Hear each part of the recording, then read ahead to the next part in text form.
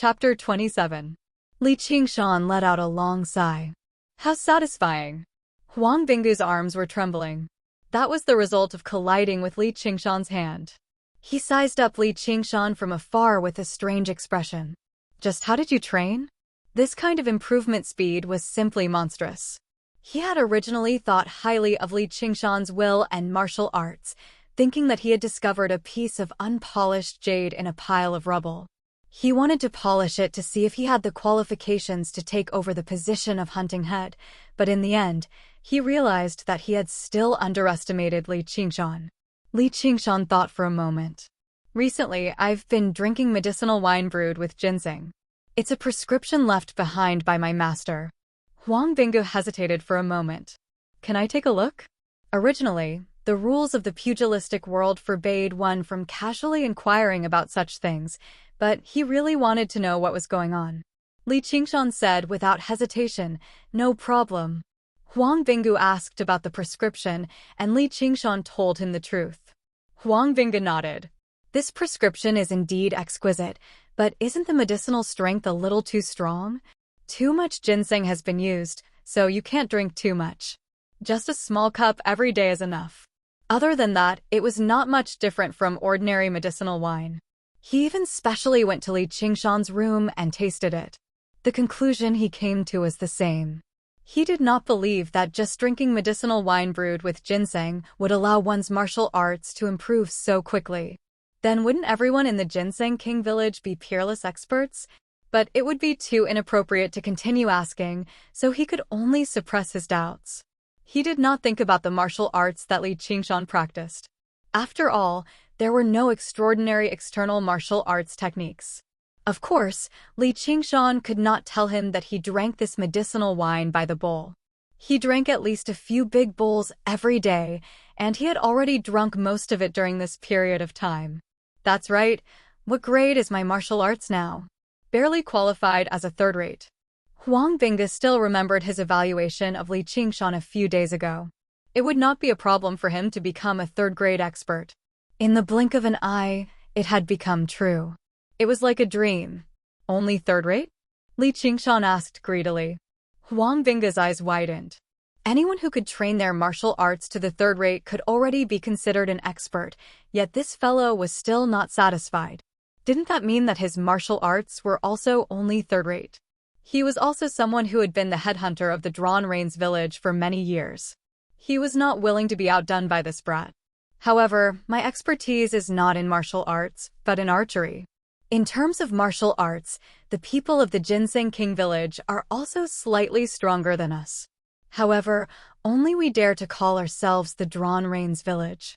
With our powerful bows and crossbows, even a first-rate expert would not dare to take them lightly. Moreover, the other reason was him. His illness was close to incurable, but even though he was called Sickly Tiger, the word illness was the most taboo for him. No matter what, he would not use this as a reason. Yes, I've been practicing rapid arrow recently and can already shoot 3 arrows in a row. Unfortunately, my accuracy is still a bit lacking. Please give me some pointers, hunting chief. Li Qingshan had seen Huang Binggu's archery with his own eyes, so he naturally did not dare to underestimate him. Being able to shoot 3 arrows in a row. You've only been practicing archery for a month. Huang Binggu felt that he had suffered too many blows today. He waved his hand. Tomorrow, go ask Grandpa Zong for pointers. I also want to go home for a reunion dinner. He understood in his heart that this brat might really have the aptitude to roam the martial world. There was no need to mention the matter of being a headhunter. If he had this kind of speed of improvement back then, he would definitely not have returned to the Drawn Rains village. That's right, it's the Mid-Autumn Festival again. Li Qingshan looked up at the sky. The full moon had just risen, but he had no relatives to reunite with. However, he still had a demon and a ghost by his side, so he could have a reunion dinner. Thus, he went to make preparations. He prepared grass for oxen, wine and meat for himself, and incense, candles, and paper money for Little N. Everything was in order, but there was no sign of Little and Brother Nyo. Where did Little N go? I don't know, Li Qingshan mumbled. That brat has been playing wild lately. He doesn't bother me anymore. How strange. Let's just wait for him. The full moon gradually rose, and there was only silence on Bailao Peak. The bright moon shone down its clear radiance from the horizon. A few people wearing bamboo hats were lying in the lush grass, looking up at the highest cliff of Bailao Peak as if they were waiting for something. We've spent so much effort, so many people have died, and we've become sworn enemies with the people of Drawn Rain's village, but we haven't even seen a hair of the spiritual ginseng. Right now, even the people of Drawn Rain's village have retreated down the mountain to reunite with their families, but we still have to stand guard. What is the Manor Lord thinking about? What do you know? The spiritual ginseng is a spiritual object. After being alarmed, it will naturally hide and not appear. However, tonight is the night of the full moon, so the spiritual ginseng will definitely appear and absorb the moonlight. The Manor Lord has already predicted this. As long as we obtain the spiritual ginseng, the Manor Lord's power will increase greatly. Why would we be afraid of Drawn Rain's village? When the time comes, we'll flatten Drawn Rain's village, rob them of all their food and wealth, and play with all their women. Only then will we be able to take our revenge. Quiet, don't ruin the Manor Lord's plans, someone at the side chided in a low voice. The voices of the people immediately quieted down, leaving only the low chirping of the dying autumn insects. The full moon rose high in the sky. A small person about a foot tall suddenly burrowed out of the ground, hesitantly walking towards the high cliff where the moonlight was the brightest. Upon closer inspection, it was not a small person, but a ginseng. However, it vaguely had the shape of a person. Under the night sky, it looked like a small person. When it walked, it was light as if it was floating. The ginseng foragers lying in ambush in the underbrush immediately held their breaths, not daring to make a sound. They had never seen such a miraculous spiritual herb in their entire lives. The spiritual ginseng looked left and right, as if confirming that there was no one around, then floated to the highest point of the cliff and settled down. Strands of moonlight twined around its body. Attack! With a command, the ginseng foragers attacked together. A net descended from the sky, pouncing towards the spiritual ginseng. The spiritual ginseng was immersed in the moonlight, and before it could react, it was caught in the net and lifted off the ground. The net was made of cow tendons, and no matter how it struggled, it could not break free. The 4 ginseng foragers beamed with joy and moved closer to take a closer look. There are many cliffs on this Bailao Peak, and there are people lying in ambush everywhere. This spiritual ginseng just had to fall into our hands. The heavens are really helping us. When we get back, we'll definitely be able to get some soup to drink. Who knows, we might even be able to become an expert.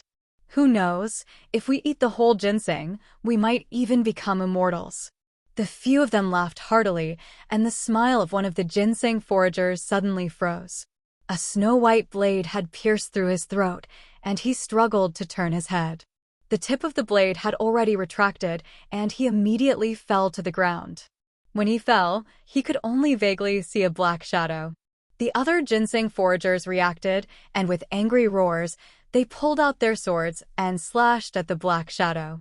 The blade of the sword swept past their necks like a spiritual snake, and a few drops of blood splattered. In an instant, 4 ginseng foragers had died a violent death, and they did not even have the chance to retaliate. It was evident that the person who had come was highly skilled. I didn't expect the rumors to be true. You bunch of country bumpkins are not worthy of enjoying such a spiritual item. A young man dressed in luxurious clothing elegantly sheathed his long sword. At the same time, he stretched out his hand to grab the spiritual ginseng that had fallen to the ground. He could not help but feel excited. As long as he could get his hands on the spiritual ginseng, his skills would definitely increase greatly. Chapter 28. The man was startled when he saw the spiritual ginseng bobbing up and down in the air. He became anxious and used his qigong to grab the spiritual ginseng, but it flew straight down the cliff. He could only watch it disappear into the darkness, feeling so depressed that he wanted to vomit blood. No, I must get the spiritual ginseng. When I go back, I will ask Father to send more people to search the mountain. The man thought that it was the spirit ginseng's own miraculous ability, but if he had opened his spirit eyes, he would have seen the spirit ginseng being tightly grasped by a pair of pale little hands. He was the mantis stalking the cicada, but he did not guard against the oriole behind. A ghost that he could not see had been hiding in the darkness. Under the cliff, Little and used all his strength to grab the spiritual ginseng and floated towards Drawn Rain's village with the night wind. He was so happy that he was about to explode. Fortunately, he had been nourishing his spiritual body in the locust wood tablet, so he had the strength to grab such a heavy thing. In the courtyard, Li Qingshan yawned. Suddenly, his eyes lit up as he saw Little and float over from afar. "Little brat, where did you run off to?" Little and bit his lips and suppressed the joy in his heart as he held the spiritual ginseng in front of him. What is this? Ginseng? Li Qingshan took the spiritual ginseng and sniffed it lightly. A strange fragrance entered his nose, and he immediately felt his spirit rise. The true qi in his body seemed to be much more active. Li Qingshan suddenly thought of something. This is spiritual ginseng. He couldn't believe that the spiritual herb that caused the two villages to fight and kill each other and cost dozens of lives was now in his hands. Oxen chewed on the grass lazily. "Why else do you think this little brat runs out every night?" Li Qingshan saw that Little N's face was full of exhaustion, but he was extremely happy. He even used his little finger to point at his mouth as if he wanted him to eat it. These days, Little N went out every dusk and only returned near dawn. He didn't talk much with him. He thought that Little N yearned for freedom and wanted to let him go. Only now did he know that it was all for him. "You brat." Li Qingshan felt a lump in his throat. "Why didn't you say so earlier?" Little N smiled shyly and pointed at his mouth. Even if Li Qingshan had a heart of stone, he couldn't help but be moved by those pure and innocent eyes. He asked Oxen, "This spiritual ginseng, Little and can also use it, right?" Oxen said, "This spirit ginseng is a rare innate item. The spiritual energy contained in it is beneficial even to evil ghosts. However, if you use it, you can easily achieve the strength of an ox. Are you willing to use it?" Li Qingshan said, "What's there to be reluctant about? The spiritual ginseng was obtained by Little and in the first place. Just let Little and consume it. I'll just slowly cultivate the divine ability." His principle of doing things would not change because of the temptation of the spiritual ginseng. Little and immediately retreated and waved his hand. "All right, I will remember your kindness." Little and just shook his head. In the end, he simply turned into a wisp of green smoke and burrowed into the locust wood tablet. "Hey, come out quickly. If you don't want it, I'll throw it away." Oxen suddenly shouted, "Since he has the heart, why are you so stubborn and like a little girl? Can't you find something hundreds or thousands of times better than this spiritual ginseng for him in the future?" Li Qingshan shuddered and sighed. He nodded. "Brother Ox is right. I've been too stubborn. All right, come on out. I'll be ingesting the spiritual ginseng." Xiao and immediately flew out. "But this thing should belong to you. I can't take it alone. If you refuse again, I'll be angry." Little and just now agreed. Li Qingshan shook the spiritual ginseng in his hand and said, "Brother Nyo, how do I use this thing?" Little N's body of evil ghost could not eat anything. Oxen said, "Go find a needle and take out a drop of ginseng liquid." Li Qingshan found a steel needle and pierced it into the spiritual ginseng. The spiritual ginseng trembled in his hand, but he was not soft-hearted to a plant. A drop of ginseng liquid seeped into the spiritual ginseng and hung on the tip of the needle. Oxen said, "Well, drip it into his beer." "Beer?" Little N, look up. Xiao An hurriedly raised his head. The ginseng liquid dripped down from the tip of the needle and landed in between Xiao An's eyebrows. His body trembled like water ripples. The ginseng liquid in his body suddenly emitted a resplendent light. Little N closed his eyes tightly. The expression on his face alternated between pain and joy until the light disappeared. Just now, he calmed down and slowly opened his eyes. There was something else in his eyes. 2 lines of tears fell down. "What's wrong?" Oxen said, "You must have remembered something." "Is that so?" Little and Do you remember who you are and where your home is? Li Qingshan knelt down and looked into his eyes. Little and hesitated for a long time and pointed in a direction. South, Li Qingshan asked, is your home in the south? Which city is it? How far is it from here? But these questions Little and could not answer. He could only shake his head blankly. Li Qingshan suddenly pulled out his hunting knife and started carving on the locust wood plate. Sawdust flew everywhere. The word south appeared on the originally blank side of the plate. He raised it in front of Little and, under the moonlight, the young man knelt on one knee and promised the child seriously, no matter how many mountains and rivers there are, sooner or later, I will send you home. The child looked at his figure in a daze. He would never forget it. Just like the spot between his eyebrows where the ginseng liquid dripped, there was a red mole. Li Qingshan hung the wooden plate back on his waist and asked Little and if he felt any changes. He did not know if the spiritual ginseng was useful. Little and leaped into the air and flew around the courtyard like a whirlwind. He carried the hunting knife in Li Qingshan's hand and danced around the courtyard. If it was a normal person, they would only see a knife dancing on its own as if it had a spirit. Not only did Little and speed become faster, but he could also control heavier objects and become more powerful. If it was a sneak attack, even a martial arts master would not be able to escape death. Brother Niao, do I have to use it like this? That would be too wasteful. The best way to use this ginseng is to combine it with other spiritual herbs and refine it into a pill. But you don't have this condition. You can handle this spiritual ginseng like other ginseng and soak it in wine. This way, the spiritual ginseng will not wither, and the spiritual energy on it will seep into the wine, turning it into spiritual wine. You can also slowly absorb the medicinal energy inside. Oh, right, don't mix it with other medicinal herbs. This is a good idea. Li Qingshan knew that he could not digest the spiritual ginseng in one go. Otherwise, it would not be a great improvement in his skills, but an explosion. It's just that I don't feel at ease if I don't carry this treasure with me. Before he finished speaking, a wine gourd flew towards Li Qingshan. Li Qingshan grabbed it and said, "Thank you, Brother Niao." He put the spiritual ginseng into the gourd and filled it with strong wine before hanging it on his waist. He crossed his arms and his body was strong. The huge wine gourd hung on his body. Although he was still young, he was full of a bold and unruly aura. Little and, don't you think I'm becoming more and more like a person of the pugilistic world? Little and also laughed, but his expression changed to one of worry. However, he could not speak, so he was a little anxious. Suddenly, he had an idea and squatted on the ground.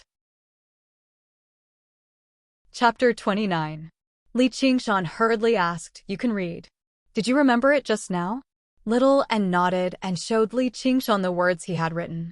Only now did Li Qingshan realize that someone else had interfered and attempted to steal the spirit ginseng. Their martial arts were very powerful. Since they had seen this item, they would definitely not give up and would definitely think of a way to find it. Looks like I still need to be more careful and not leak any information. However, when my magical powers advance further and I cultivate the strength of an ox, I won't be afraid of anyone.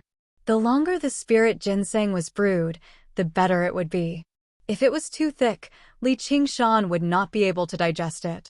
Thus, after waiting for 3 to 5 days, Li Qingshan drank his first mouthful of spirit wine. A strange fragrance spread in his mouth. The taste was not strong, but rather faint. Extremely pure spiritual energy spread throughout his body. He did not dare to be negligent. He circulated his magical powers and digested this spiritual energy. To his surprise, he discovered that the effects of this mouthful of spirit wine were much better than drinking a jar of wine brewed from ordinary ginseng. The true qi in his body had doubled.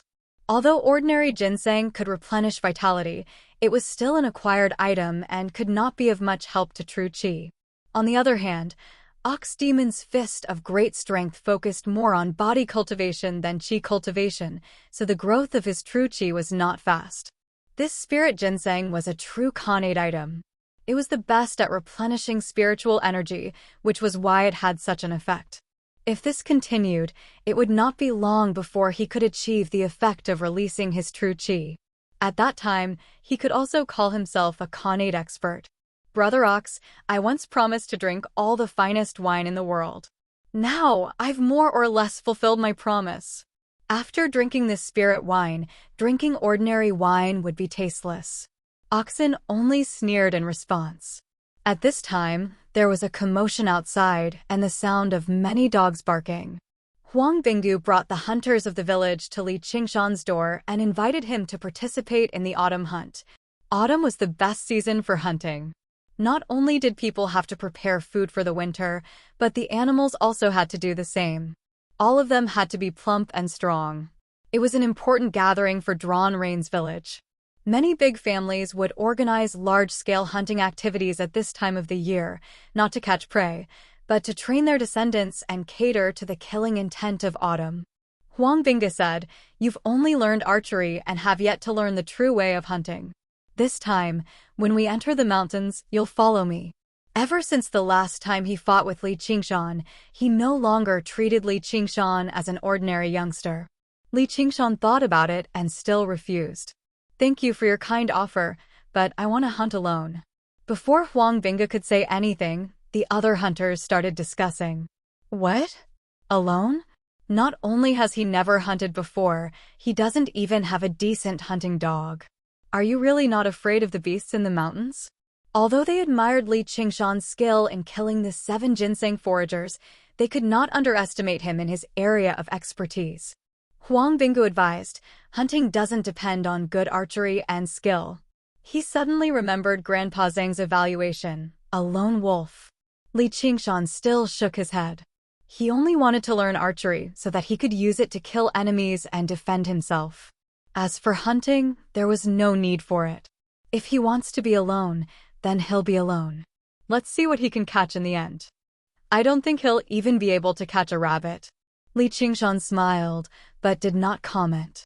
Suddenly, someone said in a strange tone, "He's already been freeloading in the village for so long, yet he still refuses to follow the arrangements. Does he really want to continue freeloading?"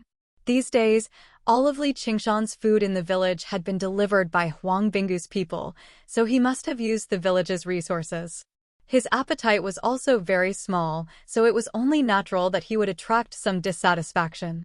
Huang Binggu immediately berated that person. "Qingshan is also a member of our village. How can you be so calculative about some food?" Li Qingshan's expression turned serious as he cupped his fists and said, "Hunting chief, you don't have to feel bad. I, Li Qingshan, am someone who clearly distinguishes between kindness and hatred. I will never take advantage of others. I will definitely pay back double for what I've consumed in the village these days. Qingshan, there's no need for that." Huang Binggu was furious at the person who said this. "I wholeheartedly wanted to rope him into the village, yet you people are pushing him away for a few caddies of meat." Li Qingshan did not want to blend in with any place. There was no need, nor was he in the mood. "I heard that the village has a competition every year during the autumn hunt to see who can hunt the most prey. The winner gets a prize, so I'll participate this year as well." Huang Binggu could not dissuade him, so Li Qingshan made some preparations.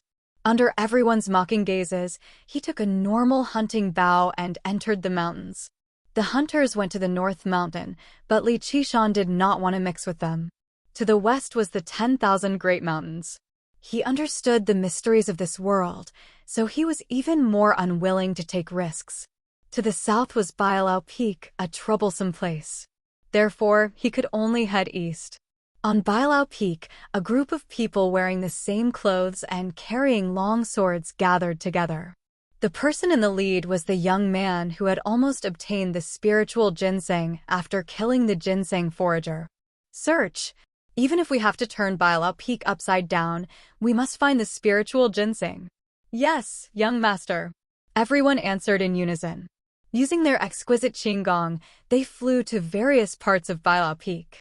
Li Qingshan went deep into the mountain forest. He did not know how to distinguish the tracks of birds and beasts, nor did he know how to hide his tracks. He did not know how to set up traps, nor did he have the cooperation of other hunters. He did not even have a hunting dog. If such a person said he wanted to hunt, any hunter would laugh. However, he was not in a hurry. He sat on a wooden stake in the mountain and meditated until dusk. Just now, he opened his eyes and said with a smile, "Little N." A gust of cold wind swept through the forest. After a while, it blew back. Li Qingshan stood up and walked through the forest. Not long after, he found a deer that had fallen to the ground. There was not a single wound on its body. After Little N's strength increased, his own yin qi also became heavier. He discovered that the deer only needed to pounce on him before it immediately fell unconscious and died on the ground. Li Qingshan smiled and said, "I have Little N with me. Naturally, I don't need to learn any hunting skills. It's a waste of time. They actually look down on me.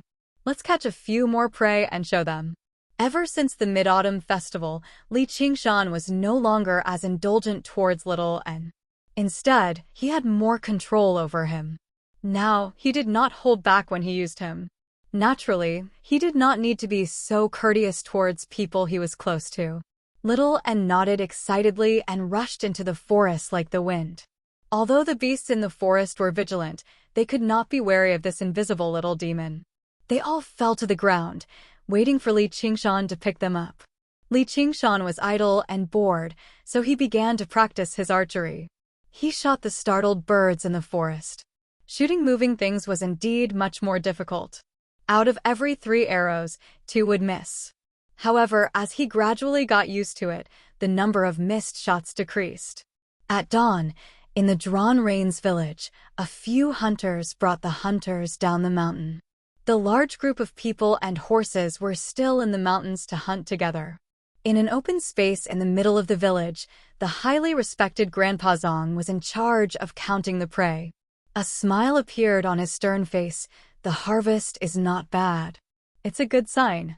Then, the women and children who stayed behind in the village handled the prey, tanned the leather, and marinated the meat. That Li Qingshan hasn't returned yet? There were already people who could not wait to see Li Qingshan make a fool of himself. He went into the mountains to hunt alone. How could he return so quickly? Before the voice had died away, someone shouted, "Li Qingshan is back." What is that?" The few people looked in the direction of the voice. The first thing they saw was not a person, but a bunch of furry monsters, like the legendary savages. Li Qingshan bent over, carrying deer, elk, and so on. There were quite a few large prey that weighed several hundred kilograms. His waist was covered in pheasants and hares. Along the way down the mountain, even he was covered in sweat. He said with difficulty, "Oi, Shaowen, isn't this a little too much? It's heavy." Chapter 30. With a boom, Li Qingshan placed all of the prey before Grandpa Zong. "This should be enough to make up for my rations in the village during this period of time." There was a series of gulps in the surroundings. In particular, the hunters who had just left the mountain were completely dumbfounded. Their entire group had worked together and prepared meticulously, yet the prey they had hunted was actually less than Li Qingshan alone. Grandpa Zong discovered that many of the prey did not have any wounds at all. "How did you hunt?" This was the question that everyone present wanted to ask. Li Qingshan thought about it and replied, "I caught them with my hands." Everyone collapsed in laughter, but they could not even bring themselves to question him. Li Qingshan glanced at the prey the hunters had brought down the mountain. "You've hunted so much already. You're almost catching up to me." "No, I need to work harder as well, or I won't be able to win." Grandpa Zong was unable to explain to him that the prey had to be split among the hunters. On average, each hunter would not even get a single prey.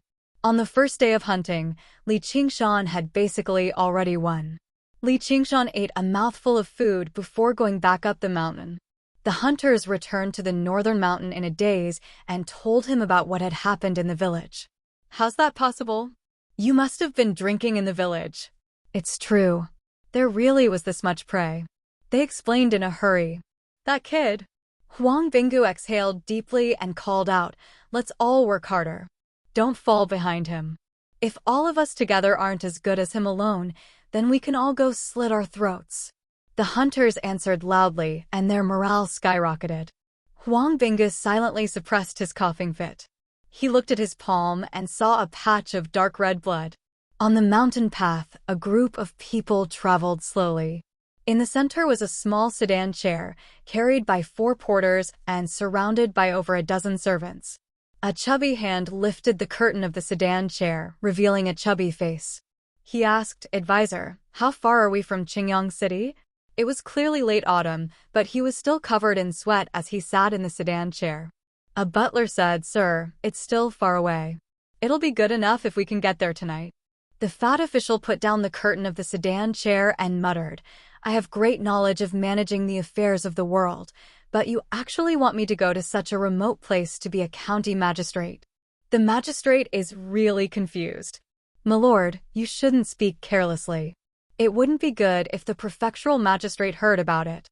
The fat lord snorted twice and said no more. At this moment, the mountain wind suddenly blew, startling countless forest birds. "Whoa!" A roar came from the dense forest beside the mountain path. The sedan chair fell to the ground with a thud, and the fat official's eyes and mouth became crooked. What's going on? Is someone trying to murder me?" "See. Sir, it's old. Tiger." The advisor fell to the ground and pointed forward with a trembling finger. A brightly colored ferocious tiger leaped down from the slope and landed on the mountain path. It stared at the palanquin covetously. The word king on its forehead looked very majestic. "Who? Tiger. What? It's a tiger. Quick, someone come and take down this beast for me." The advisor was about to cry. They've all run away." The fat official lifted the curtain of the sedan chair to take a look. As expected, all the bearers, servants, and servants in the surroundings had all run away. When they heard the tiger's roar, they reacted. The working people at the bottom were still very vigilant. The ancients said, "The mention of a tiger makes one pale." In this era, there wasn't a single commoner who wasn't afraid of tigers. Ferocious tigers eating humans was also a very common thing. "Advisor, you're really loyal. You didn't let down my great kindness." The fat official was moved. The advisor instinctively said, "Thank you for your praise, sir. Even if this lowly one's body is torn to pieces, it's hard for me to repay you."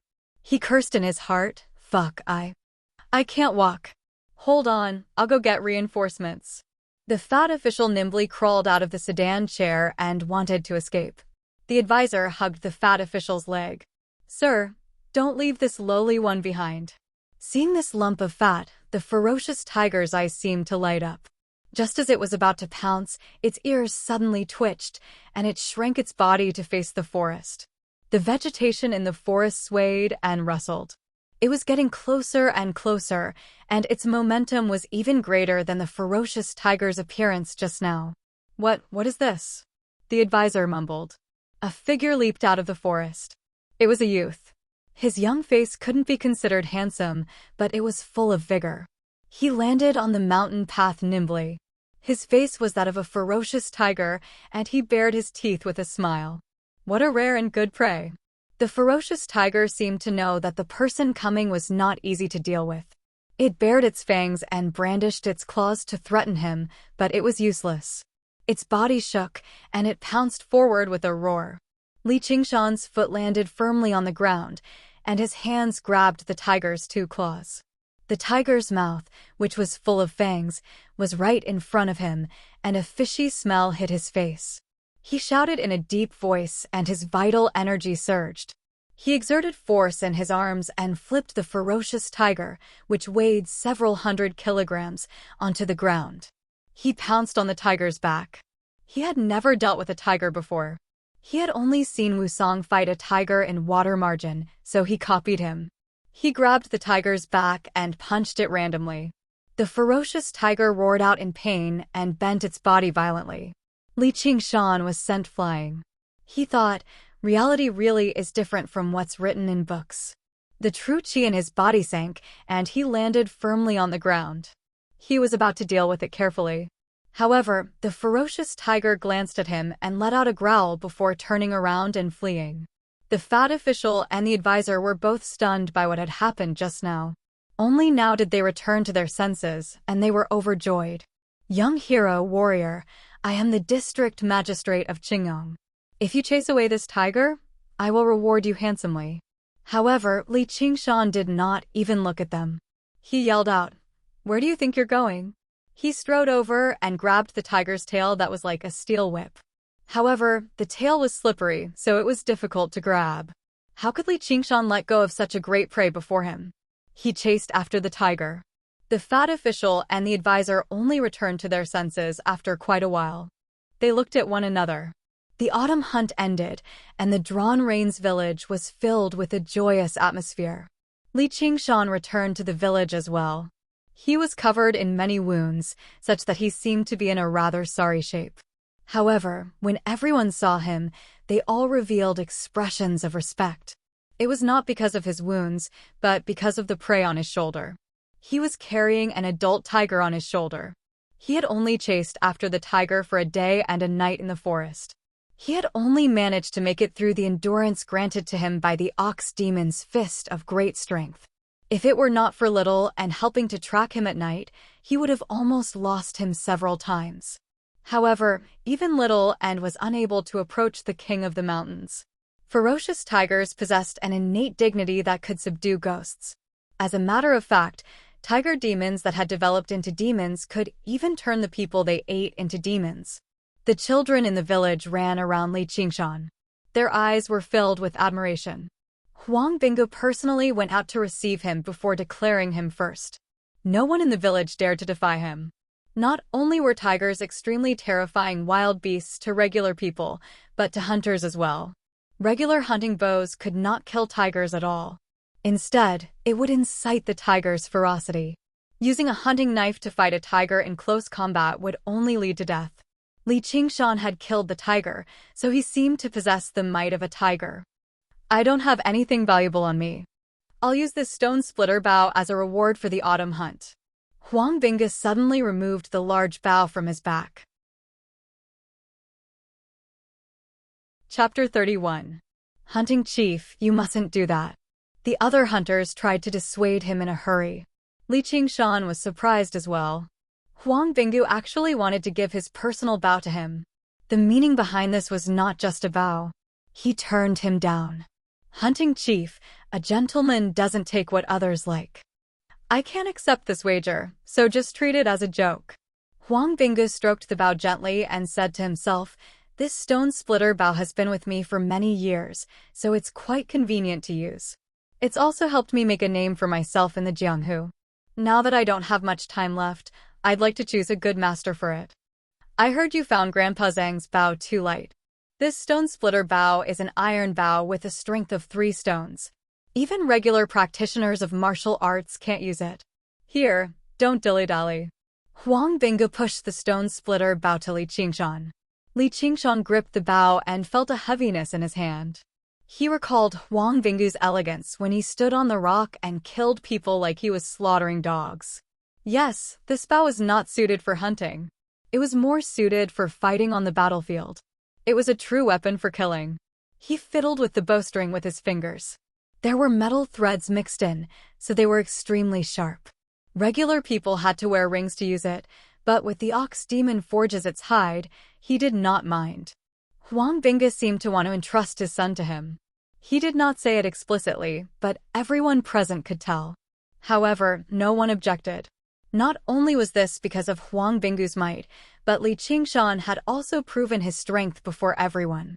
There was no need to ask whether Li Qingshan had the ability to lead, or whether the villagers were convinced. Obeying the strong was a human instinct, just like a pack of wolves. The Drawn Rains village was a pack of wolves. Huang Bingu wanted Li Qingshan to replace him as the Wolf King. This was a decision he had made after a long period of consideration. The Drawn Rains village had always been disliked by the government, and they had become sworn enemies with the Ginseng King village. They seemed impressive, but they were actually surrounded by danger. There were talented people in the village, but none of them could control the situation. Only Li Qingshan could do this. Li Qingshan held the stone splitter bow and felt like he was dreaming. A few months ago, he was still the most inconspicuous, lowly cowherd in the village. A few months later, he had the opportunity to become the renowned hunting chief of the Drawn Rains village, but he did not accept it. "Hunting chief, I'll accept this bow. Thank you for your kindness, but I've actually come to bid you farewell today." With that, there was an uproar. Everyone felt like Li Qingshan did not know how to appreciate his kindness. Even though Huang Binggu understood Li Qingshan's strength and potential, his expression was rather ugly after being rejected in front of so many people. "Huang, but I want it for myself." Li Qingshan returned to his room and took out a small bottle of alcohol, passing it to Huang Binggu. "This is the medicinal alcohol my master left behind in the past. It might be able to cure your illness. You from Tian T. Li Tit, T. Li Qingshan smiled and said, "There's no harm in trying." This was the spiritual wine brewed from the spiritual ginseng. Although he was not skilled in medicine, he had some understanding of Huang Binggu's illness. He had been born with a weak body, and his many years of practicing martial arts had exhausted his origin, so he had to rely on his inner strength to support himself. This was an incurable disease that even a divine doctor would find difficult to cure. This was a congenital defect that no one could cure. However, the spirit ginseng had an innate qi that could save his life. Huang Binggu drank the spiritual wine in one gulp, then sat down to meditate. After a short while, wisps of white qi emitted from the top of his head, and his originally sallow complexion regained its ruddiness. After a long time, he opened his eyes. "Chief Hunter, what do you think?" the hunters asked one after another. Huang Binggu touched his chest in disbelief. "I feel much better." It was not just much better, it was better than ever. It was as if he had returned to his youth. There was a burst of cheers, and many of the hunters shed tears. Many of the people who had originally been hostile towards Li Qingshan all changed their attitudes, holding his hands and thanking him profusely. Li Qingshan raised the stone splitter bow. "Then it would be impolite of me to refuse this bow." Huang Binggu's expression darkened slightly. Then, "Qingshan, can we change the wager?" Having escaped from death, he was immediately reluctant to part with this old companion. "Don't even think about it." Li Qingshan refused firmly. "The words of a man of the mountains are like the mountains. How can I repent so easily?"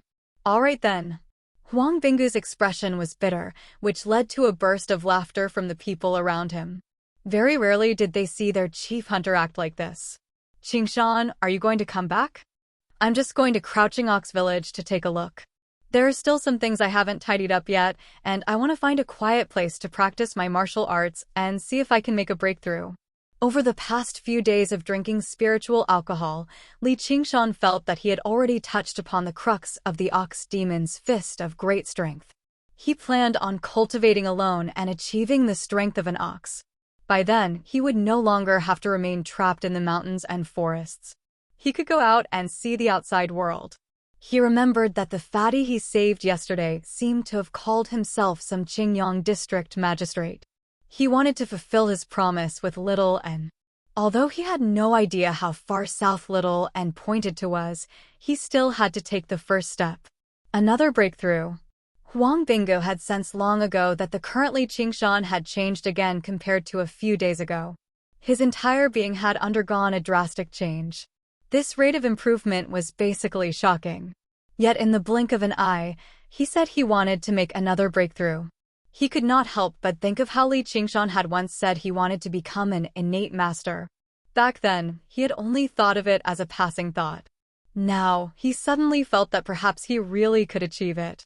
But what about the prey you've hunted? Li Qingshan's harvest over the past few days had almost caught up to the entire village's harvest. "I don't want anything else. I just want the tiger bones from that tiger. Also, I want you to collect some tiger bones for me.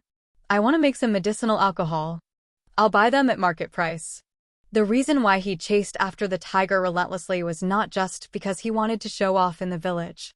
Instead, it was because Oxen had told him that once he achieved the strength of an ox with the ox demon's fist of great strength, he could begin practicing the tiger demon's fist of bone forging. He needed to use another type of medicinal alcohol. The most important ingredient was like ginseng, precious, but not uncommon. It was tiger bones. Hunters and tigers were mortal enemies. A single hunter would be afraid of a vicious tiger, but once a tiger became too aggressive, they would definitely search the mountain on a large scale, setting up many traps. Wild beasts were vicious, but they were still no match for humans. The number of tiger bones accumulated in the Drawn Rains village was probably not small. Huang Binga said, "Is this the prescription your master left behind?" "Yes. Are you saying that just because you're generous, the men of my Drawn Rains village are petty?" "I can help you make the medicinal alcohol, but can you let us use those 2 prescriptions as well?" Huang Binga secretly tried out Li Qingshan's prescription. The medicinal alcohol made was indeed much better than the medicinal alcohol used in the village. Furthermore, there was no need to buy the ingredients from outsiders. Their village could gather them all. If they used it to nurture their disciples, it would not take long for the strength of Drawn Rains village to rise to another level. Li Qingshan had no objections. Those 2 prescriptions were just temporary items. There was nothing particularly precious about them, so there was no harm in giving them to others. Furthermore, he could save himself the trouble of making the medicinal alcohol. It was the best of both worlds. He handed the prescriptions to Huang Bingu, then took the stone splitter bow, mounted oxen, and slowly left. It was only when Li Qingshan's figure disappeared around the corner of a mountain path that Grandpa Zong whispered to Huang Bingu, "Hunting chief, why didn't you stop him just now? The spiritual ginseng is most likely on him. The alcohol you drank was most likely made from the spiritual ginseng, and the spiritual ginseng is most likely in the gourd at his waist." Li Qingshan had never mentioned the matter of the spiritual ginseng, but in the eyes of this experienced old hunter, he had already revealed too many clues. To Huang Bingu, who had once walked the Jianghu, these things could only be seen and understood even more clearly. Huang Bingu gazed at the mountain path that Li Qingshan had disappeared into. After a long silence, he turned his head and said, "After all, we are different from those ginseng foragers, aren't we?" Chapter 32.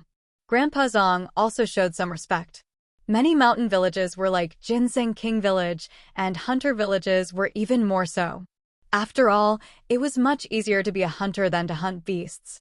If they encountered a lone traveler, they could kill him with 1 arrow and take the item. It was simply too easy.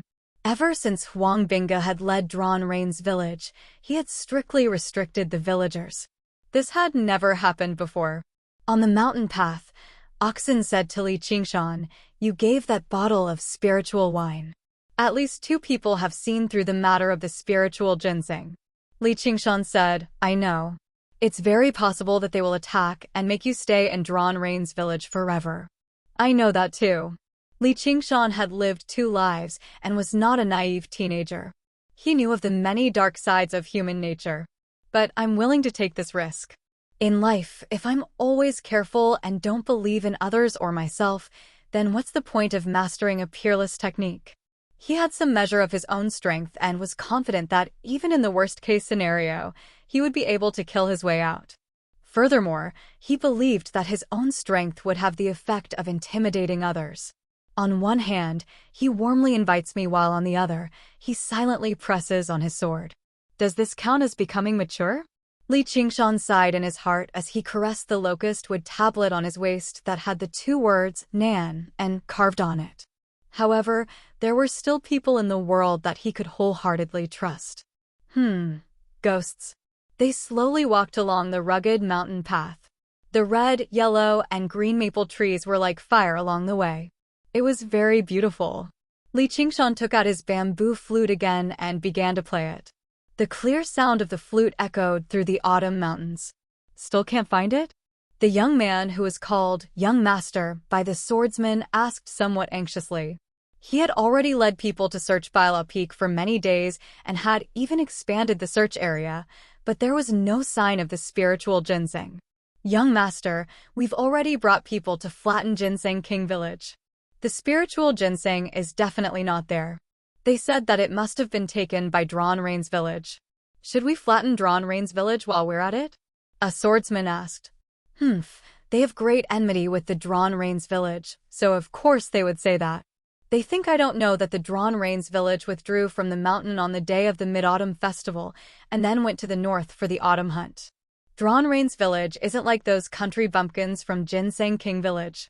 Huang Bingu's archery skills were famous in Jianghu back then. Unless it's absolutely necessary, don't provoke him. No one in Jianghu dared to underestimate a strong bow or crossbow. Even a first-rate master would be at a disadvantage if the arrows were fired randomly. Young master is wise. Looks like we can only wait until the next full moon. The young master felt a little proud. Suddenly, his ears twitched. What's that sound? It sounds like a flute. Siren? The closest villages to here are the Ginseng King and the Reigning Horse. Let's go take a look. Oxen suddenly stopped in his tracks. Li Qingshan also saw more than 10 silhouettes lightly stepping on the treetops and rocks as they flew over from afar. Each of them had a sword on their back, and their posture was incomparably elegant. Is this light body technique? Li Qingshan exclaimed. He immediately thought of the person Little and had mentioned and raised his guard. However, this place should be quite a distance away from Bailao Peak. The young master was the first to arrive in front of Li Qingshan. His subordinates behind him loudly praised, "Young master has great light body technique." Li Qingshan saw that the young master had red lips, white teeth, and a handsome face. After being praised by his subordinates, his face was filled with an arrogant smile. Other than the calluses on his sword-wielding hands, he looked like a rich young master. He sized up the young master, but the young master didn't look at him. He glanced at him lightly and asked, "Are you from Drawn Rain's village?" Li Qingshan replied, "That's right. If not, then who are you? Who are you to ask for our young master's name?" A tall and skinny swordsman with a pale complexion saw that Li Qingshan was still sitting casually on the cow. His sword flashed, and he used Immortal Guides the Way to stab towards his face. "Get down here." He wanted to scare him off the cow and make a fool of himself. Li Qingshan's face turned cold. He slightly tilted his body, and when the sword was about to reach its end, his eyes flashed. He quickly stretched out his hand and grabbed the blade of the sword. The tall and skinny swordsman coldly snorted in his heart, "You actually dare to grab my sword? This is a fine steel treasure sword given by my sect. I only need to turn the blade of the sword, and I will chop off your hand." However, when he used his strength to turn the sword, not only did he not achieve his goal, he instead twisted the fine steel treasure sword like a fried dough twist. The blade of the sword remained unmoved in Li Qingshan's hand. Even with the strength of his arm, he couldn't even match the strength of a few of Li Qingshan's fingers. Li Qingshan was enraged. There was no grudge between them, yet they wanted him to be crippled for life. These people of the pugilistic world were too vicious. Bang! With a pang sound, the blade of the sword was broken. The tall and skinny swordsman's complexion turned pale. His sword was unexpectedly broken by an unknown brat. How could he endure this? He wanted to forcefully attack with his broken sword. The young master reprimanded him, "Cheetah, get down. You are not skilled enough. Don't embarrass our Dragon's Gate sword sect. Yes, this subordinate deserves to die. When we return, I will go to the disciplinary hall to receive my punishment." The tall and skinny swordsman named Cheetah did not dare to disobey. He retreated, but he looked at Li Qingshan with incomparable malice. The young master said with interest, "I did not expect to meet an external expert deep in the mountains. You are qualified to know this young master's name. Listen well, I am the Dragon's Gate Sword Sex Yang Jun." Li Qingshan shook his head. "Never heard of you before. Country bumpkin, you are ignorant and inexperienced. The sword of our Dragon's Gate Sword sect cannot be broken by others. I will not make things difficult for you. Leave behind a hand. Which hand do you want?" The rage in Li Qingshan's chest surged. He wished that he could kill Yang Jun with one strike. Originally, he thought that, even if a person who practiced martial arts could not be chivalrous, he would still be somewhat cultured. From the looks of it, he was very wrong. The good and evil of human nature all depended on a single thought.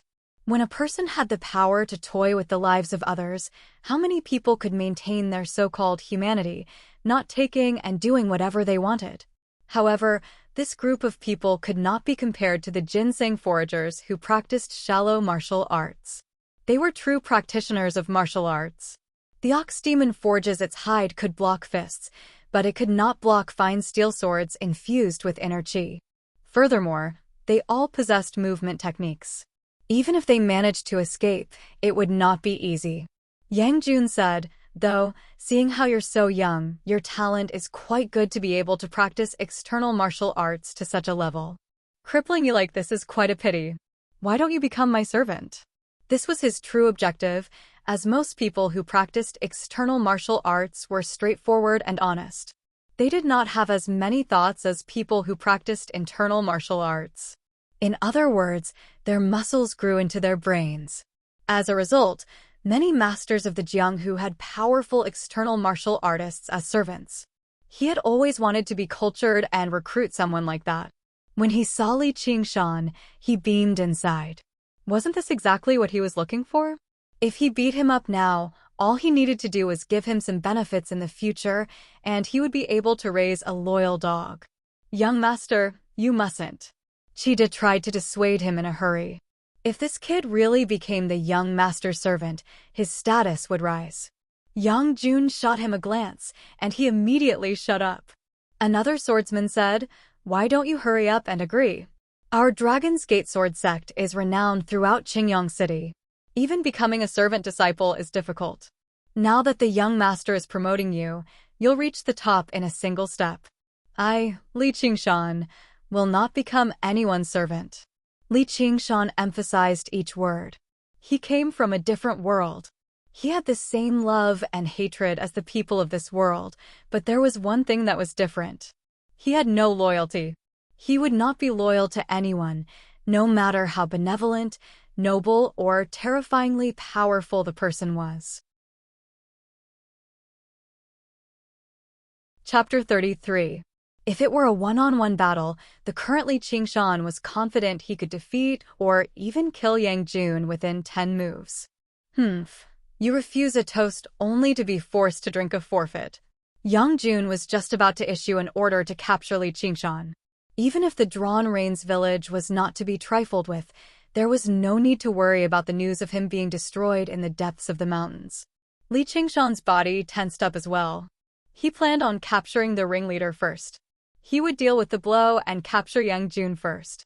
Suddenly someone said, "Young master, he seems to be carrying the stone splitter bow on his back." What? The stone splitter bow? Yang Jun stopped and studied the great bow on Li Qingshan's back. He had some understanding towards the weapons of famed figures near Qingyang City. "Where did you get this bow from?" "The hunting chief obviously gave it to me," said Li Qingshan. Yang Jun's expression wavered. He had been influenced by what he saw and heard in the sect, so he knew everything he needed to know. The person who could obtain this weapon was probably Huang Binggu's successor, the next hunting chief of the Drawn Rains village. If someone like that died, the Drawn Rains village would never just let the matter rest.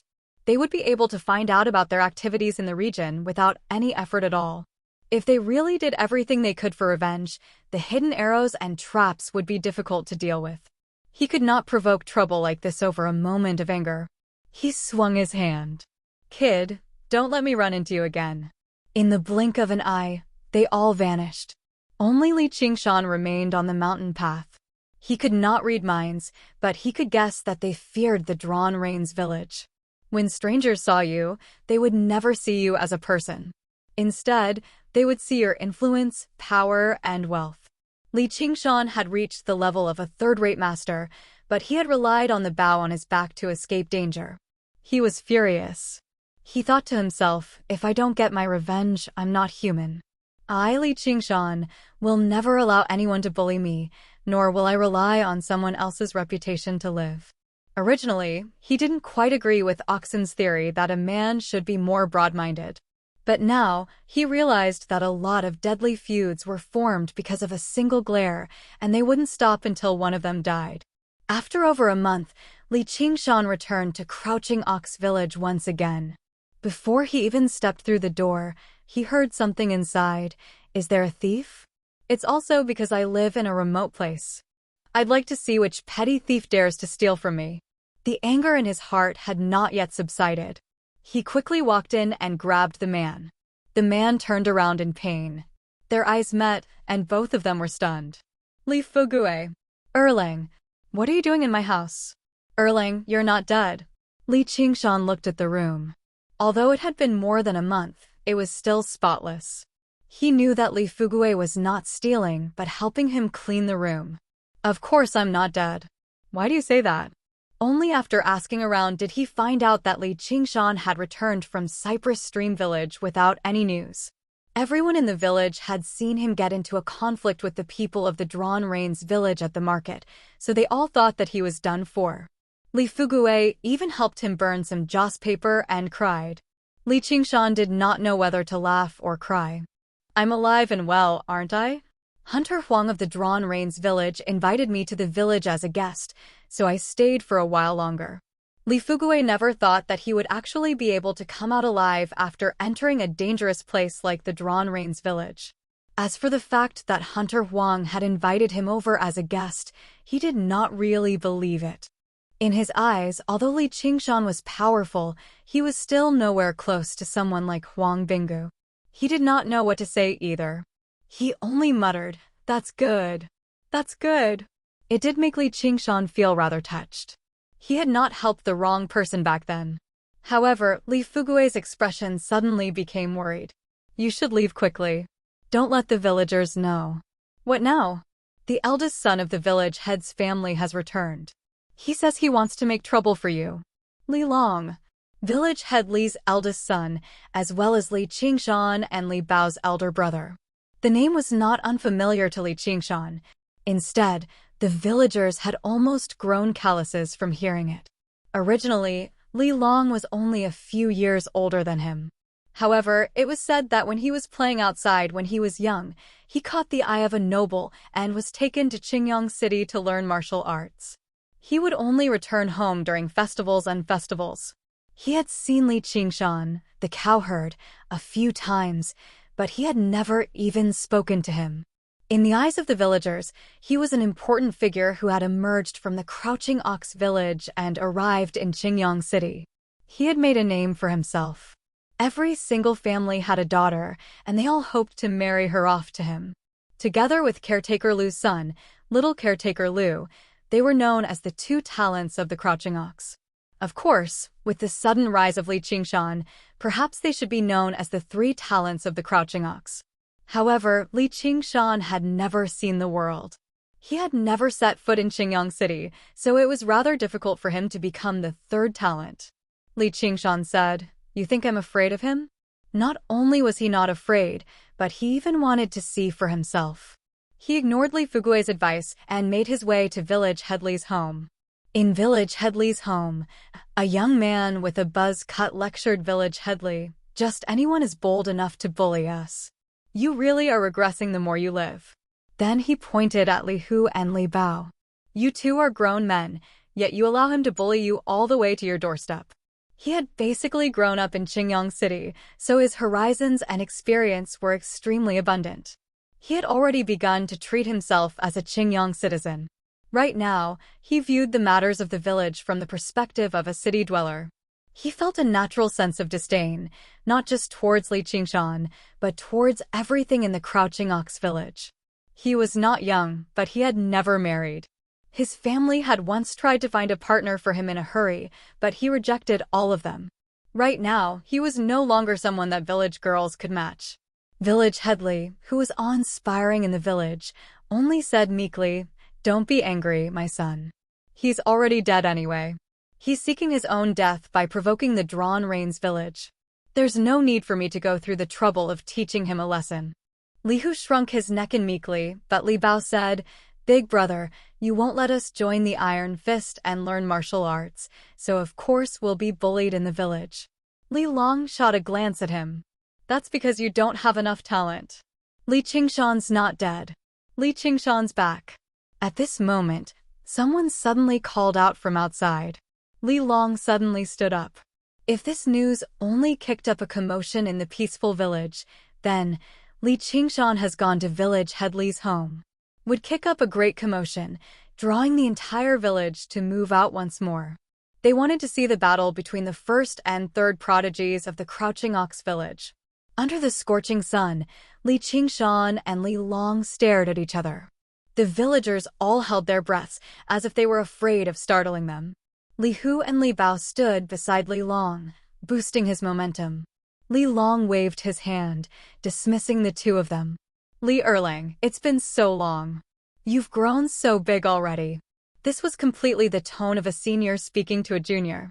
However, the villagers all believed he had the right to speak like that, so they discussed quietly. Erlang's in big trouble now. Yeah. Li Long can't be compared to patch-haired Lu and those scoundrels.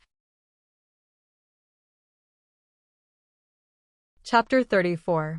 Even though Huang Bingge had a sickly body, the feeling he gave off was that of a tiger's bones standing tall and mighty. He was extremely dangerous. Furthermore, in their last exchange, Huang Bingge had made a tactical error. He wanted to fight him head-on, using his weakest point to attack his strongest point.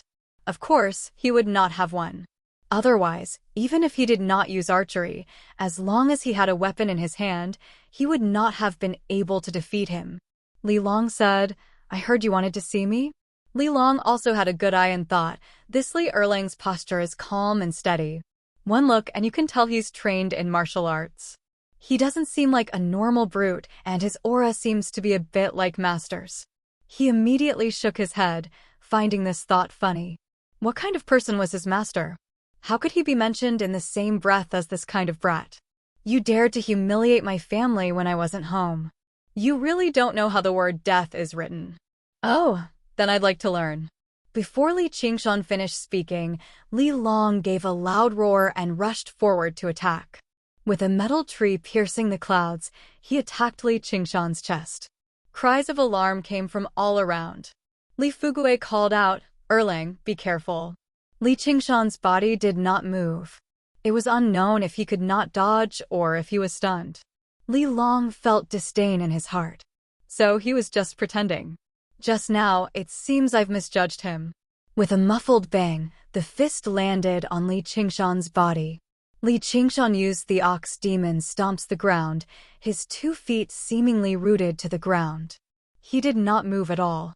Seeing that we're from the same hometown, I'll let you have 3 punches. Li Long was stunned.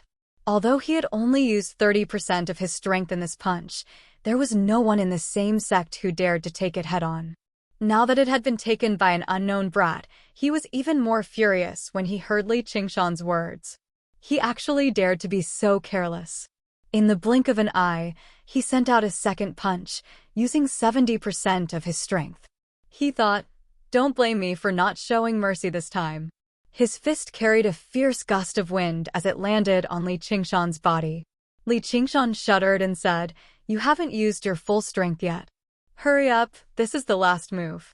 Li Long stared at Li Qingshan as if he had seen a ghost, but he did not believe it. With a loud shout, he exerted all the power in his body. The muscles and tendons on his arms bulged, and suddenly they became a fist bigger, faintly revealing a greenish-black color, like black iron. In normal fights, even if it was a life-and-death struggle, he wouldn't dare to do this. He was afraid that he would use too many moves and expose his flaws. But now, he couldn't care less. He used all his strength to throw out his strongest and most ferocious punch. After taking the punch head-on, Li Qingshan's body swayed, and he finally took a step back. His face turned red, and the blood in his body surged. This punch still has some strength. 3 punches have passed. Now it's my turn. He raised his hand and punched. Iron chain crossing the river. The wind from the punch hit him in the face, and Li Long turned pale with fright. He crossed his arms and used the strongest defensive move of the Iron Fist. Immediately after, he felt as if he had been hit by a raging bull. The iron bridge was washed away by the torrential flood, and his body flew out involuntarily. Even when he fell to the ground, he still couldn't believe it. I actually lost in 1 move. How could he have such great strength? Second punch. A black shadow suddenly blocked the sunlight and shrouded his eyes. Li Qingshan was already in front of him. Li Long wanted to block, but his arms were in so much pain that he couldn't lift them. Li Qingshan's punch came from above and landed on Li Long's stomach like a pile driver. Li Long instantly arched up like a shrimp and spat out a mouthful of acid. Third punch. It went straight for Li Long's face. The villagers cried out in alarm. They were stunned by this sudden turn of events. The #1 hero of the village, Li Long, whom they had been talking about for many years, was actually defeated in an instant. Moreover, he was defeated so thoroughly. The two brothers, Li Hu and Li Bao, couldn't believe that their big brother, whom they had always admired, was actually so vulnerable. Village chiefly shouted at the top of his lungs, "Show mercy." The wind from the punch hit his face, but there was no sharp pain. Li Long slowly opened his eyes, only to see Li Qingshan's fist firmly stopping on his head. Only then did he realize that his whole body was covered in cold sweat. Just now, at that moment, he felt as if he was facing his invincible master, and he could only close his eyes and wait for death. Village chiefly threw himself at Li Qingshan, and his skinny hand tightly grabbed his arm. "Erlang, Erlang, for the sake of your dead parents, let my Xiaolong go." "Dad, go away, let him come at me." Li Long struggled to get up. Li Qingshan said, "Seeing that you are somewhat filial, I will remember this punch." He was quite satisfied with the few punches he had just now, not because he was proud of his strength, but because of his strategy. Li Long had practiced martial arts for more than 10 years, and it was not in vain. His combat experience was above Li Qingshan's. If they really fought, the other party would not fight him head-on, and it would take a lot of effort to win. Therefore, he simply let him punch 3 times. Defending against such punches was what he was best at. Wherever Li Long's punches hit, he would focus his mind there, and the true qi in his body would also circulate there. After Li Long's 3 punches, not only was his mind injured, but his physical strength was also at its lowest. If he could not dodge, he could only block Li Qingshan's punches, and the result would be the same as just now. Li Long stood up with the help of Li Hu and Li Bao. "Are you really Li Erlang?" "That's impossible." He only had a very vague impression of Li Qingshan. Other than his somewhat eccentric personality, he was not an important person. Even according to his father's description, Li Qingshan was just a hot-blooded youth who was forced to suddenly burst out with ruthlessness. This kind of thing was not rare to him, but he never knew that he had such martial arts. It was as if a child in the mountains had gone out to work hard for many years and finally earned a family business. After achieving success and fame, he returned to his hometown in glory and enjoyed the worship of the villagers. But suddenly, an inconspicuous country boy appeared and was even richer than him. The disappointment in his heart could not be any greater, and after the disappointment came anger. "I am not Li Erlang, I am Li Qingshan." Since he no longer recognized that big brother, then Li Qingshan was not willing to be Simmerling. Li Long said fiercely, "Then do you know who I am?" "Of course I know." "Then do you know who my master is?" "Who?" "Obviously the master of Qingyang City's Iron Fist, known as the Iron Lion in the Jianghu, Old Hero Liu." Caretaker Liu suddenly stood out from the crowd and said with an extremely high and respectful tone. Li Qingshan frowned. "I've never heard of him." "What Iron Fist?" "Old Hero Liu?" They all sounded like third-rate goods, but he had forgotten that he himself was third-rate. "How ignorant. You haven't even heard of my master's name. Looks like you haven't heard of the 4 great masters of Qingyang, the dragon, the tiger, the lion, and the bear." Li Long called out. "Don't tell me the dragon, in there is you." Li Qingshan widened his eyes. This was the second time he had been accused of being ignorant today. All he knew was that in the wuxia novels of his past life, people who used animals as nicknames were all trash. Jackals, wolves, tigers, and leopards were all useless. Only true masters who used directions as nicknames were nicknames, such as Eastern Heretic, Western Venom, Southern Emperor, and Northern Beggar. Of course not. Li Long almost laughed out of anger. In the government office of Qingyang City, the advisor held a small booklet and introduced the fat official one by one. "Sir, apart from these local aristocrats and landlords, there are 4 other places and 4 people that you can't offend." The fat official said in irritation, "I might as well not offend a single person in the entire Qingyang City." The advisor ignored his feelings. "These 4 places are a sect, a village, and a stronghold." "What do you mean by a sect, a village, and a stronghold?" "The sect is the Iron Fist, the sect is the Dragon's Gate sect, The village is the Drawn Rains village, and the stronghold is the Black Wind stronghold. The dragon, the tiger, the lion, and the bear are the leaders of these places. Sir, if you offend these aristocrats, you'll be chased out of Qingyang City at most and lose your position as district magistrate.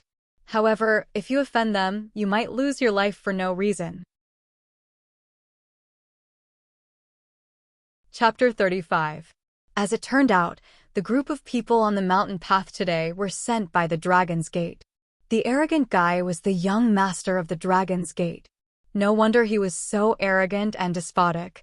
Li Long said in surprise, "You know, sickly tiger?" Afterwards, he naturally saw the bow on Li Qingshan's back. As Huang Binge rarely visited Qingyang City, he could not be certain that it was the stone splitter bow. Li Qingshan nodded and said nothing more. Li Long said, "Don't tell me your martial arts are also his. No, and it's none of your business. If you want revenge, feel free to come." Li Qingshan did not want to use Huang Bingu's name to intimidate others. Li Long's expression changed. He thought, this Li Qingshan's martial arts are already third-rate, so just what kind of person is his master?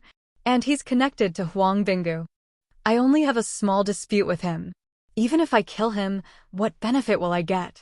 It's better to squash enmity than keep it alive. Li Long made up his mind. Suddenly, his expression changed. He smiled slightly, although his smile was rather forced. Erlang, we're fellow villagers, so what kind of grievance is there for revenge? Li Qingshan was taken aback instead. Originally, he thought what would happen next would be him provoking the elders after beating up the young, forcing him into a corner like a swarm of bees. Afterwards, he would achieve a minor accomplishment in his abilities and kill them all. He never thought Li Long would actually be so fickle despite how reckless he seemed. Moreover, he was quite thick-skinned as well, actually changing his tune. He had basically witnessed the slippery side of the people of the Jianghu. Li Long smiled. And exchanging 3 punches for 2 punches, so I've profited. I can let you earn some more. Li Qingshan could tell that he originally wanted revenge. He had only changed his mind after hearing Huang Bingu's name. When he thought about how this was the second time he had to escape trouble like this today, he felt very mixed emotions. He hoped that one day, he could also be like Huang Bingu. No, he wanted to be even stronger than Huang Bingu. Even if it was 1,000 miles away, if someone heard his name, they would still feel deep veneration, not daring to act recklessly. Li Long smiled awkwardly. There's no need for that. Don't just stand there. Let's talk inside. Our Crouching Ox village has produced such a young hero. I just happen to want to get to know him better. Then, he cupped his fists in all directions. Fellow villagers, please go ahead. If I have the time, Li Long will visit each and every one of you. The villagers looked at one another. The outcome had truly exceeded their expectations, but since Li Long had asked them to leave, they dared not disobey. They just silently passed the title of the greatest hero of the Crouching Ox village to Li Qingshan. Since he had lowered himself so much, it was difficult for Li Qingshan to turn him down. Just like he had said, there was no particularly great grievance between them, and he also wanted to understand some information about Qingyang City, especially the Dragon's Gate sect. Under many gazes of respect, Li Qingshan was invited into village head Li's home. He was completely different from the nervousness he felt when he attended the banquet at caretaker Lu's home. He was relaxed and lighthearted. In the eyes of others, he possessed an air of arrogance. This was the change in mentality and bearing that came from his own strength. Qingshan, with how impressive your martial arts are you interested in finding a job in Qingyang City? Our Iron Fist sincerely invites all the heroes of the world to gather. With your martial arts, my master will definitely like you.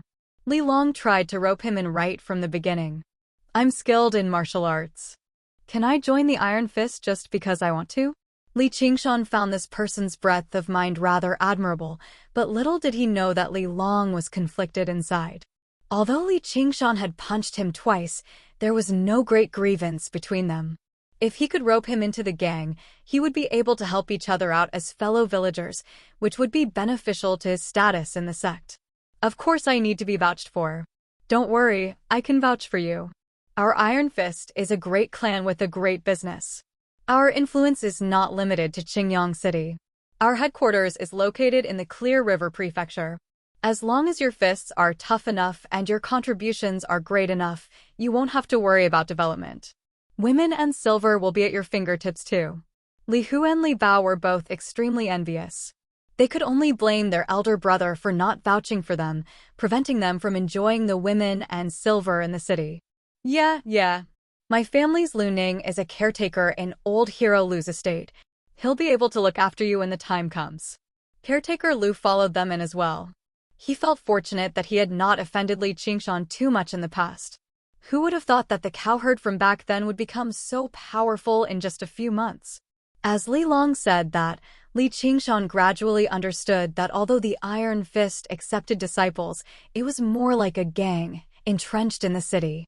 The Iron Lion, old hero Lu, should be a branch leader or a branch sect master. Li Qingshan said, "May I ask what rate old hero Lu's martial arts are in the Jianghu? If you ask someone else, they really might not be able to answer you. My master's Iron Fist has reached perfection. He can be described as a second-rate master. Then how do I compare to him?" Li Long never thought Li Qingshan would compare him to the peak of Qingyang right off the bat, and he was even comparing him to his master. He became rather displeased. "I'm not trying to boast, but while your martial arts are impressive, you're only at the peak of the third rate. You're nowhere near my master's opponent. Then what's the difference between second-rate and third-rate? My master once said that a person who has just grasped the rudiments of martial arts can take on 3 to 5 strong men. An expert of the Jianghu can take on 3 to 5 such people, and so on and so forth. Although it's not absolutely accurate, that's the general idea.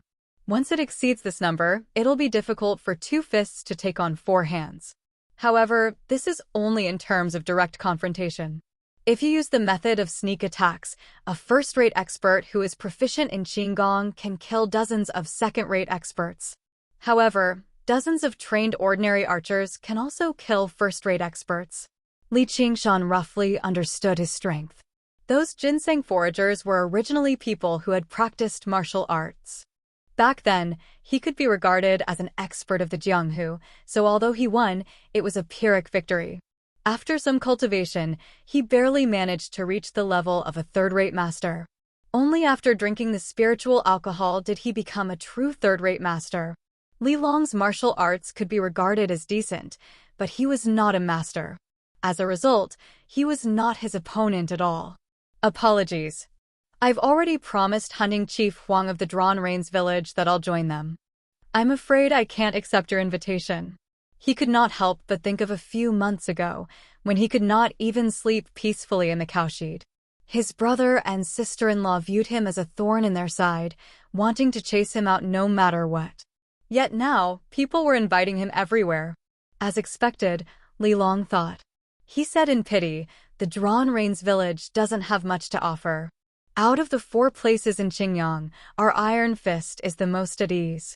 They're all in the mountains, so how can they compare to us, who are so close to the bustling world? Whatever.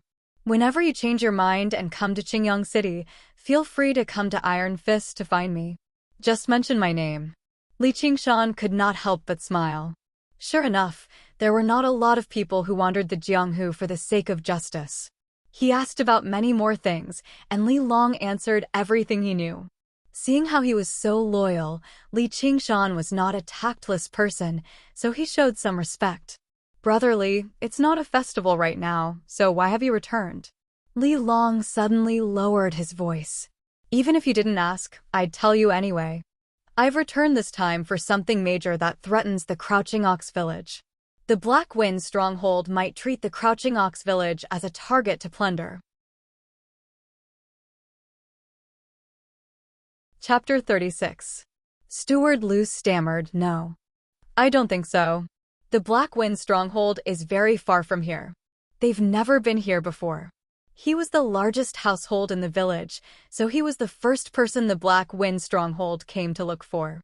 I heard that the villages closer to the Black Wind stronghold have strengthened their defenses and built walls. That's why the bandits are so far away. It's almost winter, so they need to store food to get through the winter. Steward Lu, your granaries are all full, right? Don't tell me the government doesn't care. Only now did Li Qingshan learn that the mountain bandits also had an autumn hunt. For hunters, autumn was when the wild beasts were fat, but for the bandits, it was when the commoners who had just reaped the fruits of their labor were at their fattest. The government collects money every year, saying that they want to suppress the bandits, but they never do anything. Steward Lu said, Then what should we do? Nephew, why didn't you bring more people back? Li Long glanced at him in annoyance. He was also willing to bring more people back, but he was only one of the sect master's disciples, not the leader of the Iron Fist. It was fine for his brothers to eat and drink with him, but it was impossible for them to fight the bandits of the Black Wind stronghold. However, it was all thanks to Steward Lu that he was able to become the Iron Lion's disciple. Because of this old friendship, it was not appropriate for him to reprimand him. He only said, I alone am enough. This time, it definitely won't be the leader of the Black Wind stronghold himself. It's most likely one of the leaders. As long as I mention my master's name, he'll have to give me some face. However, I'll also need some people to keep up appearances. Qingshan. Li Long looked at Li Qingshan expectantly. With such an expert by his side, he felt a bit more confident. Li Qingshan deeply doubted this explanation. How could someone who had come all the way here just retreat after hearing his name? However, he would not let this small village that had raised him be trampled by others. He cupped his fists and said, It's my duty. With his promise, Li Long also calmed down. With the help of a third-rate expert, this matter would be much more assured. This was also the key reason why he was willing to tolerate Li Qingshan to this extent. Village Chief Li and Steward Lu arranged for some workers and servants to make preparations. They also equipped some weapons. Although the news was still sealed, the atmosphere immediately became tense. Steward Lu said with a trembling voice, Nephew, should we go into hiding? Li Long said, There's no need to avoid this. They're here to plunder. They won't commit murder or arson for no reason. But Steward Lu, I'm afraid you'll have to bleed a little this time. Steward Lu let out a long sigh. If it was a blessing, it wouldn't be a misfortune. If it was a misfortune, it couldn't be avoided. He could leave, but his family business couldn't. They waited quietly in the room. The two brothers, Li Hu and Li Bao, were still sweating from fright as they held their weapons. They constantly thought of the various terrifying rumors regarding the Black Wind Mountain. Li Long glanced at his brothers before glancing at Li Qingshan, who remained unfazed and resting with his eyes closed. He sighed inside. If you had even half his courage, I'd be willing to take you into Qingyang City. Clang! Clang! Clang! Before the sky had even darkened, a gong suddenly rang out from outside the village. It was a scout stationed outside the village, a clever and nimble junior chosen by Steward Lu. They're here, Li Long said. Li Qingshan snapped open his eyes. How bold of these bandits to actually plunder in broad daylight. The gong suddenly stopped. They hurried to the entrance of the village and saw a cloud of dust approaching from afar. In the blink of an eye, it had arrived before them. There were several dozen people. Whether they were tall or short, fat or skinny, they all had vicious expressions. The person in the lead rode a pony that could travel on mountain roads. He actually held a bloody head in his hand. Xiao Lu, Steward Lu called out. The head belonged to the junior he had sent out to investigate, but it had actually been killed just like that. He became so frightened that his stomach and legs weakened. He looked at Li Long. Didn't you say they wouldn't kill people for no reason? Li Long's eyebrows furrowed. He said softly, They're trying to kill to establish their might. Afterwards, he clasped his fist and said loudly, I'm Li Long of the Iron Fist. May I ask which boss of the Black Wind stronghold has come? This is our third boss. If you're sensible, hand over your money and food. Don't make us waste our time, or we'll burn down your shitty village. A bandit called out, and the other bandits followed suit. They fiddled around with the weapons in their hands as they smiled scornfully. It was like they were looking at a group of lambs waiting to be slaughtered. The third boss had a full beard and a fierce-looking face. He tossed the head to the ground, and it rolled to Li Long's feet. Iron Fist, if the Iron Lion was here, I'd leave immediately without another word. Who do you think you are? When Li Hu and Li Bao saw the cloud of dust, They were so frightened that their faces turned ashen. Their legs trembled, and at this moment, they even weakened and fell to the ground. The bandits laughed loudly. The third boss is so impressive. Li Long's expression changed and he gasped. It was rumored that out of all the bosses of the Black Wind stronghold, the third boss was the most savage and temperamental. He would plunder and plunder without hesitation. In the eyes of the villagers near the stronghold, he was someone even more terrifying than the master of the Black Wind stronghold. However, since the third boss had asked him what he was, it proved that he was still fearful of the Iron Fist and asked about his relationship with the Iron Lion. The situation was out of his control, so he could only hold back his anger. I'm Master's final disciple. I knew you were coming, so I didn't want you to return empty-handed. I've given you a small gift, so please spare the Crouching Ox village for my master's sake. Caretaker Lu offered up an embroidered box with trembling hands. The third boss lashed out with his horsewhip, and the embroidered box flew into his hands, demonstrating his impressive martial arts. He opened the box, and it was filled with shiny silver. However, his face gradually darkened instead. 100 taels? Are you trying to send off a beggar? The Great King, we've already done our best. Before nightfall, I want to see 1,000 taels of silver and 1,000 caddies of rations.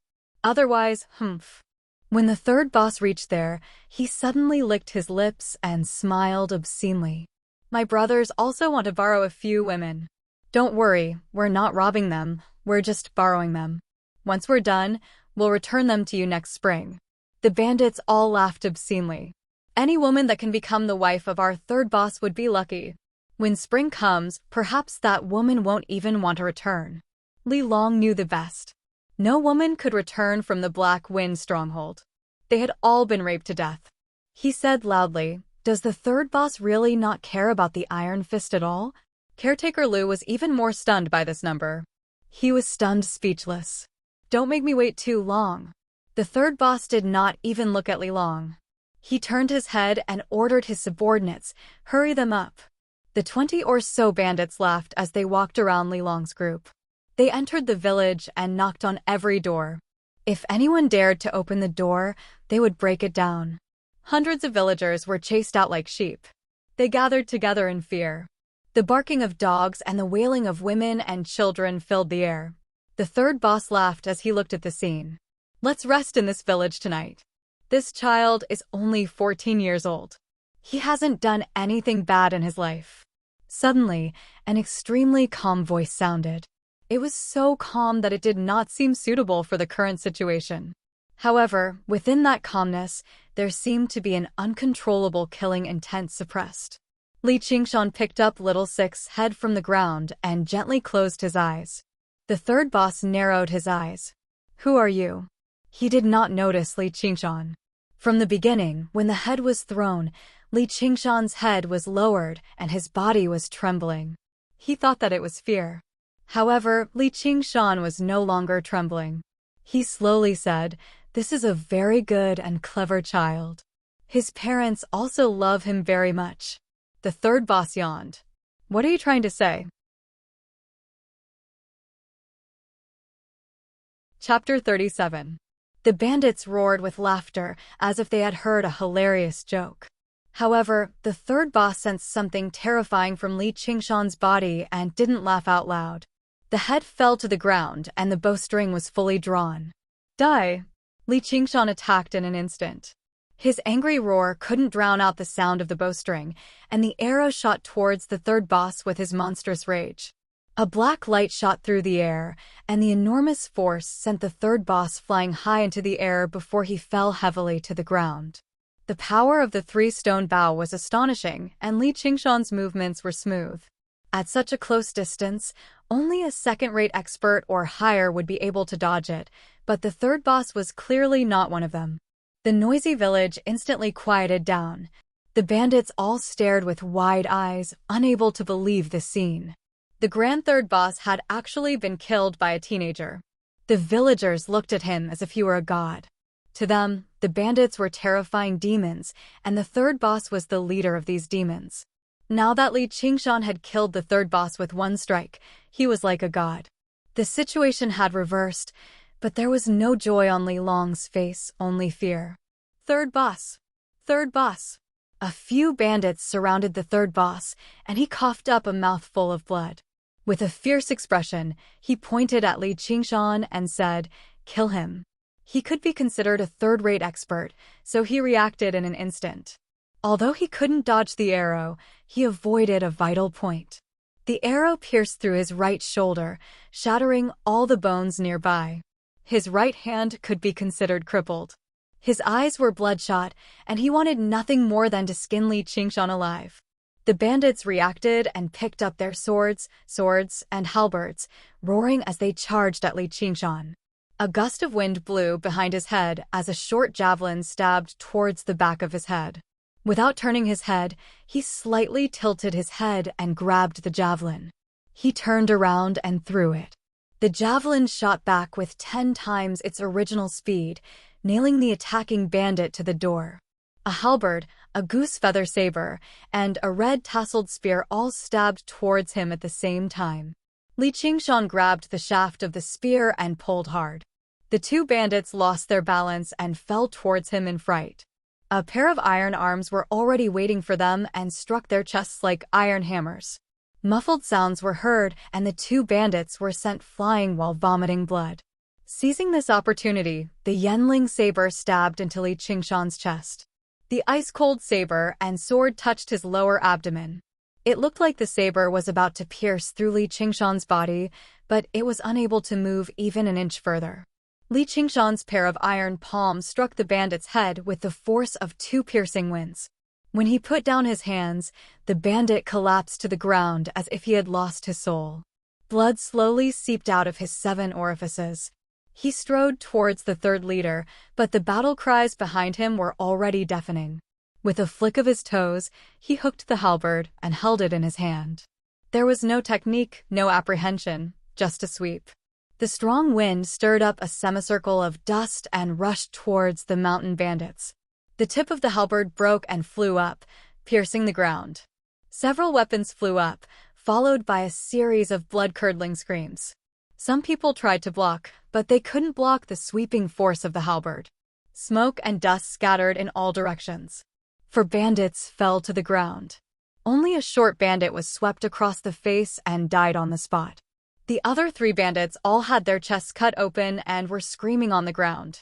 Fresh blood sprayed on the ground as if it was worthless, and the rich color flowed everywhere. Li Qingshan glanced at the broken halberd and muttered, "What a poor weapon." He threw it to the ground. But he didn't know how many hard bones and steel he had forcibly swept through in that instant. How could a normal weapon withstand such an attack? In the blink of an eye, 8 bandits were dead or seriously injured. The bandits behind them screamed in fear and stopped. They held their weapons and didn't dare to move forward. They were stunned by this tragic scene. The originally ordinary youth seemed to have turned into a terrifying killing god in a flash. Li Qingshan continued to walk towards the third boss. His face was expressionless, but his eyes flickered with a red light that even he himself didn't notice. However, his mind was rapidly analyzing the situation. He didn't let his anger get to his head. Only the third boss could be considered a third-rate master here, so he heavily injured him as soon as he attacked, eliminating the greatest threat. There were a few masters among the other bandits, but most of them were at the level of the ginseng foragers. They had only practiced some martial arts and were enough to bully commoners, but they were definitely not his opponent. I'm going to die here." The third boss propped himself up and moved backwards. He gazed at the approaching Li Qingshan in fear. He was like a humanoid demon from legends who would suddenly transform and bare his vicious fangs. No matter how many people were around him, they were unable to protect his safety. "If I die, the entire Crouching Ox village will die with me. Do you know who my eldest brother is?" Li Long's expression became even uglier. He went up and grabbed Li Qingshan. "Qingshan, don't be rash." The third boss took the opportunity to climb onto his horse. He pulled on the reins and the horse galloped away. The other bandits didn't need him to say anything.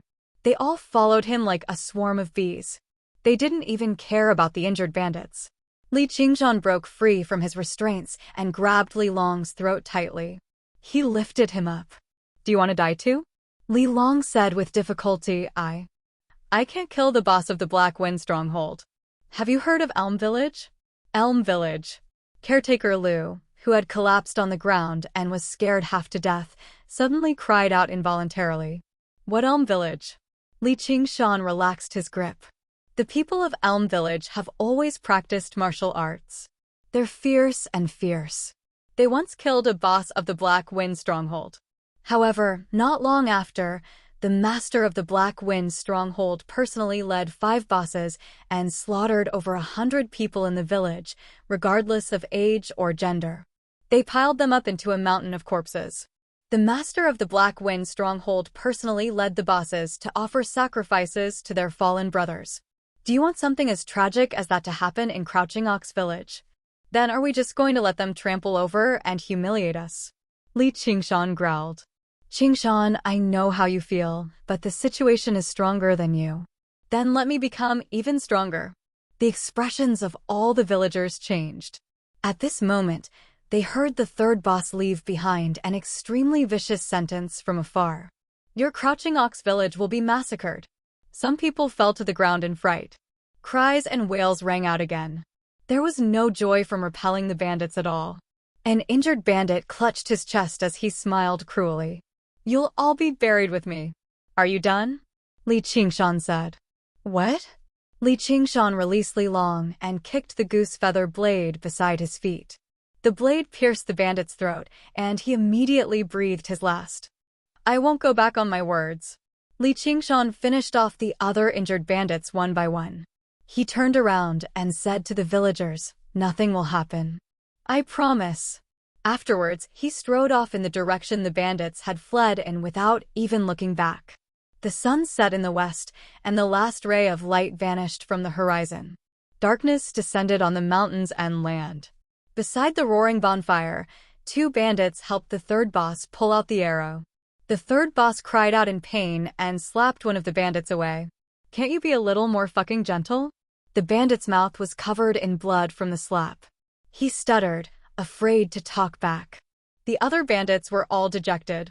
Under the Black Wind Stronghold's fame, it had already been a very long time since they had experienced a defeat like this. They had already grown used to gazes of fear and flattery, and they were used to taking silver and women as they pleased. All of you buck up. We'll definitely get our revenge. Once we capture that brat. The third boss smiled cruelly. Cut him into 1,000 pieces. Immediately, another bandit agreed. Chapter 38. Who did it? Who did it? The third boss roared. Although he was injured, he still had his cultivation. Just who was it that could actually kill someone under the watchful eyes of so many bandits? Pooh, another bandit's throat was slit and he fell to the ground. Just now, he was the first to agree with third boss that he wanted to cut Li Qingshan into 1,000 pieces. The dark forest seemed to hide a terrifying demon. A terrifying shadow instantly enveloped all the bandits. No one could see who did it. How did it happen? They didn't know if they would be the next to die. The fear of the unknown was the scariest. In the chaos, the third and fourth bandits fell to the ground. It was as if the scythe of the Grim Reaper was silently harvesting lives. The night wind was cold. An exquisite hunting knife, like a venomous snake, slithered through the tall, withered grass. The blade was covered with dark grass juice, so it didn't reflect any light. Tonight, there was no moon. Li Qingshan stood in the dark forest on the hillside, watching everything. Only he could see little and holding the hunting knife, pacing back and forth among the bandits. His face was filled with anger. The words of these bandits had completely enraged him. His numb and withered heart for a long time burst forth with such strong emotions for the first time. He wanted to kill all these people. Li Qingshan saw that little and tried to get close to third boss several times, but was blocked. The blood energy of a third-rate master was already extremely strong and could already restrain ghosts. The reason why Little and could get close to him was because he used his own life energy to nourish him every day. Ah! Ah! 2 screams were heard, 2 more bandits died. The third boss was not a useless person, he shouted. Everyone gather together, stick together. All the bandits gathered around him to ensure his safety. The blood energy and life energy gathered together like a huge flame. Even little and couldn't get close. Li Qingshan drank a mouthful of the spiritual wine in the gourd. Demon Ox's fist of great strength wasn't known for speed, nor did it have any so-called qinggong. He relied on the endurance of an ox and the replenishment of the spiritual wine to catch up. He replenished his vitality and raised the stone splitter bow. Now, it's my turn to make a move. Pang! The pitch-black night sky was startled. Just from the sound alone, one could tell that it was an extremely powerful bowstring. The sound was short and elegant, carrying with it a sharp force that could cut through the air. The arrow whistled through the darkness in the distance, piercing through the chest of a bandit and nailing into the body of the bandit behind him. Killing two birds with one stone. The moment he heard the twang of the bowstring, the bandit had already been pierced. The bandits had been through quite a few battles, yet none of them could react in time. The third boss knew that this was because the arrow was faster than sound. The person who shot it was an expert. In all of Qingyang, there seemed to be only a single person who could shoot an arrow like that with a single bow. No, it's not that person. Otherwise, he would be dead by now. The third boss glanced at his injured right shoulder and remembered the brat who had forced him into this situation. Originally, he thought he had been careless, which was why he had fallen for the sneak attack. He never thought the brat's archery would be so terrifying. In reality, Li Qingshan's archery was not particularly accurate. Moreover, he had suddenly used a heavy bow like the stone splitter bow from such a great distance. However, the bandits were all gathered together, so there was no need for him to take aim. All he had to do was shoot at the center, and there was no reason for him to miss. Third boss, it's that brat from before. He's caught up. He's trying to kill us all. The arrow came from that direction. Let's fight it out with him. No, we can't. Once we separate, as they argued, the second arrow pierced the chest of another bandit. Every single bandit's face twisted in fear. They were so flustered that they were like a group of lambs waiting to be slaughtered. The third boss ordered, "It's all that brat's doing. Let's charge up and kill him together." He led the bandits as they charged up the hill, yelling and shouting. Li Qingshan stood where he was without any hesitation, shooting arrow after arrow. An arrow shot out from the top bowstring, whistling through the darkness. It pierced through 3 withered leaves as it spun, stabbing into the body of a bandit. Then, it pierced through layers of flesh until it was stuck in the bones. Just now, it unwillingly stopped moving. The immense impact of the arrow didn't even leave the bandit with a chance to cry out in agony. One of the bandits by the side halted his footsteps and looked over in horror. Before the fear in his eyes could dissipate, he felt a sharp pain in his head, and he lost consciousness. The interval between the arrows was actually so short. The bandits' charge came to a halt, and they hurriedly searched for cover. However, before they could even catch their breaths, the strange bloody marks once again appeared on their throats. They were even more accurate and terrifying than the arrows.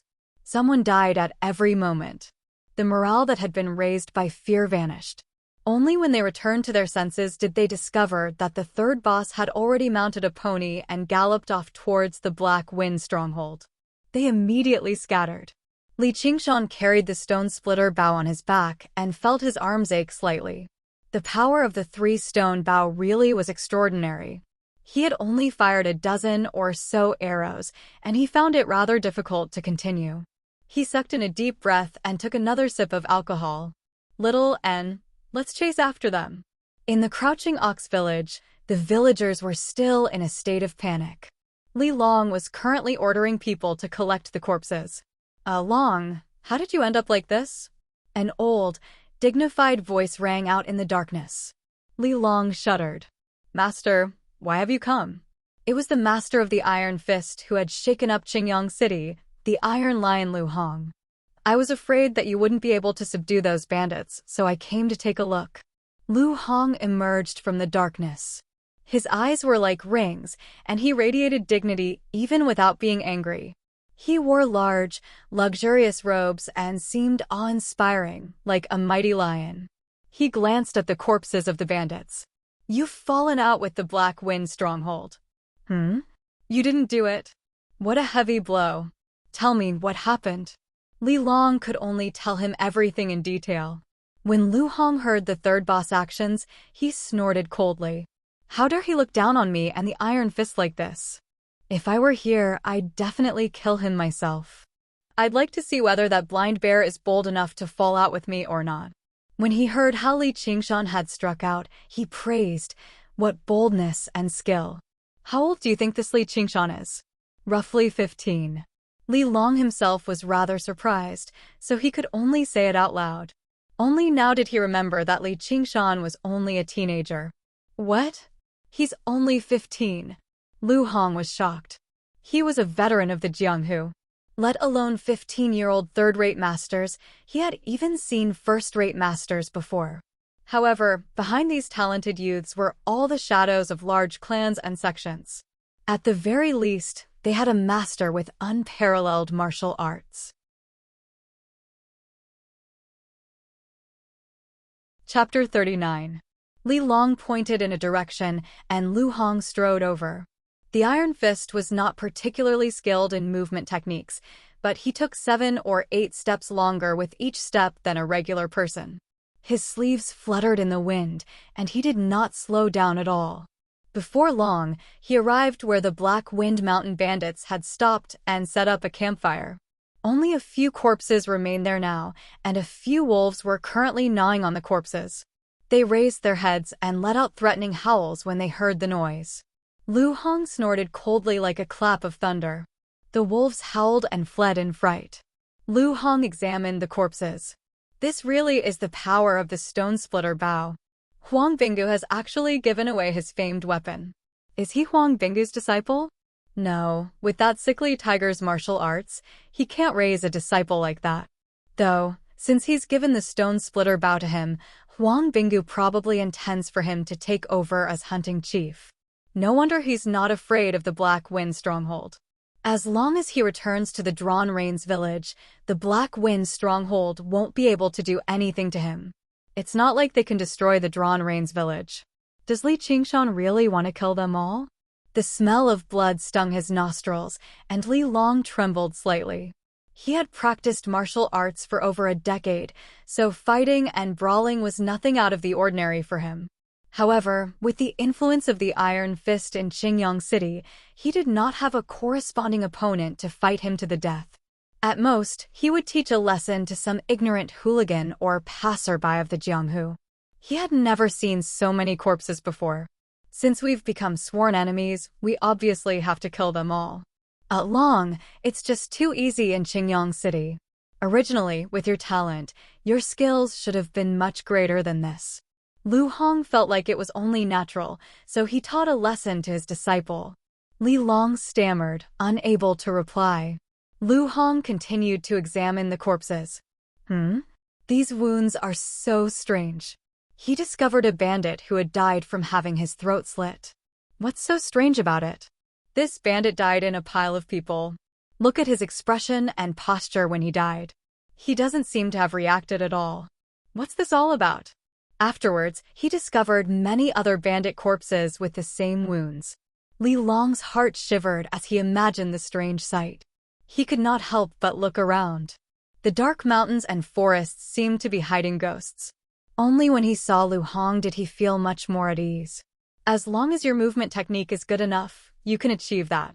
However, across the entire Qingyang, only the sect master of the Dragon's Gate sect can rival a movement technique like that. Not only does this Li Qingshan have assistance, but he's very powerful as well. No matter how experienced Lu Hong was in the Jianghu, he couldn't guess that the mountain bandits couldn't react because they couldn't see the enemy. They followed the tracks left on the ground and went deep into the mountains.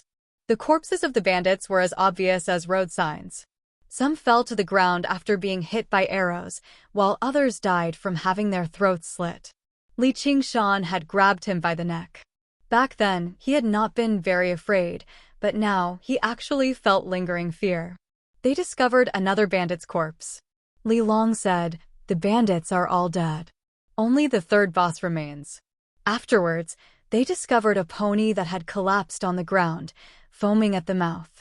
Before long, Lu Hong stopped and gazed below a large tree. Even he, an experienced member of the Jianghu, was extremely shocked. The blood had spread very far. The smell of blood was even heavier than around the campfire where most of the bandits had died just now. With just a single glance, Li Long could not help but vomit, as if he wanted to vomit up all the horrors he had seen tonight. For the entire night, the third boss seemed to be submerged in a nightmare that he could not wake up from. The people around him died one by one, while the god of death closed in on him step by step. The third boss circulated his movement technique and desperately fled towards the Black Wind stronghold. Although he was not as fast as the Dragon's Gate sect, perhaps the danger had stimulated his potential, so he was not slow at all. The sinister wind circled around him, chasing him closely. He did not dare to stop at all. Only when he had expended all of his energy did he stop. He stopped under a large tree and panted heavily. Looking down the slope, he could already see the traces of the Black Wind stronghold. Just as he smiled, twing! The arrow whistled through the air, piercing through his thigh and nailing deep into the tree trunk. Withered leaves fell like rain. The third boss ignored the intense pain. He looked at the terrifying figure walking out of the forest with a smile on his face. He was like a hunter who had caught his prey that he had been chasing for a long time. The bowstring in his hand was still vibrating. This is the end, third boss. I admit defeat today. The Jianghu is a small place, so why not make friends? In such a dangerous moment, the third boss actually took on the attitude of a hoodlum and began to speak in the Jianghu. However, before he could finish, an arrow pierced through him. Don't mention that word, because you're not worthy. Come speak. Tell me everything about the Black Wind stronghold. How many people do you have? How many bosses do you have? What martial arts does the first boss practice? If I tell you, will you spare me? The third boss was covered in sweat. He was in pain and fear. Li Qingshan considered it for a moment. No. I already said that you must die today. I'll give you a quick death. He did not even need to lie. He just told the third boss clearly that he wanted to kill him. He could tell him or not. The third boss said, "Fuck you. If you want to kill me, come at me. Let's see if I'll even frown." Li Qingshan smiled coldly. That's exactly what I wanted. A red light that even he did not notice flowed in the depths of his eyes. Li Long forced himself to calm down, but his eyes avoided the corpse under the tree. Master, should we continue chasing? Lu Hong waved his hand. There's no need. With such a star of evil appearing, the Jianghu will be filled with trouble from now on. He had seen many ruthless people in the Jianghu. This third boss was not inferior to them. However, it was rare to see someone so ruthless and merciless as soon as they entered the Jianghu. Who wouldn't want to vomit a few times? Only after experiencing many life and death experiences could one's heart gradually harden. Li Long said, he's only a third-rate martial artist. He relied on a sneak attack to heavily injure the third boss. Why does Master care so much about him? Lu Hong said, I can only tell you that there are many people like this in the Jianghu. Not a single one of them is weak. Any martial arts in the hands of such people can display extraordinary power. Do not carelessly make an enemy out of them. Why is that? Li Long did not understand. Could it be that being vicious and merciless meant that one's martial arts were high? The essence of martial arts lies in killing. However, Li Qingshan, who was regarded as a star of evil by Lu Hong, was currently kneeling by the stream and vomiting. His tears flowed down his face as he vomited. In the end, the third boss bones were not as hard as he had said. He told Li Qingshan everything he wanted to know in full detail. All he wanted was to die. After killing the third boss, the red light in his eyes dimmed. He seemed to have realized what he had done. He had used an incomparably cruel method to torture a living person. But that was not all. What was more frightening was that he felt great pleasure from it. What's going on with me? A cow's hoof stepped into the stream. Li Qingshan raised his head.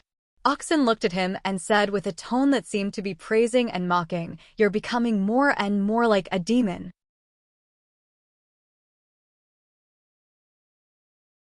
Chapter 40. Oxen asked, "Do you still want to continue? Don't blame me for not warning you. You might really end up becoming a demon." As long as I have a clear conscience and can freely express my thoughts, I will have no regrets even if I end up becoming a demon, Li Qingshan said as he stood up. His confused heart was instead strengthened by Oxen's words. Oxen could not help but look at him in a different light. Even a cultivator with a firm will would feel fear and repulsion when they heard that they would fall into the path of demons and become a demon. It had already prepared itself to patiently advise him, but Li Qingshan was not too affected. He was still firm in his choice and did not show any signs of wavering. It was truly rare. However, this was also good. If he was the kind of person who would only care about this kind of thing, it would not be worth Oxen's effort. The age that Li Qingshan lived in his past life was an age of information explosion. As a shut-in, he consumed various movies and novels day and night as mental sustenance.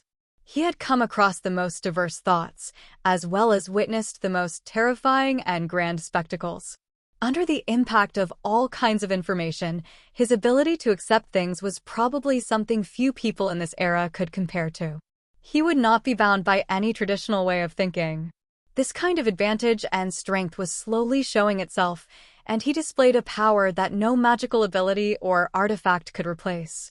No matter how strongly Qingshan's cultivation talent was, it was difficult for Oxen to take him seriously.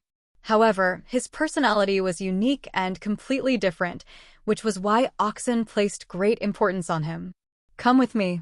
One ox and one man advanced through the pathless mountains. Oxen did not say where they were going, and Li Qingshan did not ask. After he understood the strength of the Black Wind stronghold from the third boss, he immediately knew that he was no match for them. He could only become stronger. After walking for an unknown period of time, there was suddenly a sound in the forest. As he moved forward, the rumbling sound grew closer and closer until it was like thunder. The scenery in front of him suddenly became clear. On a cliff that was dozens of feet high, a waterfall flew straight down and fell into the pool like a jade dragon, splashing snowflake-like foam. In the center of the pool, there was a big whirlpool that kept spinning, and there were many smaller whirlpools around it. Li Qingshan stood in front of the waterfall. Even though he had a strong will, he still felt a little shaken in the face of nature's creation. Brother Nyo, what is this? Waterfall. Of course I know it's a waterfall. Why did you bring me here? Of course it's cultivation. At this time, a broken piece of wood fell from the top of the waterfall and was instantly sucked into the whirlpool. It crashed into the rocks in the water and broke into pieces. If a person were to be sucked into it, they would definitely die horribly. Li Qingshan gasped. It's in here? Oxen said, if you want to cultivate the strength of a bull, this is the fastest shortcut. Whether you want to take it or not, it's all up to you. With that, Li Qingshan leapt into the pool resolutely. In the air, the information he had obtained from the third boss flashed through his head. The Black Wind stronghold had around 300 people, and there were a total of 7 bosses. Of course, there were 6 of them now, and 5 of them were third-rate masters. The first boss was known as the Black Bear, Xiong Xiangu. He was a true second-rate master, and he could defeat the other bosses if they worked together. Li Qingshan's current martial arts were only at the peak of the third rate.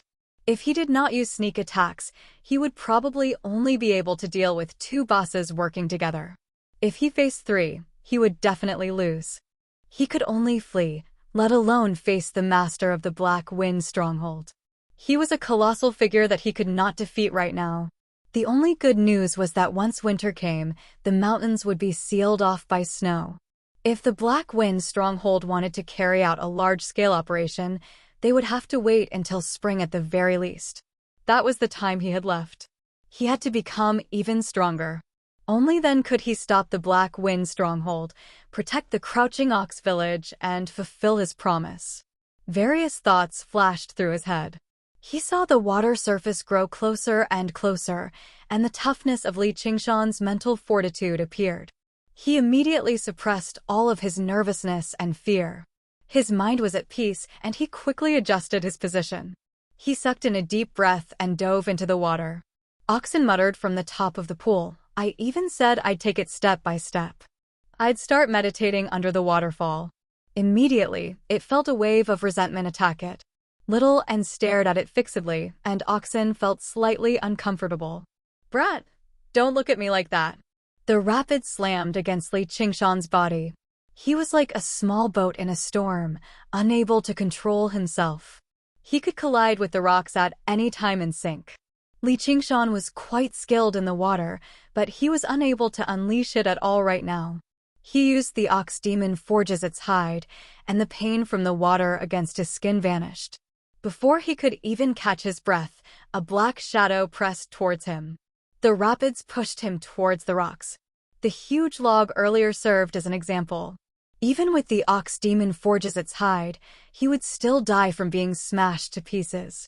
It was far too difficult to fend off the power of nature with the body of a human. The ox demon stamps its hooves.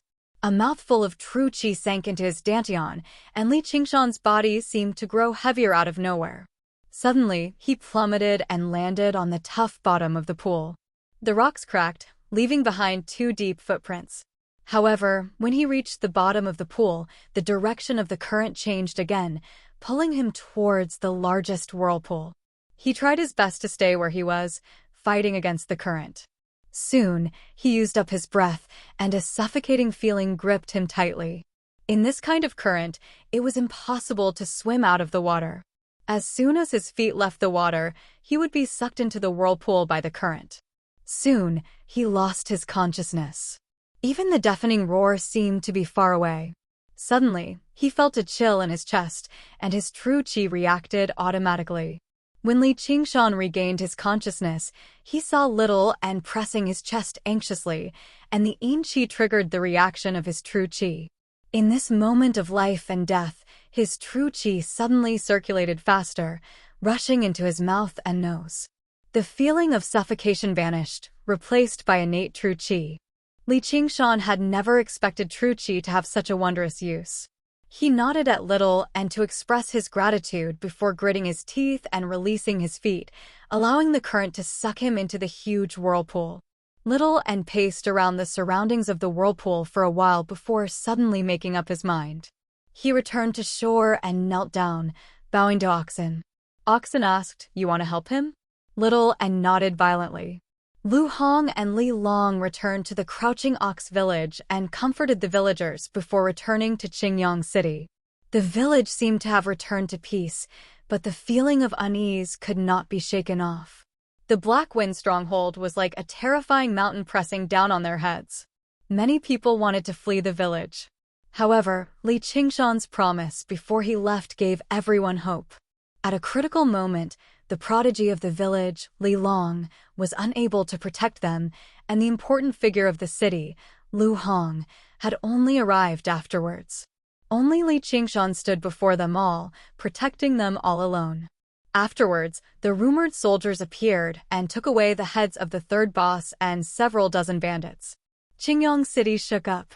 There was actually someone bold enough to offend the Black Wind stronghold. Both the righteous and the righteous learned a name, Li Qingshan. In the government office, the fat district magistrate ordered the advisor, "Quick, report the merit to the prefect." As soon as I arrived in Qingyang City, I annihilated a group of bandits. If anyone still dares to say I'm useless, hang their heads on the city gates and let the people of the city know my power. Also, find that Li Qingshan. I want to thank him in person for saving my life and give him great riches and honor. The advisor said, "Sir, it's only right to report the merit to the prefect, but there's no need to hang their heads. The Black Wind stronghold is not to be trifled with. As for that Li Qingshan, he'll probably die." Yes, in the eyes of many people, Li Qingshan was already a dead man. Although they admired Li Qingshan's viciousness and martial arts, no one believed he was the opponent of the Black Wind stronghold. The Black Bear, Xiong Xianwu, was a figure who could stop children from crying at night in Qingyang City. He had made a name for himself even before Li Qingshan. The two of them were on completely different levels.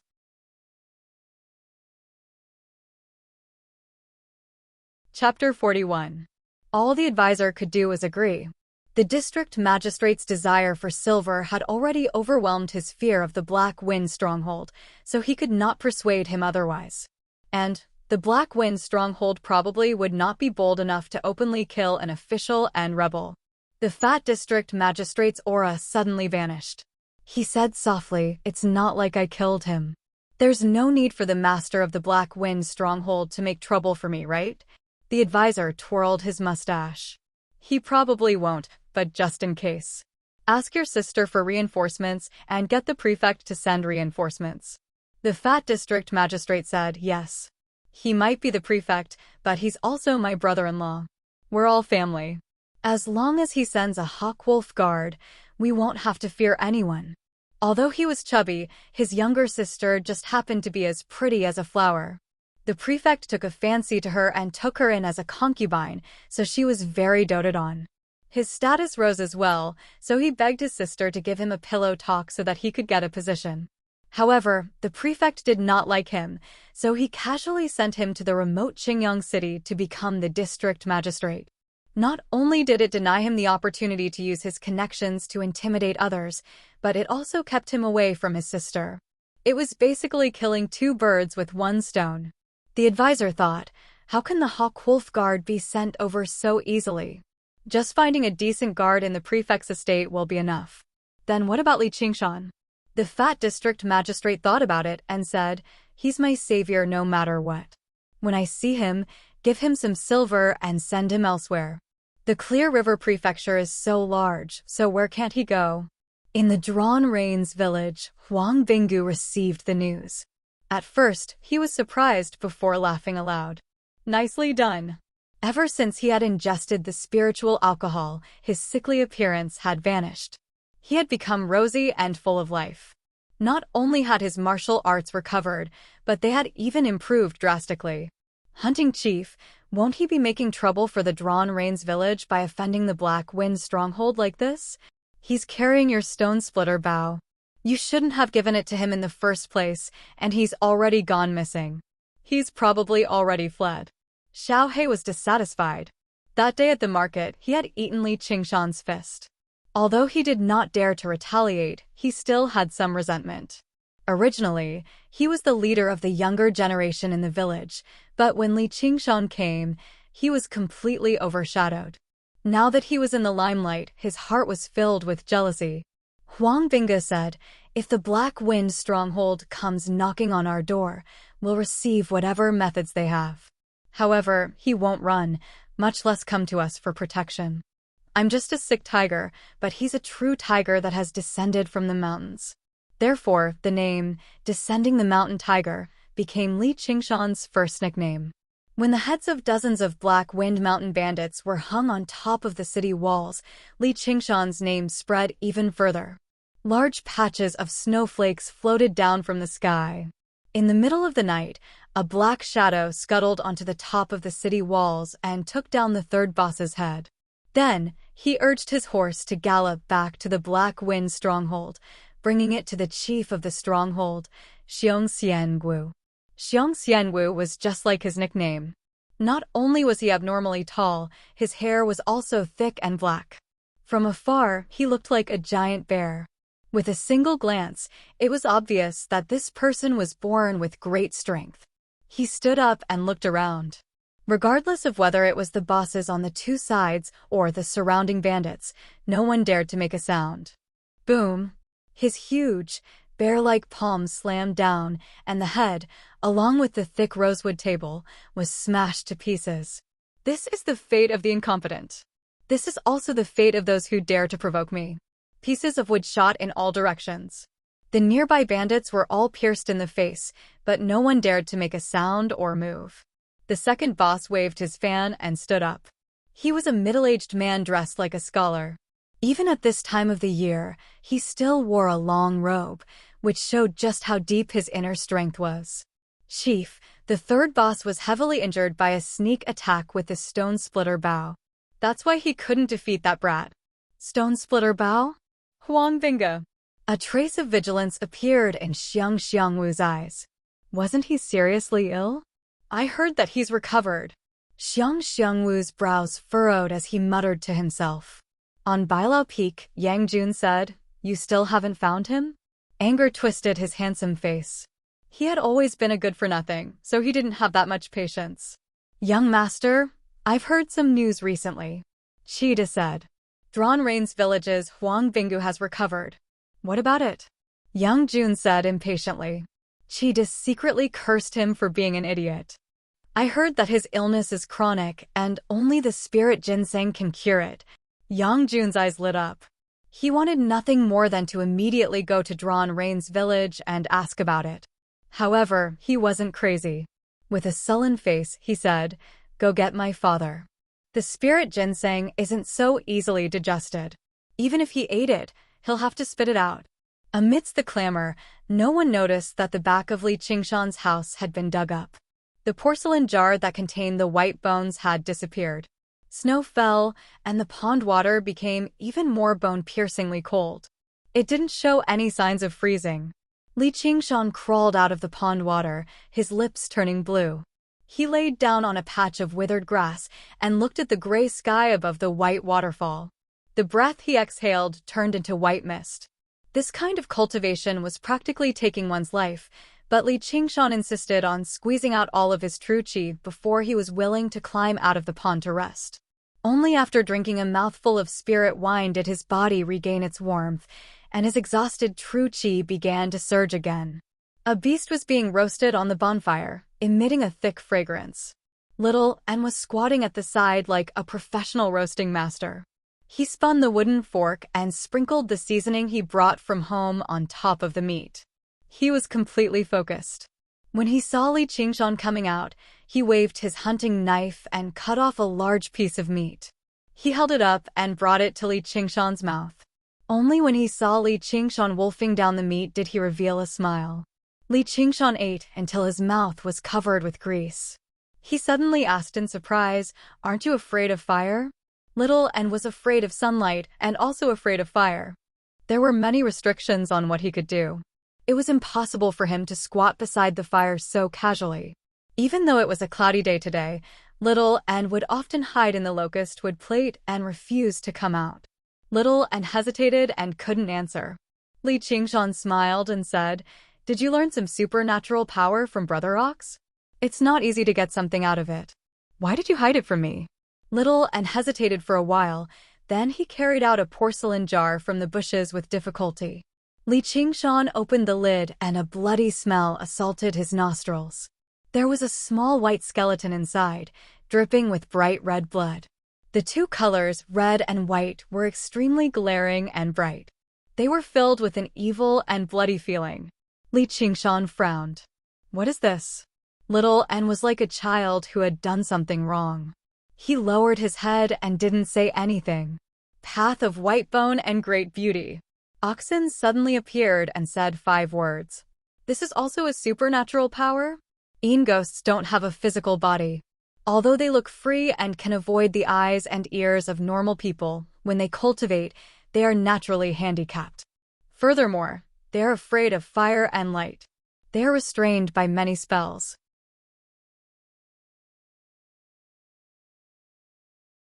Chapter 42. Li Qingshan took a deep breath. White Bone Bodhisattva, it's the devil's path again. Although he didn't know how high a Buddhist monk who was about to become a bodhisattva was, he knew that this was probably a supernatural power that was far beyond his imagination. Li Qingshan said with a serious expression, "I'm afraid this supernatural power isn't easy to cultivate." Oxen said, "Yes, this kind of supernatural power involves the creation of life and death. Not only does it require the cultivator's soul to be extremely talented, it also requires the blood of a living being that is about to die as a sacrifice, enduring the burning of blood and qi to obtain a large amount of qi. But right now, we're only using beast blood to make up the numbers. The best thing to refine is naturally human blood, especially for martial artists with vigorous qi and qi." Li Qingshan's heart trembled. No matter who heard this kind of cultivation method, they could only think of it as an evil method or the devil's path. And no matter what legend or story, those who used human lives to cultivate were all villains, and in the end, they all died horrible deaths. He couldn't help but ask, "Why do you want to cultivate this?" Little N was so scared that his face turned pale. His spiritual wisdom was gradually awakened. he also knew that this was an extremely evil devil's path. Oxen said, "Of course, to help you. Could it be that this is the upper level of ghost-controlling Heart Sutra?"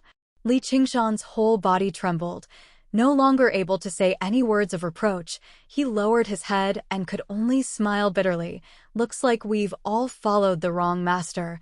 We're destined to walk on this devil's path until the end." Only then did Little and calm down. He smiled shyly. A Sika deer dashed through the forest, trying to avoid the chilly wind that followed it like a shadow. But in the end, its throat was slit by a hunting knife. Before the blood splattered to the ground, it was caught by a porcelain jar. As soon as the hot blood fell into the jar, the chilly wind rolled up a blood-drenched skeleton and sent it flying. White Bones sat cross-legged, like an old monk meditating. There was a mysterious feeling of a mixture of holiness and evil. If there was an eminent monk here, he might be able to comprehend the essence of Buddhism and Taoism, the cycle of life and death. Li Qingshan could only watch on as Little and attached himself to the white bone and refined the blood energy. The blood energy rose up like blossoms of blood flames. Little and frowned. His soul trembled as he withstood a great deal of pain. Most of the demonic path's divine arts took shortcuts, but shortcuts were also dangerous. One had to pay an enormous price and take an enormous risk. The pain of having one's soul burned by blood energy was even worse than having one's body burned by fire. One had to rely on great willpower to maintain their sanity. Cultivating supernatural powers wasn't something that an ordinary person could do. Li Qingshan clenched his fists tightly. He felt as if there was a ball of fire burning in his heart, an unbearable heat. The pain that Little and had suffered at Witch's side was probably not even 1/100th of what he was experiencing now. He reached out to stop her. Oxen said, "This isn't just for you. You have something you want to do, a wish you want to fulfill." He is the same. This is his freedom. His wish? Yes, his wish is to help you. Oxen couldn't help but laugh at his own witty words. But as he saw that Li Qingshan wasn't smiling, he restrained his smile. "Did you know? When I agreed to this little demon, he was so happy. And now he is also very happy. As long as he can fulfill my wishes, he will have no regrets no matter what he does." Didn't you say that yourself? After a long time, the blood energy was completely refined and fused into the white bone. A faint layer of dark red appeared on the white bone. Li Qingshan took out the spirit ginseng and a drop of ginseng liquid. He placed it between Little An's eyebrows. Little An closed his eyes and fell into a deep sleep. Li Qingshan turned around and jumped into the cold pond once again. Only by doing so could he calm his heart. The days passed quickly. The 10,000 mountains were covered in snow. Li Qingshan went into the water every day to cultivate. Almost every day, he would get a body full of injuries before coming back up. If it weren't for his extraordinary physique and the constant nourishment from the spirit wine, his body would have collapsed long ago. Little and constantly hunted wild beasts. At first, he only used the blood of small herbivores like hares and gazelles to cultivate. Later on, he used the blood of carnivores like tigers and leopards that were full of blood energy and killing intent to cultivate. The two of them seemed to be in a competition. They practiced with all their might. The taste of the spirit wine made from the spirit ginseng also became fainter and fainter. Until a month later, the waterfall was still roaring and the whirlpool in the pond was still spinning. In the center of the whirlpool, one could vaguely see the figure of a person dancing in the water. Against the boundless torrent, as if facing countless enemies, Li Qingshan used the ox demon's fist of great strength in the water. Every move and form was the same as when he was on land. He didn't lose his form at all, but instead was filled with a heavy strength. The ox demon tramples its hooves stabilized his body. The ox demon forges its hide blocked the torrent, and the ox demon butts its horns attacked the whirlpool. His true chi also spun like the whirlpool, forming a small cyclone. The true chi flowed to his limbs and bones at an increasing speed. The pond water surged, 10 times more turbulent than usual. Li Qingshan punched out. Boom! Like thunder exploding in the water, a terrifying aura came from the water, startling countless birds and beasts. Little Anne's heart skipped a beat. It was as if some terrifying beast had been released, far more powerful than wolves, tigers, and leopards. He stared at the surface of the water. The water had calmed down, and the spinning whirlpool had actually disappeared. A smile appeared in the green ox's eyes. A tall figure jumped out of the deep pond and landed on the rock. Li Qingshan's bronze-colored body was as sturdy as an ox, as if he was carved out of rock. Every muscle was filled with explosive power. His fist smashed on the rock beneath his feet. Boom! It didn't sound like flesh hitting the rock, but more like a rock hitting another. After a moment of silence, kacha-kacha. The huge rock that had been polished by the pond water for countless years cracked and finally shattered. Before the rock shattered, Li Qingshan had already jumped to the edge of the pond. Looking at his hands, he muttered, "This is the strength of an ox." He felt as if there was endless power in his body. His entire body seemed to have been reborn.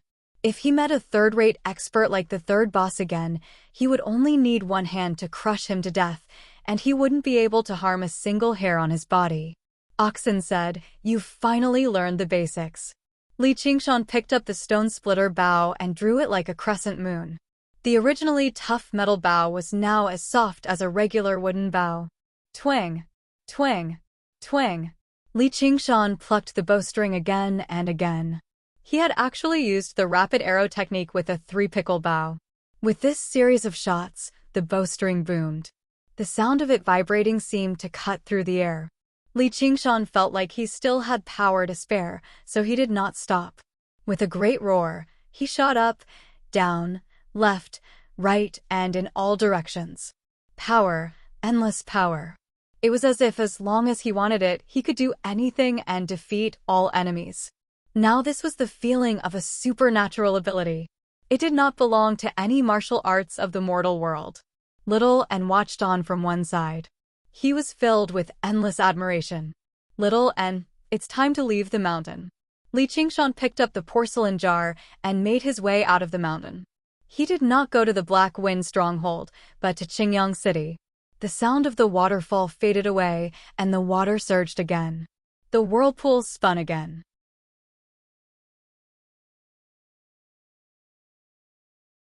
Chapter 43. Li Qingshan did not return to the Crouching Ox village. At the very least, the small village was still safe and sound right now. He did not go to the Drawn Reins village either. He did not want to bring his troubles to others, nor did he directly attack the Black Wind stronghold.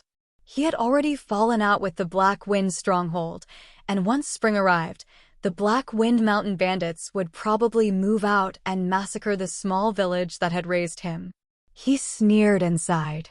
"You treat me as an enemy, so why wouldn't I treat you as an enemy? I will definitely kill my way into the Black Wind stronghold and take the head of the famed master of the Black Wind stronghold. Only then will I feel at ease after I make him guilty of all his crimes and die a horrible death." Why did he train so hard? It was to kill all of his enemies. However, before that, he needed to make some preparations.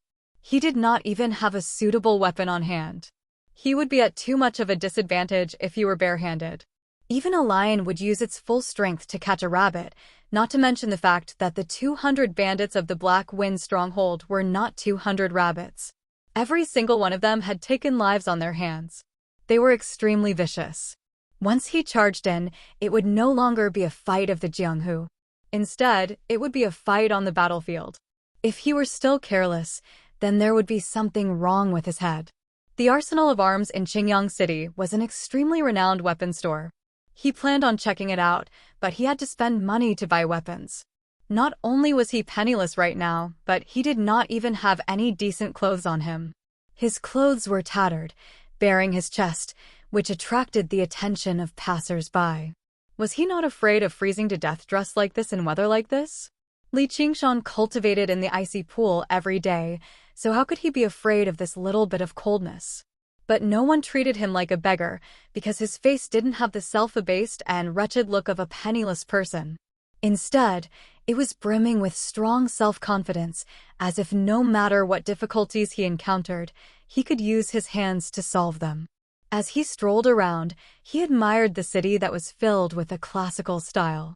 He did not go out of his way to hide the fact that he was a country bumpkin. A carriage suddenly sped over. The driver waved his whip and yelled, "Piss off! Piss off!" He watched as the passers-by dodged in a mess and laughed complacently. Everyone felt indignant as they watched the carriage drive off into the distance, but no one dared to say anything. This was a great aristocrat of Qingyang City, let alone chasing away pedestrians. Even if the carriage of the Zhang estate killed someone, they would just have to pay compensation at most. The coachman suddenly saw a ragged silhouette in front of him, as if he could not hear his voice and did not know how to dodge. He cursed loudly, "Stinky beggar, get lost." He did not pull the reins and let the carriage crash into him. The pedestrians also called out to be careful. Just as the carriage was about to collide with the beggar dodged sideways and dodged by a hair's breadth. Before the coachman could react, the carriage came to an abrupt stop and he flew out like a cloud. Things were rolling around in the carriage, and a woman's screams could be heard. The two horses pulling the carriage raised their hooves and neighed loudly, but the carriage seemed to be enchanted. It was fixed in place, squeaking but unable to move a single step forward. The coachman stood up with a carp flip. He was actually quite good at this. Just when he was about to curse aloud, he saw the passers-by staring at the back of the carriage dumbfounded. Li Qingshan grabbed the frame of the carriage with one hand as his feet were planted deeply into the ground, but he did not move at all. He did not move, so the carriage obviously could not move either. The coachman gulped. What kind of power was this? A young man in embroidered clothes reeking of alcohol leapt out of the carriage. "Lai Fu, what the hell are you doing?" However, Lai Fu pointed at Li Qingshan and cursed, "Stinky beggar, stay away from my carriage. If you touch me, I'll chop off your hand." He was drunk, so he did not notice that Li Qingshan was currently grabbing his carriage. "I'm not a beggar. I'm Li Qingshan." Li Qingshan stated his name. He wanted to teach this wastrel and this arrogant servant a lesson. "What, Li Qingshan?" The young man's eyes were dazed and filled with disdain. Towards the end, his tone suddenly changed, as if someone had grabbed him by the neck. He sobered up too. Which Li Qingshan is it?" Li Qingshan said in confusion. "You recognize me?" The coachman wailed, "Young master, it's the descended tiger." His face that was originally flushed red suddenly paled. "Descended tiger? What's that?" Just as Li Qingshan frowned, the young master knelt down with a thump. No, it's this lowly one who has offended you. Please spare me, young hero." Afterwards, he removed the money pouch from his waist and offered it up with both hands. "Treat this money as my apology to the young hero." The bystanders had never seen the young master of the Zhang family behave in such a subservient manner. They all raised their eyebrows, but when they heard the words "descended tiger," their gazes towards Li Qingshan immediately changed. There was admiration mixed with fear. Li Qingshan weighed the money pouch in his hand. There really was quite a lot of money inside. It was enough for him to buy a set of decent clothes, eat a full meal in the best restaurant, and have a good night's sleep in an inn. But how strange. "It's not like I plan on killing you. At most, I'll just give you a few light punches. I don't even dare to use force, so why are you so scared?" He could instinctively sense that the reason why the young master was so scared of him was not because of his skill in stopping the horse. However, when he saw how the young master was scared to the point of wetting his pants, he lost all interest in teaching him a lesson. He picked up the money pouch and walked away. Only when he saw Li Qingshan walk away did the young master climb up from the ground as his legs weakened. He glanced at the end of the street in fear. Li Qingshan was actually right in front of him. That was a terrifying figure who had killed several dozen people. No matter how arrogant and despotic he was not bold enough to act up before a person like that. His face reddened from the mockery of the pedestrians. When he turned around and saw the carriage driver hiding to one side, he became even more furious. He went up and kicked him wildly. You're still trying to hide? That's what I told you to hide. That's what I told you to not drive properly." Although the carriage driver was skilled in martial arts, he did not even try to dodge. All he did was beg for forgiveness softly. Li Qingshan held the money pouch and felt even more at ease inside. Although the money had come rather mysteriously, he suddenly remembered that the matter at hand was to investigate some information and understand the changes in the Black Wind stronghold. He just happened to have a fellow villager who lived in Qingyang City. He was also a person of the Jianghu. He asked a few people and arrived before the Iron Fist. At the entrance stood two towering, bald men with arms as thick as a regular person's thighs. They glanced past the passers-by with shining eyes.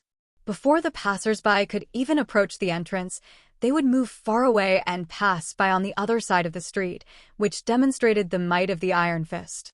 Seeing a beggar in ragged clothes walk up to the entrance, the man said rudely, "Piss off. This isn't a place for you to beg." The other man stopped his companion and studied Li Qingshan up and down. He mocked, "Kid, you seem like someone who knows how to talk. How did you end up like this?" He could tell that Li Qingshan's body was sturdy and unafraid of the cold. Li Qingshan said, "I'm looking for someone. Please pass on a message. He's called Li Long. Tell him that I'm from the same hometown as him. I'm called Li Qingshan." The two men were originally unconcerned. Only when they heard the two words Li Long did they become cautious. He was the beloved disciple of the sect master. When they heard the two words Li Qingshan, their faces changed drastically. The descended tiger, Li Qingshan.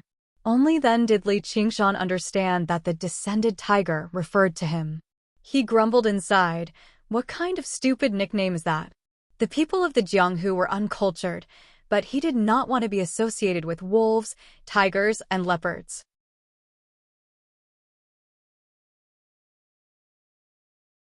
Chapter 44. Little Hunting Chief, your body. My body has recovered. Have the people of the Black Wind stronghold and the Dragon's Gate sect left? They still refuse to leave. They insist on seeing the stronghold master. Just say I'm heavily ill, so it's inconvenient for me to see him. If anyone dares to barge in, don't hold back. Shoot them dead. Huang Binga placed his hands on the stove. How bold of you, Hunting Chief Huang. You want to shoot even my people dead? A voice suddenly rang out from outside. The door shattered, and a fierce gust of wind swept in. A refined, middle-aged man with a sword hanging from his waist stood at the entrance. However, his gaze was as sharp as a sword, flickering with light. He was not as gentle as he seemed on the surface. Huang Binga dared not tarry either. He leapt up and clasped his fist. Sect Master Yang, long time no see. Within a radius of 50 kilometers, there was only a single person who could be referred to as a sect master. He was the sect master of the Dragon's Gate sect, Yang Anji. His Dragon's Gate sword style was renowned, and his movement technique was wondrous. In terms of martial arts alone, he could be regarded as the greatest in Qingyang. If the descendants of the nearby large sects and clans wanted to practice martial arts, they would all be sent to the Dragon's Gate sect. When the descendants of these aristocrats gathered together, it was inevitable for them to be arrogant and despotic, but at the same time, they were an extremely great organization. Speaking of which, even the orthodox organizations of Qingyang, Yang Anji studied Huang Bingu. You really have recovered. No wonder even the elders of my sect refuse to see you. I'll cut to the chase. Where's the spiritual ginseng? Yang Anji said, I've never seen any spiritual ginseng before. Does Sect Master Yang want to take advantage of my drawn reins village because there's no one here? Several dozen hunting bows pointed at Yang Anji. The hunters in the village had already reacted. Yang Anji said, if you have another stone splitter bow, you might be able to make me stay. Why don't you try, Hunting Chief Huang? Huang Binga squinted his eyes. What are you trying to say? Yang Anji said, Stronghold Master Xiong is right outside. Your stone splitter bow killed his third boss. Do you want to provoke us as well? Huang Binga sneered loudly. The mighty leader of the righteous path of Qingyang is actually working together with the most vicious bandit leader. Do you really not care about your dignity at all? That's right, I forgot. There's no difference between the two of you. You're all bullying the weak and the kind. In fact, Sect Master Yang is better at making money. Anger flashed across Yang Anji's face, and he placed his hand on the hilt of his sword. However, the sounds of bowstrings being pulled taut around him made him stop. He coldly threatened, Hunting Chief Huang may not be afraid. But if a battle really breaks out, I want to see how many people in this manor will survive. Huang Binga said, I've already eaten the spirit ginseng. Sect Master Yang, even if you say anything more ruthless, you can't take it back. Yang Anji said, the spiritual ginseng really is in your hands. Don't try to trick me. The spiritual ginseng is not something that can be digested in a day, nor can it be kept for yourself. You've already used it for so long. If you hand it over now, I might help you fend off the Black Wind stronghold for your sake. Huang Binga said, I said I ate it, so I ate it. If Hunting Chief doesn't believe me, feel free to snatch it. The bowstrings were fully drawn and the swords were unsheathed. A great battle was about to begin. At the side, Xiaohei suddenly said, We've never seen any spirit ginseng before. Our Hunting Chief's illness was cured because he drank the wine that Li Qingshan gave him. If you want to find someone, go find him. Yang Anji's eyes lit up. Huang Bingu flew into a rage and shouted, Shut up. Xiaohei hardened his tone and said, Hunting Chief, he's just an outsider. He gave you the spirit wine and took the stone splitter bow. We don't owe them anything, so why risk our lives to protect him? I'm just thinking for the manor. Yang Anji smiled and said, So that's how it is. I've wronged Brother Huang. No wonder that brat's martial arts improved by leaps and bounds. I'll take my leave now. He used his qinggong and floated away. If Li Qingshan was here, he would know that this person's qinggong was 10 times better than his son Yang Jun and his group of disciples. The hunters did not dare to shoot without orders. Yang Anji said from afar, Hunting Chief Huang is indeed good at managing his subordinates. The disciples of the manor always consider the bigger picture. Huang Bingu's expression became even more unsightly. The leader of any faction had to have absolute authority. As long as he made a decision, regardless of whether it was right or wrong, his subordinates would not easily disobey. Li Qingshan saved my life before. He gave me the spirit wine despite the risk. He trusted me. Otherwise, no one would know that he had the spirit ginseng. You're setting me up for injustice. Xiaohei knelt down and said, Xiaohei is willing to accept death. The group of hunters gathered around and advised, Hunting Chief, Xiaohei is doing this for the sake of the manor. So many days have passed, and Qingshan has already escaped to who knows where. There's no need for us to resist. Li Qingshan looked at the large man who scrambled off to report the situation before looking at the trembling man at the entrance. He asked in confusion, Am I that scary? The man left behind could only blame himself for being too slow, allowing his companion to beat him to it. As for whether he was scary or not, he dared not answer the question. All he knew was that the young man before him had personally killed several dozen mountain bandits. He had even obtained inside information that he had tortured and killed the famous third boss of the Black Wind stronghold in Qingyang to death. If a person like that was not scary, what was scary? One was a ferocious-looking man of the Jianghu in his 30s. Any regular person would feel fear when they saw him, while the other was a 15-year-old boy who still had not shed his childishness. He did not seem ferocious at all. However, when the former saw the latter, it was like a mouse seeing a cat. It was rather strange. Li Qingshan suddenly understood that his reputation had already been established. Although it had started with the rather unpleasant nickname of Descended Tiger, it was enough to deter thieves and robbers. A while later, Li Long came out to receive him. When he saw Li Qingshan, his heart suddenly skipped a beat. He was afraid to make eye contact with him. He thought of the bloody scene he had seen in the mountains a few days ago, and an unsuppressible fear rose up in his heart. He smiled unnaturally and said, It's Qingshan. Our sect master invites you. Li Qingshan followed him in and made his way around the screen wall with the word martial written on it. He passed through the courtyard and arrived in the training grounds. All he saw were 2 rows of bare-chested men welcoming him. However, their expressions were unfriendly. The sect master of the Iron Fist, Lu Hong, sat boldly on the armchair and said sternly, You're the Descended Tiger, Li Qingshan? Li Qingshan frowned. Both because of this display of might and because of his nickname of the Descended Tiger. If someone told him right now that he could get a better nickname as long as he killed someone, he would definitely charge over and finish them off without the slightest hesitation. The sect master is asking you a question. The man closest to Lu Hong called out loudly. His muscles bulged and were covered in tattoos. His temples bulged slightly, clearly a master of both internal and external martial arts. Li Qingshan estimated that this person's strength surpassed the third boss. No wonder he was bold enough to speak to him like that. The Iron Fist was able to reign supreme in Qingyang City, so they definitely had something up their sleeves. Li Long said in a hurry, "Please calm down, first senior brother. Qingshan is from the village. He's inexperienced." Then he tugged on Li Qingshan's sleeve. "Why don't you greet my master?" Li Qingshan clasped his hands casually. "Greetings, old hero Lu." However, he did not show much respect. Lu Hong frowned, and the disciples of the Iron Fist on both sides became furious. Li Long blamed him for being insensible. "You've already offended the Black Wind Stronghold. Only by asking Master to make a decision and then getting Huang Binggu of the Drawn Rains village to step forward can you settle this. Master is a mighty second-rate master.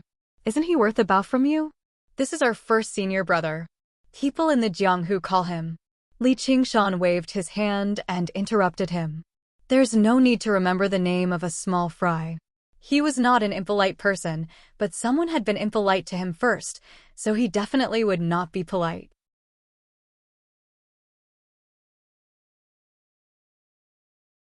Chapter 45. Eldest Senior Brother, please don't be angry.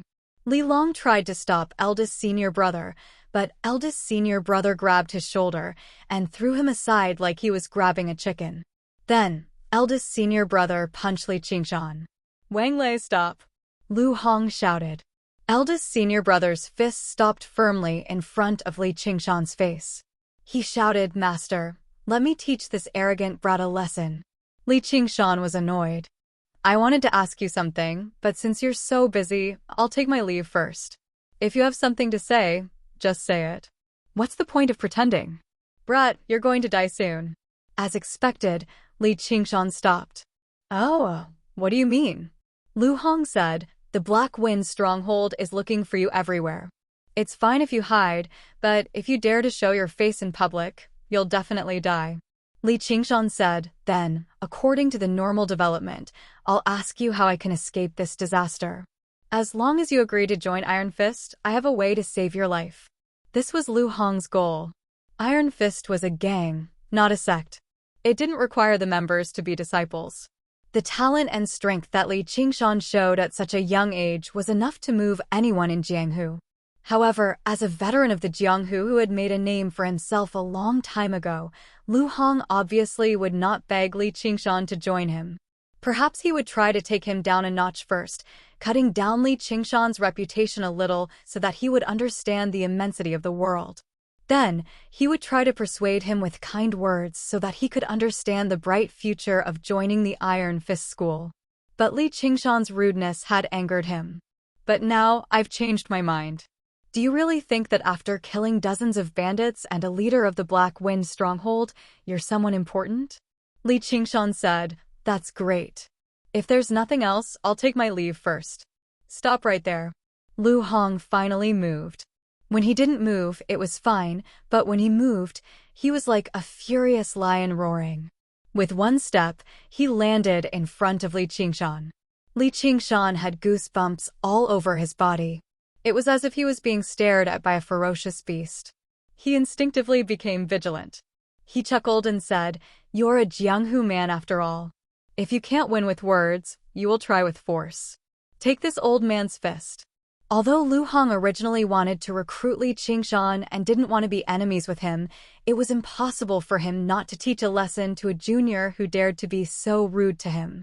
Perhaps he thought that the leader of the Black Wind Stronghold, Xiong Xianwu, was on the same level as the third leader, which was why he dared to be so arrogant.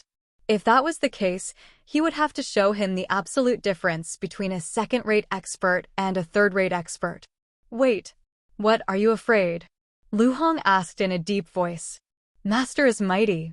Eldest senior brother Wang Lei raised his fist and shouted. He looked at Li Qingshan with a mocking expression. The other disciples followed suit and shouted, Faction leader is mighty. Li Qingshan said, I once let Li Long hit me 3 times first. Lu Hong narrowed his eyes and revealed a dangerous killing intent. That was because my disciples' martial arts were weak. What, you also want to let me hit you 3 times first? No. Before Lu Hong's expression softened, Li Qingshan continued, seeing that you're an old man, I want to let you hit me 10 times first. Great humiliation. These were the only words in Lu Hong's mind. At that moment, he really wanted to kill Li Qingshan. Then come. Wait. What do you want now? Old hero Lu, you are also a well-known figure in the pugilistic world. I can't let you hit me for nothing. Li Qingshan thought for a while. 1 punch for 10 taels of silver. That's not expensive, right? I have no enmity with you. If I fight with you, even if I win, I won't get a single copper coin.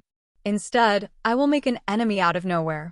Coincidentally, I don't have money to buy weapons, so I have to find a way to earn some. After thinking about it, only this divine power counts as a skill.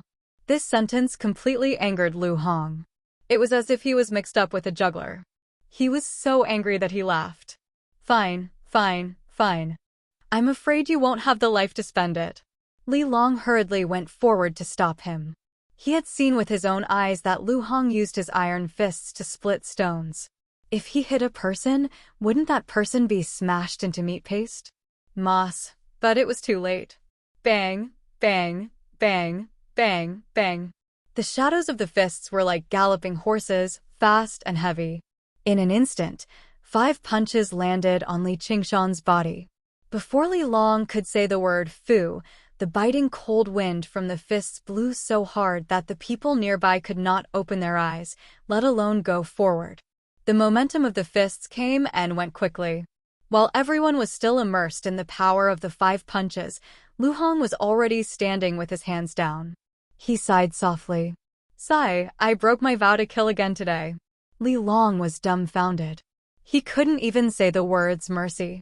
Eldest senior brother Wang Lei was the first to react. He shouted, Master is mighty. 50 taels of silver. Li Qingshan suddenly opened his mouth. Lu Hong's eyes widened. However, he heard Li Qingshan praise him.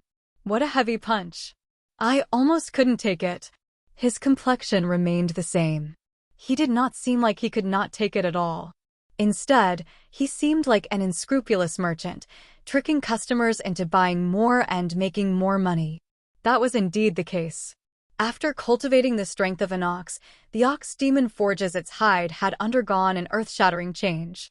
The original ox demon forges its hide gave people the feeling that it was just a powerful external martial art. Now, it could be considered to have the true power of the supernatural power. A tough membrane formed between his skin and flesh. When the heavy punch that could shatter rocks landed on him, it felt like it had landed on rubber. All of the force was nullified, and the dense inner force in the fist was dissolved by true qi as soon as it entered his body. The punches of second-rate masters could no longer harm him. With ease, he had earned 50 taels of silver in a second. Even robbing the rich to help the poor was not that quick. And, unless he had no other choice, he did not want to do something as shady as climbing over walls. Though, does this count as a business of flesh? Before he could think too much about it, the iron lion bellowed out and lunged over. Just how many years had it been?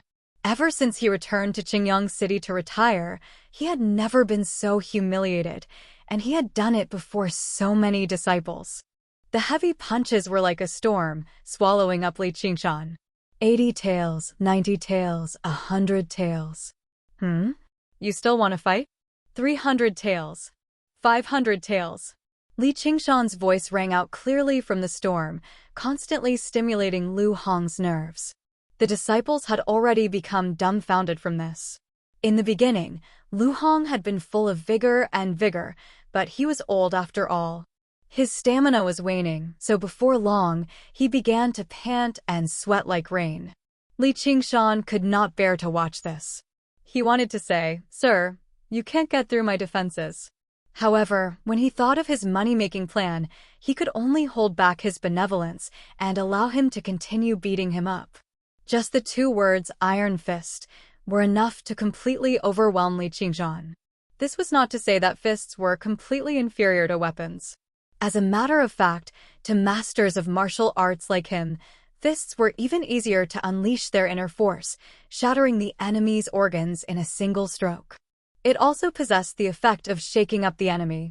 As long as he gained the upper hand in close combat, it would be extremely easy for him to kill his opponent. However, he just happened to run into a freak like Li Qingshan.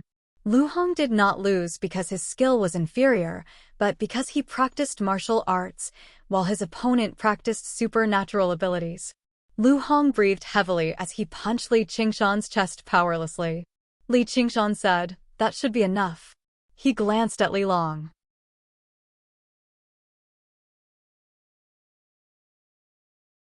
Chapter 46. I'm just practicing a new divine ability. Li Qingshan couldn't say that, so he said respectfully, "It's just a hard body technique." That. Just now, old hero Lu, you punched me more than 100 times, so I'll only charge you 1,000 taels. His words were much more polite than just now, like a salesman who treated his customers as his god. The other disciples were still in shock, wondering if they were dreaming. You. Big senior brother was just about to scold Li Qingshan, but when Li Qingshan glanced at him, he didn't dare to say anything. Instead, he fiercely glared at Li Long. "Didn't you say that he was a third-rate master?" Li Long also felt wronged. Back then, Li Qingshan was indeed a third-rate master. Could it be that he was hiding his strength? Now, this was the only explanation. No matter what, he couldn't believe that Li Qingshan had improved to this level through hard work during this period of time. Lu Hong waved his hand. "Go get the money." "Master, don't talk nonsense." Lu Hong handed 1,000 taels of silver notes to Li Qingshan. "Just now, I've been rude." "Li, young hero, please don't take offense. Take this money as my apology." Li Qingshan was startled. He didn't expect Lu Hong to change so quickly. As expected of Li Long's master. Originally, he thought that Lu Hong was angry because of the humiliation. "Young hero, you're extraordinary and your martial arts are excellent. If you continue to sink in the wilderness, wouldn't it be a waste of talent? Why don't you join my Iron Fist? I definitely won't disappoint you. As for that Black Wind stockade, I'll help to say a few words. I think that Black Bear will give me some face. Who doesn't die in Jianghu? Are you saying that only your master is allowed to kill people? As the saying goes, a porcelain pot doesn't touch an earthen pot." As Lu Hong spoke, his tyrannical aura was swept away. He looked like a kind old man who cared about his juniors. The disciples had never seen Lu Hong like this before, and they all widened their eyes. Li Qingshan suddenly realized that he and Lu Hong were now on the same level. In fact, he was even a little higher than Lu Hong. Unlike when he entered the door, Lu Hong's eyes were looking down on him. All of this was because he had shown an outstanding martial arts. Since the other party had become polite, he returned the courtesy. "Just now, I was rude and offended old hero Lu. This money was just a joke, please take it back." After the two of them made some concessions, he put the money into his bosom, feeling much more at ease. "Thank you for your kind intentions, old hero, but I have no intention of joining any gang for now. I haven't been hiding during this period of time, I've been training. I'll personally remove the tumor that is the Black Wind stronghold. I'm just here to gather some information."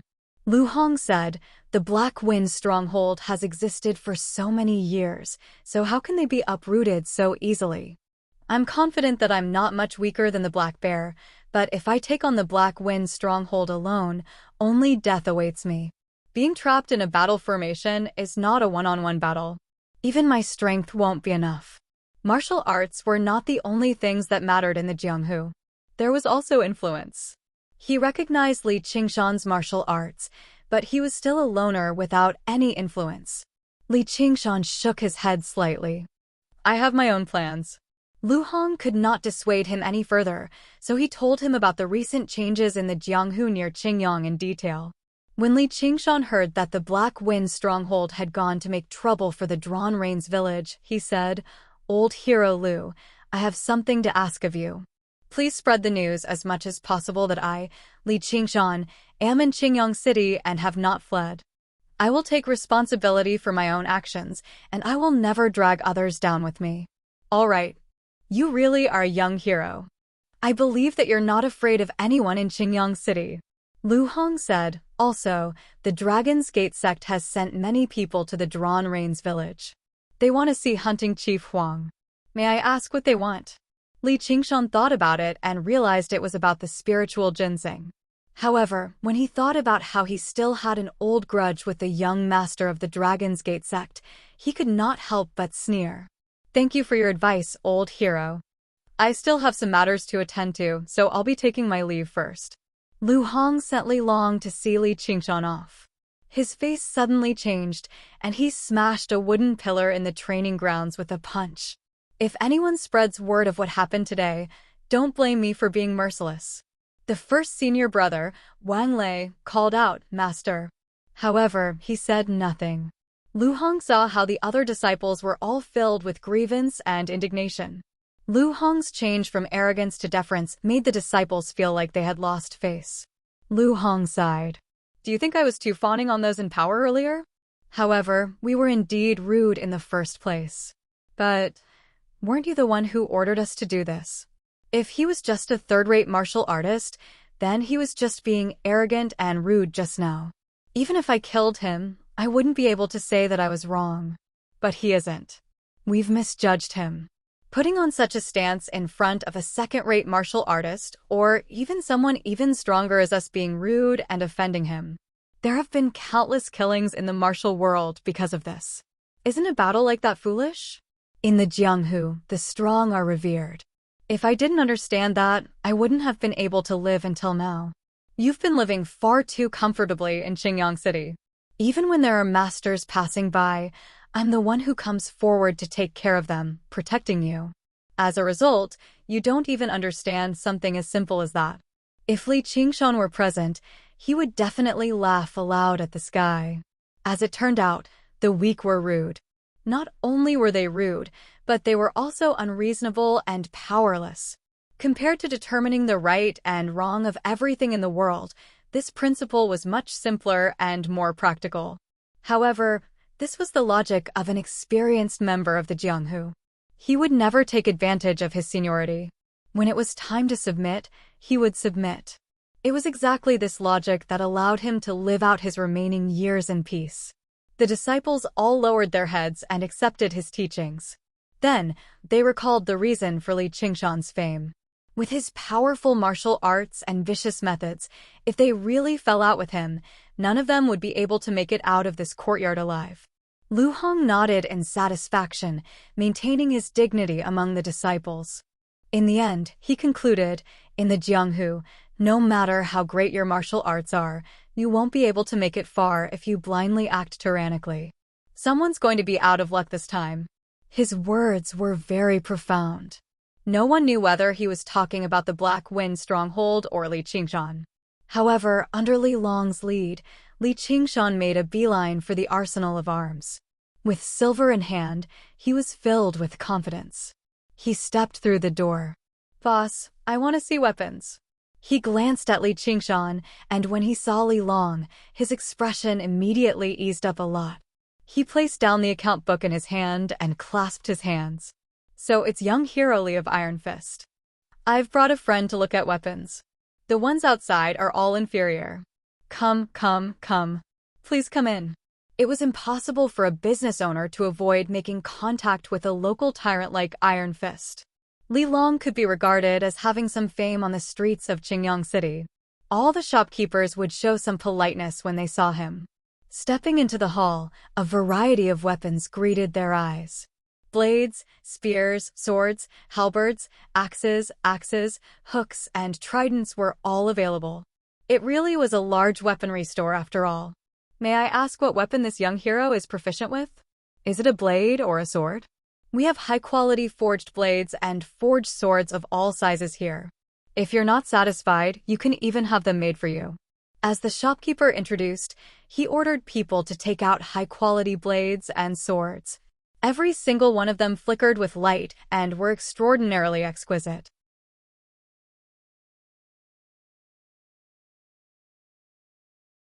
Chapter 47. The shopkeeper was taken aback. Seeing that Xiaoqin was a martial artist, he didn't want a weapon that he was good at, but instead wanted a heavy one. But he immediately laughed, "Yes, yes, yes. Who cares what you want, as long as you can sell it?" This was something that Li Qingshan had carefully planned out. If he wanted to break through the Black Wind stronghold, then it would really be a battlefield. If he wanted to use his strength to the fullest, he could only use the heaviest and longest weapon, using it to suppress the enemy's advantage in numbers. A strong worker came forward with a ghost head broadsword. The shopkeeper said, "This broadsword weighs 35 pounds and is 5 feet and 3 inches long. It can easily break a hair. Are you satisfied, young hero?" Li Qingshan grabbed the handle of the broadsword and waved it around. The broadsword in his hand was as light as a feather, too light, heavier. The shopkeeper was speechless. How much strength did he have? Two workers came forward with a green dragon halberd. The shopkeeper said, "This halberd weighs 62 pounds and is 8 feet and 6 inches long. Look at this crescent moon. Unless it's an experienced blacksmith, it can't be forged like this." Li Qingshan flicked the tip of the halberd. "This is fine, but it breaks too easily. Besides, is there no heavier weapon?" He could still remember the scene when he swung the halberd and the halberd's tip broke. Of course, that was mostly because he didn't know any halberd techniques and used it carelessly. But he wasn't going to deal with just one or two enemies. The shopkeeper stared at him, but for the sake of Li Long, he didn't refute the words easily broken. He thought to himself, just what do you use a weapon for? He wanted to embarrass Li Qingshan, so he waved his hand and said, "Then please follow me to the armory. There's a weapon that you'll definitely be satisfied with." Li Qingshan became curious as well. He followed the shopkeeper to the backyard, passing through the training grounds for testing weapons and arriving in the armory.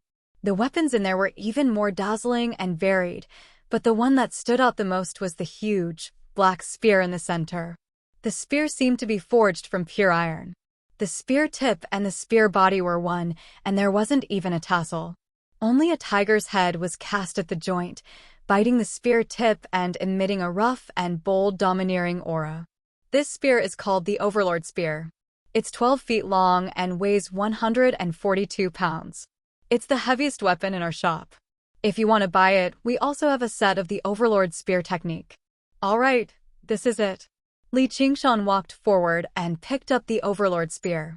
A cold and heavy feeling pressed down on his palm. With a shake of the spear, it was like a soaring flood dragon, emitting a buzzing sound. The shopkeeper and the workers were speechless. Being able to pick it up was one thing, but being able to use it was another. If one couldn't even move an inch while holding the weapon, then it would just be a joke. However, being able to shake the great spear meant that the user had the strength to control it. Just how much strength was needed to do that? This was the most suitable weapon in Li Qingshan's mind. With this weapon, he would be able to give the Black Wind Mountain bandits a pleasant surprise. He would show them what it meant by an inch longer, an inch stronger. However, he didn't know any spear techniques, so he asked, "Where's the spear technique?" The shopkeeper said, "If you're determined to buy it, then this weapon is not cheap. Let's not talk about how much effort the craftsman put in, but with so much iron." Li Long said, "Cut the crap. How much do you want? Just say it. Do you dare to ask for more?" The shopkeeper stretched out 5 fingers. "Since young hero Li has said so, then I will only take the cost. 500 taels." Li Long immediately reprimanded, "What? 500 taels? Are you crazy? Aside from me, who else would want to use this black iron rod? It's just gathering dust here. I don't think it's even worth 100 taels." As the two of them were haggling over the price, Li Qingshan's eyes were looking around the armory. A bright light caught his attention. In the dark armory, the weak light was extremely eye-catching, as if it was unwilling to be buried in the dust. Li Qingshan looked around and saw that no one else seemed to notice the speck of light. He knew his eyes were different from regular people, so he made his way over like it was a coincidence. He arrived on the weapons rack and picked up a wooden box. Opening the box, he saw an exquisite knife lying inside. It was only 3 inches long and was covered in a layer of faint blue light. He asked, "Shopkeeper, how much is this?" The shopkeeper was startled. "Young hero, you really have good eyes. This is our shop's treasure." A disciple of a famous family who had fallen on hard times left this knife here. "It is extremely sharp and I spent 1 or 200 taels to buy it." Li Qingshan casually put the knife back into the box and said, "It's a pity it's too light and too small." "That's not true. It's precisely because this knife is light and small that it's hidden. It can be used to defend oneself at a critical moment." Li Long said, "You're bragging again. No matter which one we pick up, it will be your shop's treasure. We can just treat this knife as a bonus. I won't haggle over these few taels of silver with you." "How can that be?" The shopkeeper cried out in shock as if someone had stabbed him with a knife. In the end, 1 big and 1 small, along with the spear and knife, settled on a price of 400 taels of silver. The shopkeeper had a pained expression on his face as he handed the items over to them. However, his heart was filled with joy. These 2 pieces of trash had finally been sold. There was no need to talk about the Overlord spear. After it was forged, no one would be able to use it. It was a waste of so much iron, and it was a waste to reforge it. He cursed the blacksmith for this spear. However, the origin of this knife was true. A young man in dire straits had brought this knife to his door and was sent away by him for 10 taels of silver. However, he quickly regretted it. This knife was indeed a good knife that could cut through iron like mud. However, it was too small. Could it be that someone would buy it for a few dozen taels of silver and use it as a flying knife? Li Qingshan did not know any spear techniques. The Overlord's spear technique was quickly delivered to his hands. As expected, it was the most common spear technique in Jianghu. However, the names of the moves were extremely domineering, such as sweeping away 1,000 army and Overlord rampage. Li Long only took a glance and no longer looked at it. Li Qingshan, on the other hand, looked at it from beginning to end. He carefully pondered for a while before coming to the practice field and practicing each move. Spear techniques were much harder to practice than knife techniques.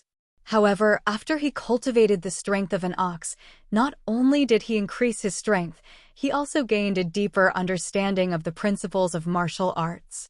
Weapons were just an extension of the limbs. At first, Li Qingshan's movements were very slow. However, as time passed, his movements became faster and faster. A great spear danced like a black dragon, coiling around Li Qingshan's body. The practice field was filled with a violent gale. Li Long retreated a few steps back. He was shocked speechless by the power of the spear. It was as if he was really a peerless general, using his own strength on the battlefield to fend off an army of thousands. Wherever the spearhead pointed, a cold light would shoot in all directions, blood would splatter everywhere, and ghosts would wail and gods would howl. Although he did not hear what Lu Hong said, he understood why his master suddenly became respectful towards Li Qingshan. At such a young age, he already had such amazing martial arts skills. He only looked at the spear manual once, yet he was able to master it thoroughly. In addition, he also had incomparably ruthless methods. Such a person, as long as he did not die prematurely, would become a famous figure in Jianghu in the future. His future would be far above that of a second-rate expert. He might even be able to comprehend the innate realm and reach a realm that he could not even imagine.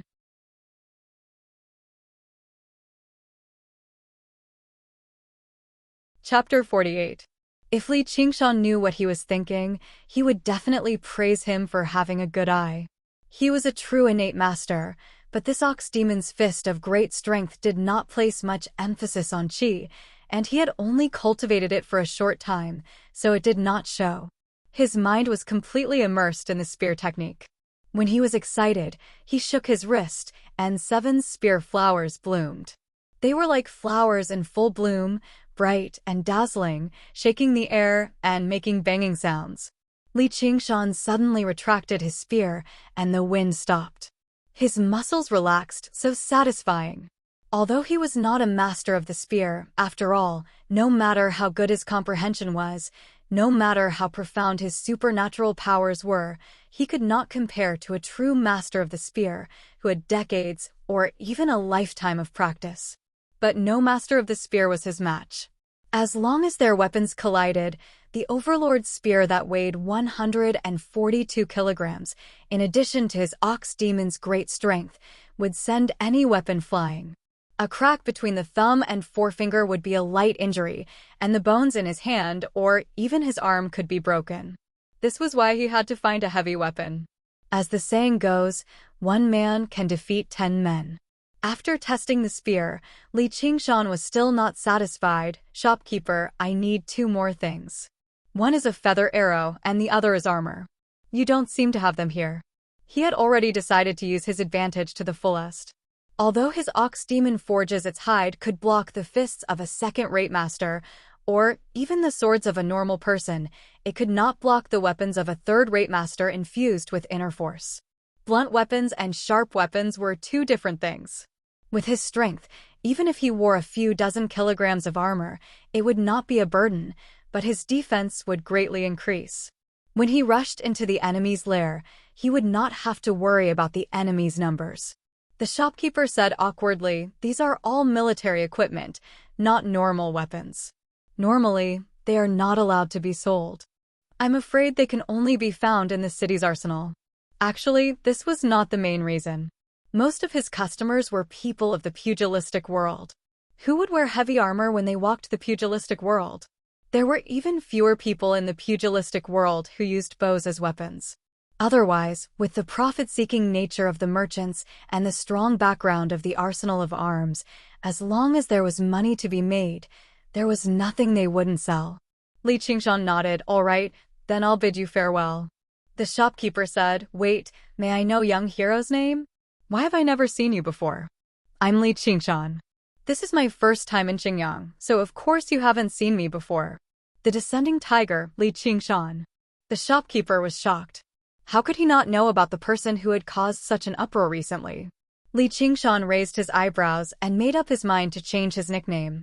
He went to the silk shop to buy a set of good clothes and booked a room in the best inn in the city. Li Qingshan washed up and changed his clothes.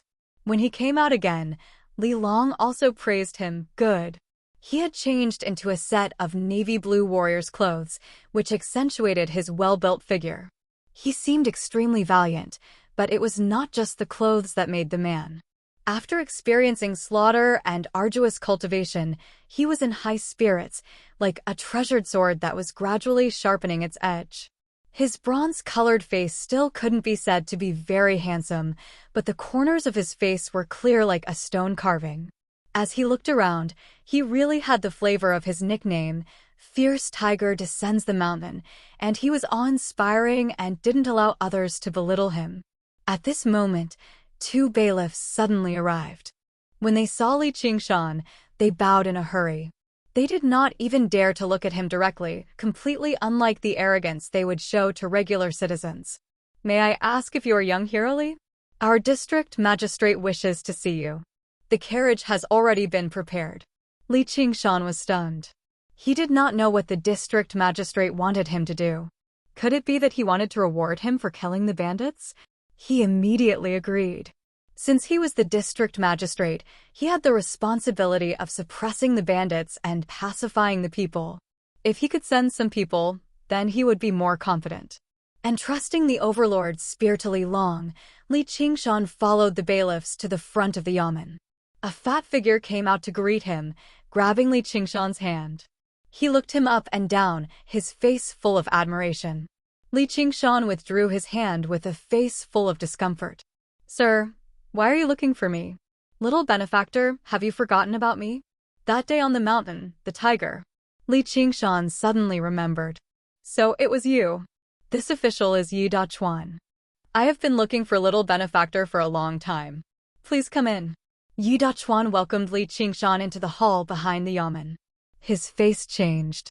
"Why are you still wandering around the city? Quickly escape." Li Qingshan said. "Why would I escape?" The advisor said, "Do you really have no idea what's good for you?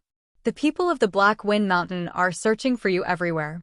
If you don't hide your tracks properly and show your face in public in Qingyang City, someone will come knocking tomorrow to take your life. As he said that, he shoved a bag of silver and other items into his hands. We've already prepared a horse outside.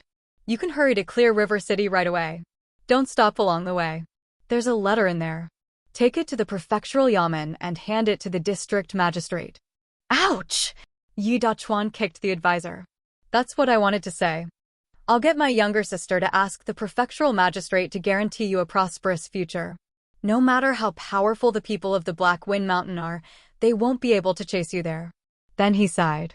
Originally, I wanted to keep you as a constable so that you can lend me a hand and collect more bandits suppressing silver. Cough, cough. The reinforcements I've asked for haven't arrived yet. Perhaps they've been delayed on the way here? This place is just too remote. The advisor thought, the prefectural magistrate would love nothing more than for you to die a clean death. Why would he send someone for you? Originally, Li Qingshan found it hilarious. Yi Dachuan was short and chubby. He wore a set of great, red official robes, which made him seem extremely like the corrupt officials in dramas and novels. Even if they were slightly better, they would just be mediocre, while if they were slightly worse, they would just oppress the good. However, when he saw how eager he was to pave a path for him, he was touched. No matter how many crafty and despicable people there were in the world, there would always be people who knew how to repay kindness. Originally, when he left the mountain, his head was filled with thoughts of how he could uproot the Black Wind stronghold and slaughter them all before avenging the humiliation from the young master of the Dragon's Gate. His thoughts were written all over his face, and he radiated with murderousness. As time went on like this, his vicious, murderous side would definitely gain the upper hand. However, Li Long always helped him out because they were from the same hometown, while Yi Dachuan earnestly wanted to repay him for saving his life. Neither of them could be regarded as righteous people. They were just ordinary people among the masses, but it was exactly these people that allowed him to see that human nature was not just limited to evil. Li Qingshan clasped his hands. Thank you for your kind intentions, Sir Yi. There's no need to call me a benefactor. You can just call me Qingshan. However, I didn't come back this time to escape. You're not going to escape? Yi Dachuan said furiously, Kid, you don't know your place. Do you know just how great of a risk I've taken by letting you enter the government office? The advisor also tried to persuade him. Yeah, you should escape. Li Qingshan smiled. I can escape, but Crouching Ox Village can't escape. As for you, Sir Yi, you can't escape either, can you? Since I'm bold enough to remain here, I obviously have some confidence. He opened the bag and saw a few silver ingots. He grabbed them and squeezed them casually. Yi Dachuan and the advisor widened their eyes as they watched the silver ooze out of Li Qingshan's hand like mud. They were not people of the Jianghu, so they had never seen martial arts like this before. Immediately, their evaluation of Li Qingshan increased by another level. Yi Dachuan hesitated. With your martial arts, you might really be safe as long as you remain in Qingyang City. I'll introduce you to a few more people. I don't think the bandits of the Black Wind Mountain will be bold enough to attack the city. He wanted Li Qingshan to stay behind very much. By then, if any aristocrat dared to look down on him, he would send Li Qingshan to beat them up. He would be able to collect whatever amount of silver he wanted. Li Qingshan said, Sir, you said you want me to become a sheriff? Yes, yes, yes. Yi Dachuan beamed with joy. He had already begun fantasizing about the awe-inspiring might of running around with Li Qingshan.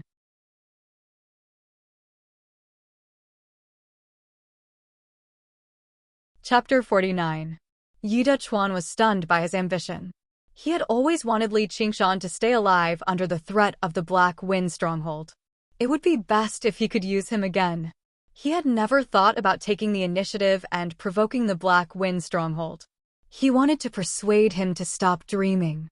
I'm not collecting money to suppress bandits, but to fill my own pockets. When the time comes, I'll scare those aristocrats and collect the money. Wouldn't it be great if everyone gets a share? However, he saw Li Qingshan's determined gaze. Although his face was still rather childish, it was filled with confidence and high-spirited righteousness. He could not bring himself to say any more words of advice. This young man possessed a power that could move people's hearts.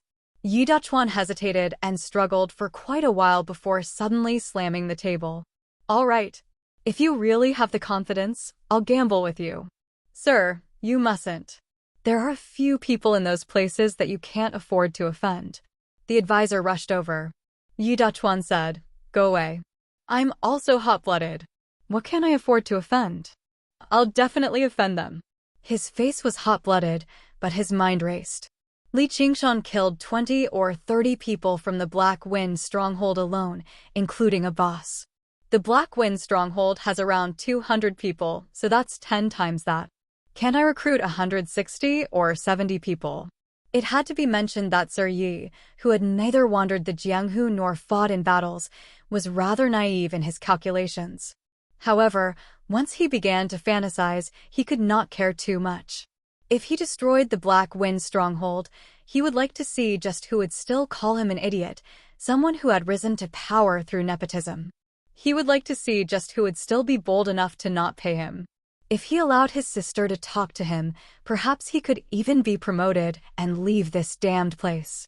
Most importantly, the Black Wind stronghold had plundered this place for so many years, so they must have accumulated quite a lot.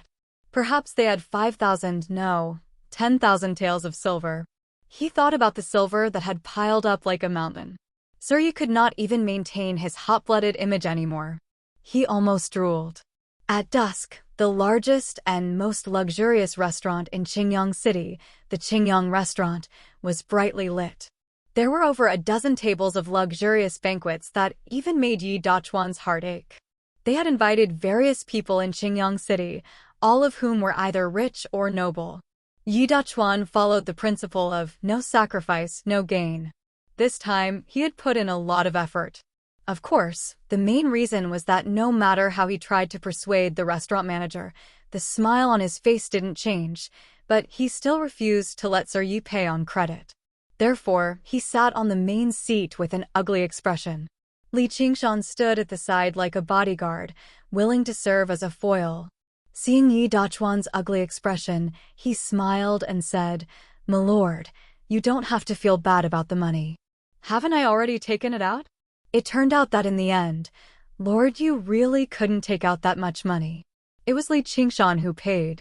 He wasn't a narrow-minded person. As long as people treated him sincerely and courteously, he would be much easier to talk to than ordinary people. He had the heroic spirit of someone who didn't care about money.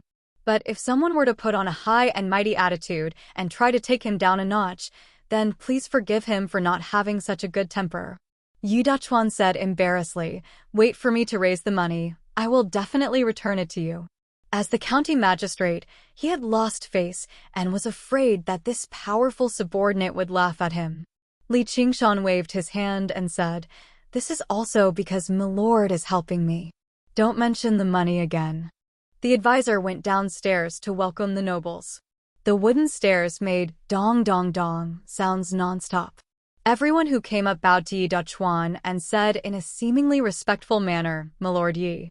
Then he took a deep look at Li Qingshan and cupped his hands, saying, "This must be the tiger from the mountain who killed dozens of mountain bandits with his own hands. His name is well known, well known." They were all well-informed people and knew very well who was the main character today. It wasn't this Yi Dachuan who had no foundation or means, but this young man who killed dozens of mountain bandits with his own hands. They weren't afraid of Yi Dachuan, and they weren't even afraid of Li Qingshan. But the combination of these two people's fame and power made them feel a little tricky. They probably couldn't treat the county magistrate like they did in the past. Heavy footsteps stepped up the stairs. Before the person arrived, the advisor shouted at the top of his voice, "Old hero Liu of the Iron Fist has arrived." Everyone's eyes were focused on the stairs. Many people even stood up. The degree of respect they showed was not something that Yi Dachuan, the empty shell of the county magistrate, could compare with. Iron Lion Lu Hong walked up the stairs with his two disciples, Wang Lei and Li Long. As expected, he looked around arrogantly. The aristocrats all surrounded him and called him Old Hero Liu and Old Brother Liu, according to their age and status. Even the two disciples beside him received countless praises. Many aristocrats said and glanced at Li Qingshan as if to say, "We know the Iron Fist. Although you are fierce, you can't act recklessly." In their eyes, although Li Qingshan was powerful, there was still a huge difference between him and a long-established figure of the Jianghu like Lu Hong. This was what they relied on. Li Qingshan had never thought that Yi Dachuan would introduce Lu Hong as one of the important figures. However, with some thought, he knew that even if no one took Yi Dachuan seriously when he became the county magistrate, there would still be a welcoming ceremony for the important figures of Qingyang City. Otherwise, they would be looking down on the prefect. Obviously, the greatest local tyrant of Qingyang would be present at an event like this. Seeing Yi Dachuan's awkwardness, Li Qingshan hesitated over whether he should stand up or not. He placed his hand on his shoulder and told him to sit still. At this moment, a shocking sight appeared.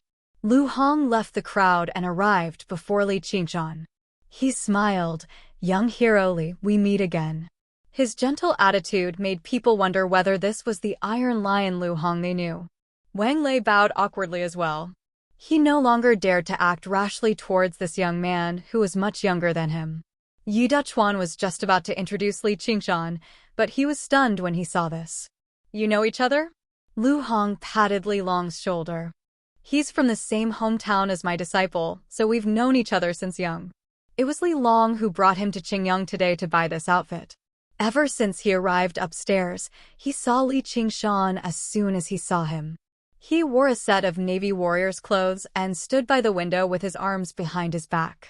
He stood out like a lone pine tree on a cliff, standing out like a crane among chickens, drawing attention. Even with his slight dislike towards Li Qingshan, his eyes could not help but light up. He praised inside, "What a handsome young man." The men of the Jianghu did not particularly like men who were overly handsome. Instead, someone like Li Qingshan could be treated as a benchmark in his eyes. Li Long's talent was already extraordinary. He had taken a liking to him and accepted him as his final disciple, but compared to Li Qingshan, it was like comparing wormwood to a pine tree. I wonder who saw through him and unearthed this fine piece of jade. Why didn't I see him when I first came to Crouching Ox Village? Never did he think that when he accepted Li Long as his disciple, Li Qingshan was still in swaddling clothes. Even though the various changes the abilities had brought to Li Qingshan, he could also see that Li Qingshan's talent was not bad in the first place. Coupled with his wisdom from 2 lives, if it were not for the fact that he had reincarnated into a remote place like Crouching Ox Village, he would have been valued by others a long time ago and achieved some accomplishments. Although heroes were not afraid of low birth, no one could deny the importance of birth. Originally, they wanted to rely on Lu Hong's influence to fend off Li Qingshan, but never did they think that Li Qingshan was even more familiar with Lu Hong, as if they were of the same generation. When they looked at Li Qingshan again, their gazes became much more cautious. However, Yi Dachuan was overjoyed inside. "So the government guards came from you. Qingshan once saved me from the jaws of a tiger, so I've finally found him today. I'm inviting him to be a constable." Originally, Lu Hong found this strange as well. How did Li Qingshan come into contact with County Magistrate Yi as soon as he arrived in Qingyang City? Just now, he understood. So Qingshan is the young hero who chased away the tiger you spoke of, County Magistrate. Sir Yi is recruiting people of talent, regardless of birth or age. It's only a matter of time before he makes a name for himself in Qingyang City. Li Qingshan said in a manner that was neither haughty nor humble, "You're too kind, old hero Lu. I just want to borrow Sir Yi's power to do some things for the people of Qingyang and remove a cancer."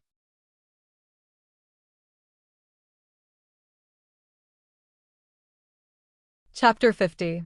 The time had come, and all the guests had arrived. Yi Dachuan stood up and toasted them. He first said some pleasantries like, "It's my honor that everyone has come," before getting straight to the point. He was furious and sorrowful. "I've invited everyone here this time because of something that has to do with the survival of our Qingyang City. That's right, it's the cancer that is the Black Wind stronghold. The bandits of the Black Wind Mountain are extremely vicious and have committed countless crimes. They've stolen so much silver, who knows how many people they've killed. He was extremely furious that the bandits were actually richer than him, the district magistrate. The advisor kicked him under the table, and he coughed gently and changed his words in a hurry. Now, they want to slaughter the Crouching Ox village. As the local magistrate of Qingyang City, I can't tolerate this. Everyone must have heard of the person beside me, the descended tiger. Li Qingshan. He placed special emphasis on his renowned nickname, the descended tiger, which made the corner of Li Qingshan's eye twitch. This young hero is also the sheriff of me, or even the entire Qingyang City. Not only did he personally kill the third boss of the Black Wind stronghold and several dozen bandits, but he also wants to destroy the entire Black Wind stronghold right now. I hope everyone can contribute money and effort to make this happen. Only then will he not let down the heavens and the earth. With that, he drank all the alcohol in his cup. Qingyang City did not have any soldiers for the district magistrate to deploy. Even the bailiffs were old, weak, sick, and disabled. However, the large clans all had large courtyards with high walls and many guards. As a result, most of the security of Qingyang City was actually maintained by the Iron Fist Gang. If he wanted to deploy soldiers, he could only borrow people from the aristocrats. As long as each family provided 4 or 5 people, it would basically meet District Magistrate Ye's expectations. However, the aristocrats were unable to drink anymore. They looked at one another. Was the district magistrate serious this time? Asking for money was normal. Which district magistrate did not need money? However, asking for people was not normal. Apart from the previous few district magistrates who would walk around the mountains with a group of people after receiving money, the latter district magistrates did not even bother putting on any airs. They just said the timing was not right. As for when the timing was right, only the heavens knew. The restaurant was in an uproar. The aristocrats did not even want to fork out money, let alone people. If they died or were injured, they would have to spend money to comfort them. Furthermore, they had offended the Black Wind stronghold. Who knew where Crouching Ox Village was?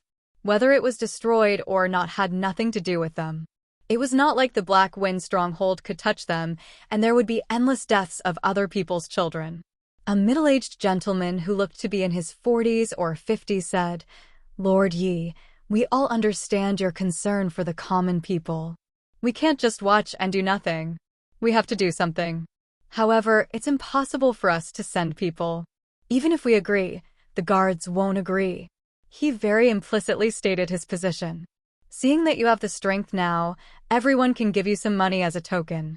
You take this money and stay here obediently. Don't cause trouble for us. I'm finally going to get money. Yi Dachuan felt that this was a bit unbelievable. He really wanted to pinch his thigh to see whether he was dreaming or not. Ever since he became the district magistrate, he had been asking for money everywhere, but no one took him seriously. He could not even ask for a single tael of silver. Success always came too suddenly. Yi Dachuan calmed himself down and glanced at Li Qingshan. He began to consider whether he should stop while he was ahead. Li Qingshan frowned. He could not blame these aristocrats for being selfish. Most people were like that. Coupled with the actions of the previous district magistrates, it was already rare for them to be willing to pay. Since he could not use this power, there was no need to force it. He said, "Then thank you all. Father, don't give him money." A young man stomped up the stairs and stared at Li Qingshan fiercely. Li Qingshan immediately remembered that this was the young man who had raced on the road and knelt down to give him money. Why did he suddenly become so bold? Was he relying on the presence of the adults? Don't mess around. This is not a place for you. Leave, the middle-aged aristocrat berated. However, the young man did not back down. Instead, he said arrogantly, "My senior brothers are here. The people from the Dragon's Gate sect are here." One of the aristocrats shouted. His voice was filled with surprise. "My son practices martial arts there." "Yeah, me too." The aristocrats were overjoyed. They whispered to each other, rejoicing that someone stood up for them and that they did not have to pay this sum of money. However, Li Qingshan's expression suddenly turned cold. The humiliation he suffered on the mountain path that day came back to him. A group of people of all ages came up the stairs. All of them were dressed in white and carried swords. They gathered together and looked as if there was no one else around. It was truly an awe-inspiring sight. The person in the lead was the young master of the Dragon's Gate sect, Young Jun, magistrate. You invited everyone to the banquet. Why did you ignore the Dragon's Gate sect? Are you looking down on us? Young Jun looked around. When he saw Lu Hong, he nodded his head slightly. It could barely be considered a greeting. When he saw Li Qingshan, his eyes lit up. Then, he exploded with extreme hatred. You really are here. It took us a long time to find you. You were looking for me? Li Qingshan found it strange. Looking at the other party's expression, it was as if he had deeply offended them. However, since they had delivered themselves to his doorstep, he would not let them go easily. It was a pity that he did not have the Great Spear with him. Otherwise, who knew how many people would die or be injured with a sweep of the spear? I only regret not killing you with one slash. Today, I will make you spit out everything you ate. Young Jun looked at Li Qingshan like he was looking at a mortal enemy. He knew that the spirit ginseng had been taken by Li Qingshan, so he immediately flew into a rage. The spirit ginseng had missed him by a hair's breadth and ended up in this country bumpkin's hands. Although the spirit ginseng could not be digested so easily, it had definitely lost most of its medicinal properties after such a long time. Otherwise, how could this country bumpkin have the strength to kill the Black Wind Stronghold's third boss? That should have been his. In his eyes, Li Qingshan was an extremely despicable and hateful thief. Li Qingshan had stolen something that belonged to him, so how could he not gnash his teeth in hatred? He would definitely cut Li Qingshan to pieces. Yi Dachuan stood up in a hurry. Young hero Yang, let's talk this out. Qingshan is this county's constable. How can you shout about killing him? When he saw the Dragon's Gate sect coming at him aggressively with all of them wielding swords, he immediately felt weak. As the saying went, it was difficult for 2 fists to fight against 4 hands. When the swords came stabbing at him, no matter how skilled Li Qingshan was, how was he supposed to block them? Yang Jun said with a dark expression, Lord District Magistrate, this person stole something extremely important from our Dragon's Gate sect. We are here today to apprehend him. Please do not stop us. Otherwise, be careful that swords are blind. Then, without waiting for his reply, Yang Jun ordered, take him down. He was extremely arrogant and despotic. Then, he smiled sinisterly. Don't kill him. I will slowly interrogate him about the whereabouts of the item. The dozen or so people pressed forward, and the aristocrats moved to the sides with a whoosh. The district magistrate and the advisor fled, and only Lu Hong was left at the large round table, drinking leisurely. Among those present, only Lu Hong understood Li Qingshan's strength the best. However, the relationship between Iron Fist and the Dragon's Gate sect could be deduced from Yang Jun's attitude just now. Iron Fist took the path of the lower class, accepting disciples from the common folk. Meanwhile, the Dragon's Gate sect took the path of the upper class, and most of their disciples were from wealthy families. Although they were not as incompatible as fire and water, they had never seen eye to eye with each other.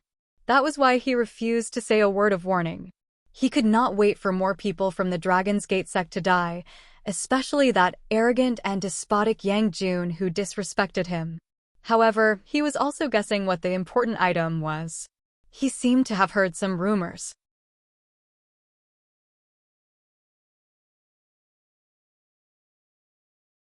Chapter 51.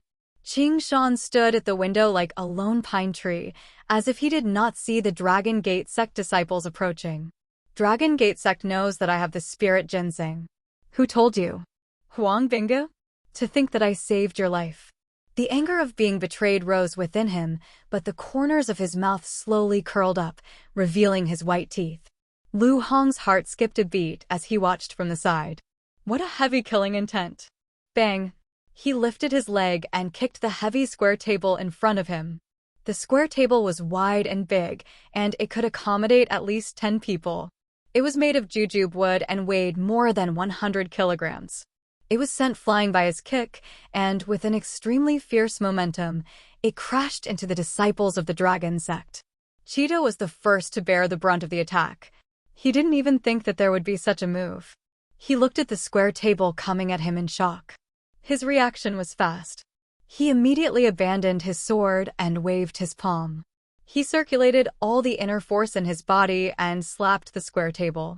A mantis trying to stop a chariot. Li Qingshan sneered. Chida's arms broke at the same time, and his chest caved in from the impact of the square table. He spat out a mouthful of blood, and at the same time, the sound of bones cracking rang out. The square table did not stop moving. It carried 7 or 8 Dragon Gate sect disciples with it, smashing through the railing and falling down the stairs with a loud crash. There were guests downstairs as well. When they saw the Dragon Gate sect disciples going up the stairs majestically and murderously, they were wondering who was going to be unlucky. They craned their necks to watch the show. Suddenly, they saw a table and 7 or 8 Dragon Gate sect disciples fall down, and they screamed and fled. It was only when the table fell to the ground that they surrounded Chida, still in a state of shock. When they saw that Chida was no longer breathing, they saw that the other Dragon Sect disciples did not die on the spot because Chida blocked them. However, their tendons and bones were broken from the impact, and they groaned in pain. They were all dumbfounded. When had they ever seen a Dragon Gate disciple like this? Who was upstairs? For some reason, Li Qingshan thought of bowling. Those Dragon Gate disciples were all dressed in white. Didn't they look like bowling pins? Unfortunately, they did not hit all of them. As the remaining 5 or 6 Dragon Gate disciples were closer to the side, they did not hit the table. However, they were covered in cold sweat from the shock. They stood there in a daze, not knowing how to react. These disciples of rich families practiced martial arts and had never experienced a real battle. All of this happened in the blink of an eye. Almost no one could react to it. In that instant, the situation reversed. The initially aggressive Dragon's Gate sect was wiped out in the blink of an eye. Only Lu Hong was able to clearly see Li Qingshan's movements. He had a grave expression on his face as he thought about whether or not he would be able to block it, and whether or not he would be able to dodge it. His conclusion was worrisome, and his brows furrowed even tighter. The mocking smile on his face deepened. Today, he had lost a lot of face to Li Qingshan, but now he seemed to have regained a lot of it. Li Qingshan ignored the others and strode towards Yang Jun. Yang Jun was lying on the ground. Li Qingshan had kicked the square table at him earlier. However, with the Dragon's Gate disciples blocking the way, he had time to react. At the critical moment, he lay on the ground and escaped the disaster. Even now, he still could not believe what had happened. The people he had brought were all experts in the sect. There were 3 third-rate experts among them, and the others were rare experts. However, more than half of them had died in a single move. His act of denouncing Xiaochen had become an extremely ironic joke. As he watched Li Qingshan approach, he suddenly thought of the dozens of mountain bandits who had died in Li Qingshan's hands. He thought of the terrifying infamy of the person before him and remembered that his martial arts were far from enough. He drew his sword in a frenzy. Kill him. One sword stabbed at Li Qingshan. At the same time, 5 swords flashed with cold light as they stabbed at Li Qingshan from the front, back, left, and right. The stunned Dragon's Gate disciples reacted as well. They were fellow disciples who practiced together all year round. Although they did not have much actual combat experience, their teamwork was not bad. The speed of this attack was exactly the same, trapping Li Qingshan in a net of swords. Be careful of the sword formation. Li Long shouted a warning, but it was already too late. At the same time, 6 swords stabbed into Li Qingshan's body. Delight appeared on the faces of the owners of the swords. They did not expect it to work so easily. Our Dragon's Gate sect sword formation is indeed extraordinary. It was unknown whether it was mockery or pity on Lu Hong's face. He was too inexperienced and had too little experience in fighting in the Jianghu. He was supposed to win, but he gave his opponents the perfect opportunity to surround and attack him. He had dug his own grave. However, the fall of every young talent caused a veteran like him to feel regret. He also felt somewhat relaxed. He wanted to proudly say, "Look, the older the ginger, the spicier it is." The strongest might not be able to live to the end. The tip of the sword stabbed into the skin by an inch and could not go any further. The swordsman's delighted expressions turned into shock. They exerted strength madly, but they only bent the tough swords. Lu Hong was shocked. Could it be that he has already trained his external defensive martial arts to the point where he is impervious to weapons? Furthermore, a fine steel sword infused with inner force was not something that ordinary weapons could compare to. This youth had given him too many surprises. Li Qingshan said slowly, "No wonder people say that 2 fists cannot defeat 4 hands. Such a combined attack is no weaker than a full-powered strike from a peerless expert." A strange red light that was hard to see with the naked eye flowed in his eyes. "However, how can such weak and powerless swords injure me?" His quintessence spewed out, and his swords shattered. All the swordsmen were sent flying back, vomiting blood. However, only faint white marks were left on Li Qingshan's skin. Yang Jun felt an extremely surging quintessence rush into his body. The inner force that he had cultivated for so many years could not stop it at all. It rampaged through his body, tearing his tendons and meridians apart. Just as Yang Jun was about to fall off the building, a figure flashed and appeared behind him. With a wave of his sleeve, Yang Jun landed steadily on the ground. Li Qingshan's expression turned grave and vigilant. Although he saw the person's movements clearly, he could not keep up with such a movement technique. Although his defense was shockingly high, his speed was his weakest point. Yang Anji grabbed Yang Jun's pulse with a cold expression. Yang Jun's meridians were in a mess. His martial arts could be considered crippled. Yang Jun called out, "Father," and fainted. Yang Anji looked at Li Qingshan again. His eyes were filled with a terrifying killing intent, and he no longer looked like a scholar. His heart was filled with hatred and regret. He had come to the restaurant earlier, but he thought that Yang Jun and his disciples would be enough to capture Li Qingshan. If he had seen Lu Hong, it would have been rather difficult for him to speak. As a result, he had remained hidden in the restaurant the entire time, just in case. However, he never thought the situation would change so quickly. From the moment Li Qingshan kicked away the square table and cleared out half of the Dragon's Gate disciples, he wanted to take action, but Li Qingshan fell into the sword formation right afterwards. He was doomed. Even Lu Hong, someone who had witnessed the power of Li Qingshan's martial arts, believed that Li Qingshan was dead for sure, let alone him. As a result, he stopped himself, but it was already too late. Lu Hong chuckled. "Brother Yang, long time no see. Why have you suddenly caused such a great disturbance? What's the reason?"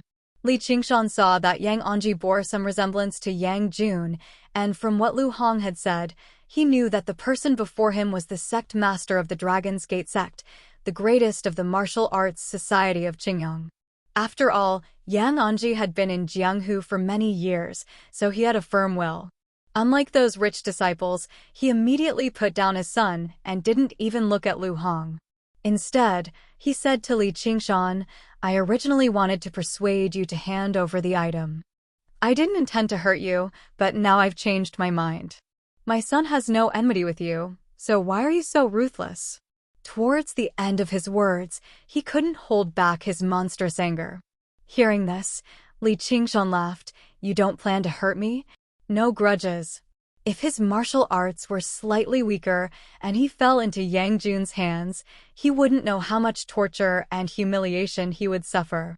On the mountain path, the threat and humiliation from a superior expert might not be considered as enmity. Perhaps Yang Jun felt extremely wronged. "Yes, I only said a few words to you. I didn't really chop off your hand."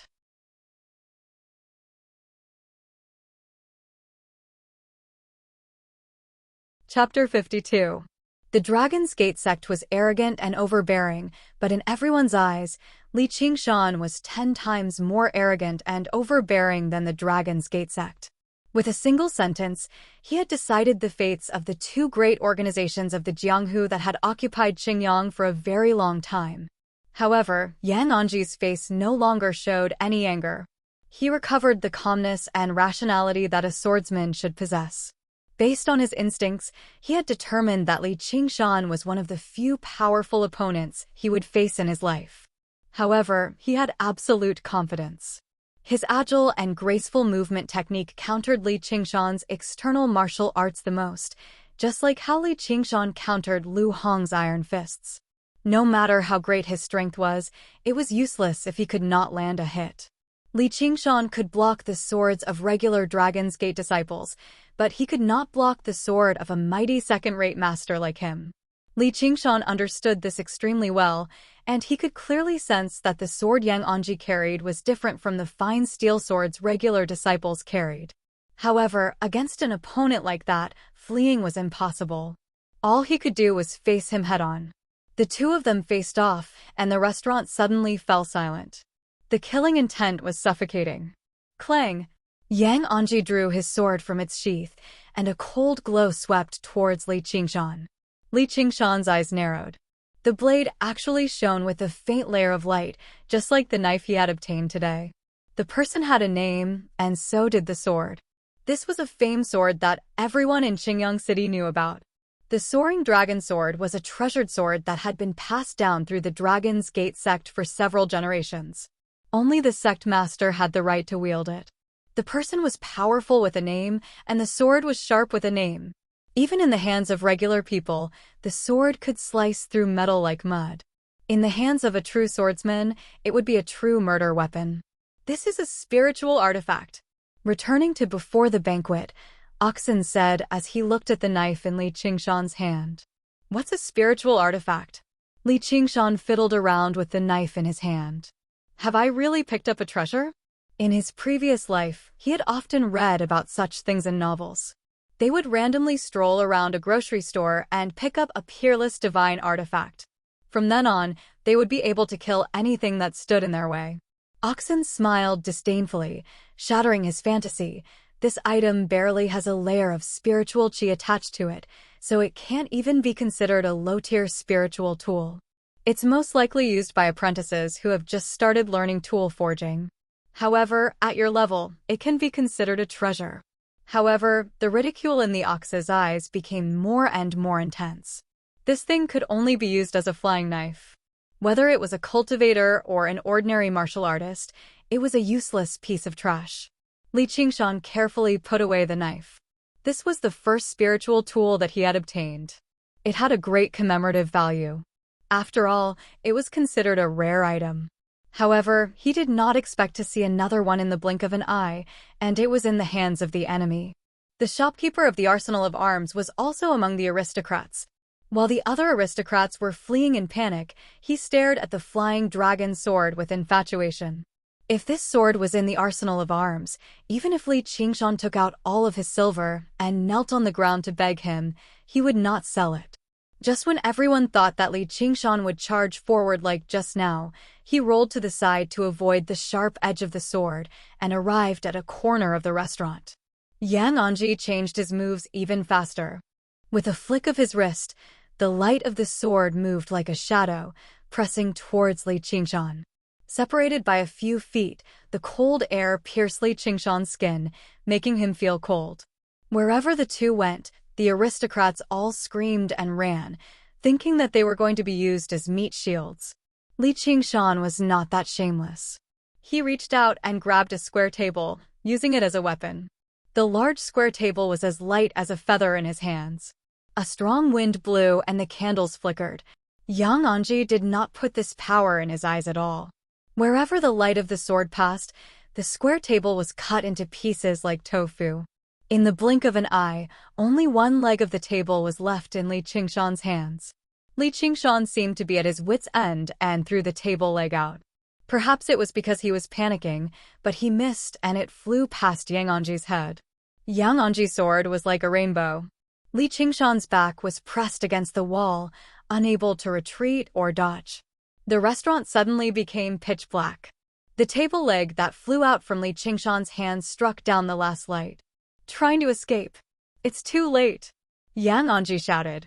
However, he did not see that when the darkness descended, Li Qingshan's face did not show panic, but a smile. Bang! Li Qingshan clapped his palms together and caught the flying dragon sword in a hair's breadth. Yang Anji sneered. It was wishful thinking for him to catch the sword with brute force while he was flying forward. The sword's edge suddenly pierced forward. As the sword and palm rubbed against each other, an ear-piercing sound of metal clashing could be heard. The tip of the sword was only 3 inches away from Li Qingshan's throat. Yang Anji's expression suddenly changed. A cold wind came from the back of his head, making him feel a life and death crisis that he had not felt for many years. This is impossible. This was the first thought that came to his mind. Although he could not see, his other senses were still there. Someone was so close behind him. How could he not sense it? How strong was the qinggong? Could it be a hidden weapon? If the lights in the restaurant were still on, everyone would be able to see a small knife flying towards the back of Yang Anji's head. It really did look like a hidden weapon. However, if someone could open their spirit eye like Li Qingshan, they would see that the small knife fitted perfectly in Little N's clean, white hand. Little N cultivated the path of white bone and great beauty and bathed himself in fresh blood every day, so he was no longer afraid of blood and qi at this level. He could truly get close to experts, but he still lacked a suitable weapon. If he used a regular hunting knife, with Yang Anji's strength, even if he did not train in external martial arts, his protective inner energy would still be able to knock the knife away. It would be difficult for him to deal any fatal damage. However, things were different now. In Little N's hands, the spiritual knife was not just a piece of trash. Instead, it was a divine weapon for assassination. Li Qingshan had used himself as bait to lure Yang Anji here.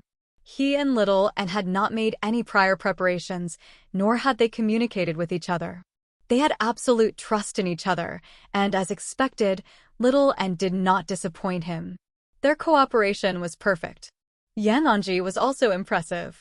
He lowered his head and dodged the knife in the nick of time. The blade practically scraped his scalp. He was shocked, but he did not panic. As long as he continued to exert force and killed Li Qingshan, he would be able to deal with the hidden weapon expert behind him with ease. The small knife suddenly turned and stabbed downwards. It was not a hidden weapon. Yang Anji's mind was immediately thrown into disarray. This was because he still had not sensed the presence of a living person behind him. A chill rose up in his heart. He ignored everything else and tried to pull back his sword to defend himself. Li Qingshan bit down on the tip of the sword with both hands and snickered coldly. It was easy to stab, but the first thing to be pierced would definitely be your head. Want to pull back? Then don't even think about it. As long as the sword existed, the person existed. This was probably a lesson that every swordsman had learned, not to mention that this was a treasured sword passed down from their ancestors. The sword was left in Li Qingshan's hand, but he was sent flying with extremely graceful movements. He could no longer be graceful. His hair was disheveled and he looked extremely pathetic. And all of this happened in the blink of an eye. From the moment Yang Anji swung his sword, forced Li Qingshan to the wall, and then retreated after being assassinated, only a few breaths of time had passed. The aristocrats were all panicking and could not react in time. Only Lu Hong sniffed and smelled blood. His heart was filled with shock. Yang Anji was injured? How did this brat injure him? At the last moment, Yang Anji had decisively abandoned his sword, but he had also paid a heavy price. Little N still used the spiritual knife to pull out a foot-long wound on his back. Fresh blood was flowing out. Li Qingshan had some admiration for his decisiveness. For the first time, he experienced the emotions described in the books. Even if they were mortal enemies and wanted to kill each other at all costs, they would still be shocked by the skills displayed by the opponent during the confrontation. However, in a battle, he would not be entangled in such emotions, nor would he be entangled in all the right and wrong. Since they had become mortal enemies, killing the other party at all costs was the right thing to do.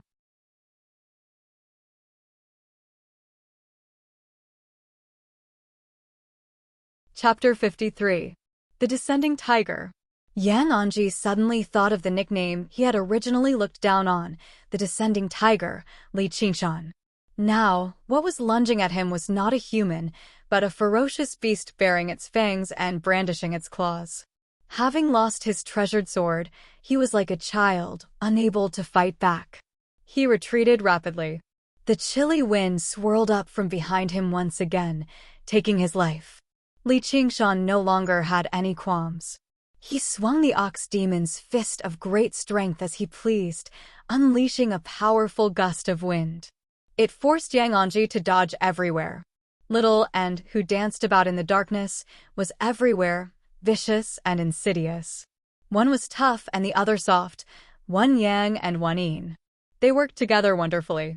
Yang Anji was impressive as well. Although he was injured, he still used his supreme movement technique to move about and dodge.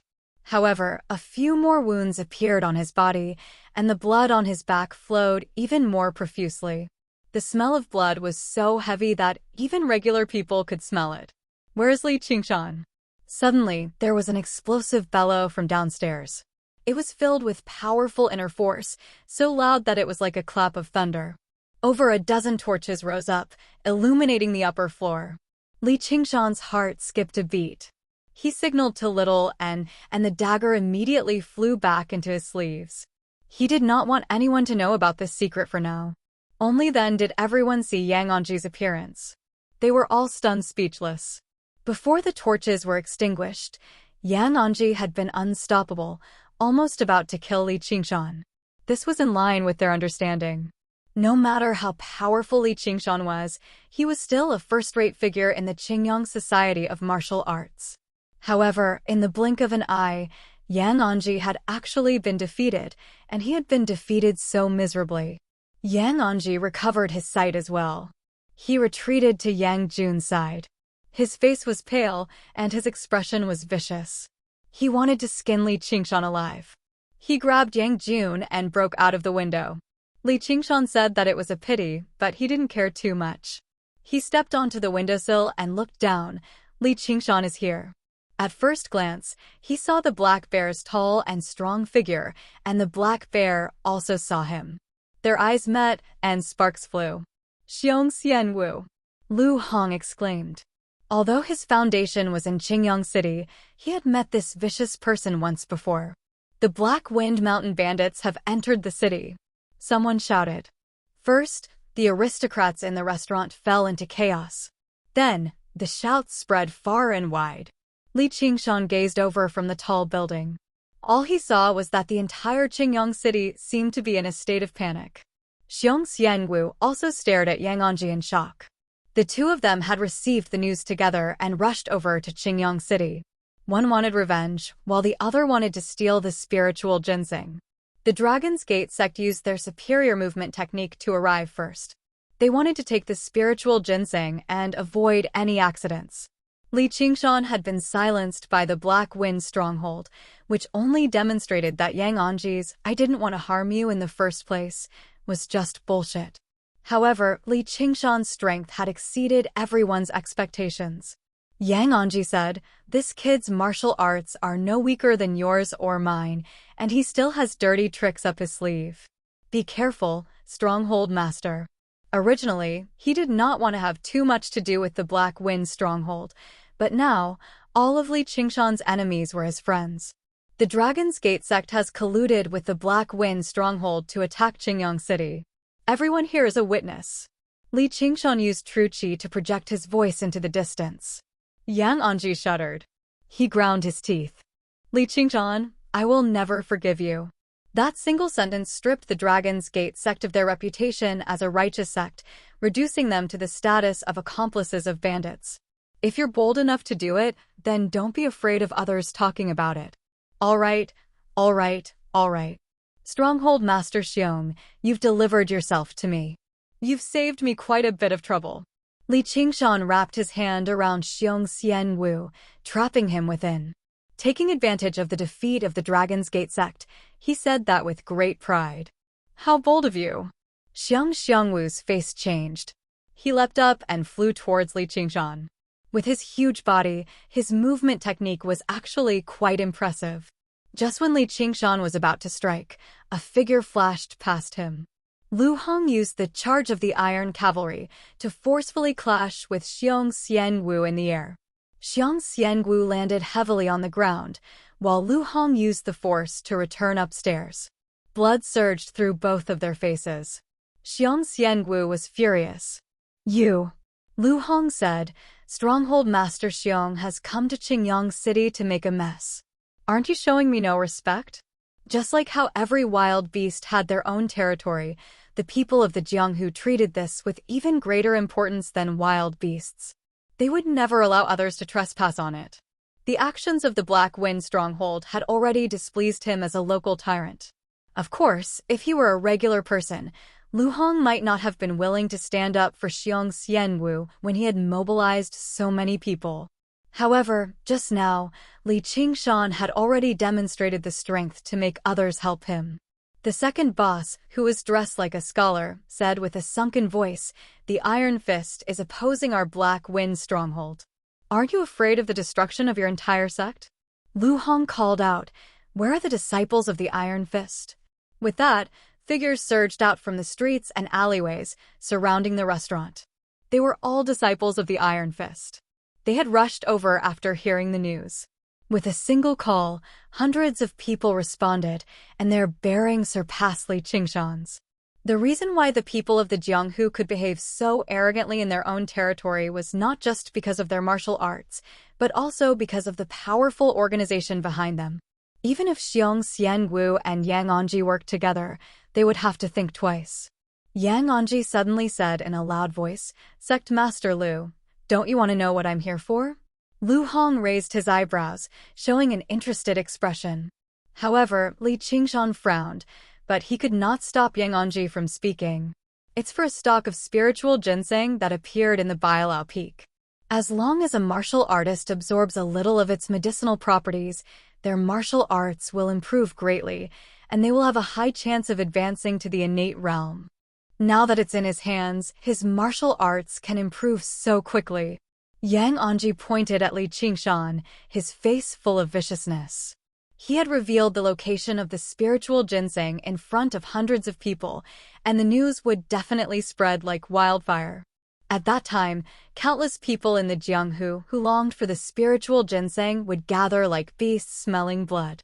No matter how strong Li Qingshan was, he would be torn to pieces. Everyone's eyes involuntarily looked at Li Qingshan. Li Qingshan lowered his eyebrows and did not say anything. He knew that it was futile to defend himself. His martial arts undoubtedly confirmed Yang Anji's words.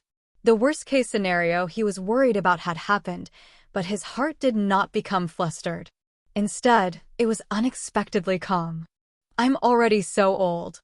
I don't want to improve my martial arts and dominate the martial arts world." As Lu Hong said so, his eyes were searching Li Qingshan's body. Obviously, he did not mean what he said. There was no one in the martial arts world who did not want to improve their martial arts. The spiritual ginseng also has the effect of prolonging life. Don't you care, sect leader Lu? As long as you give the order to capture this brat, the spiritual ginseng will be yours. At that time, Stronghold Master Xiong and I will only seek revenge. We will not fight for the spiritual ginseng. Besides, we won't be able to fight for it even if we want to. Yang Anji demonstrated the terrifying aspects of a sect leader other than martial arts. As expected, Lu Hong was very tempted. Xiong Xiangwu's eyes also lit up.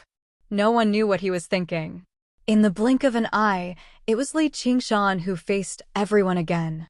His eyes were calm, but his mind was anxiously thinking of a way to escape. He did not think that Lu Hong would have any sense of loyalty toward him. Wasn't the reason he was in such a situation because he believed in loyalty? Of course, this was not a hopeless situation.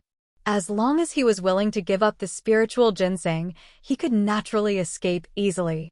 However, he would not do that unless he had no other choice. The magical power of the strength of 9 oxen and 2 tigers did not focus on qi refinement. The spiritual ginseng could be said to be the greatest guarantee for him to become a so-called innate master. The stalemate was broken very soon.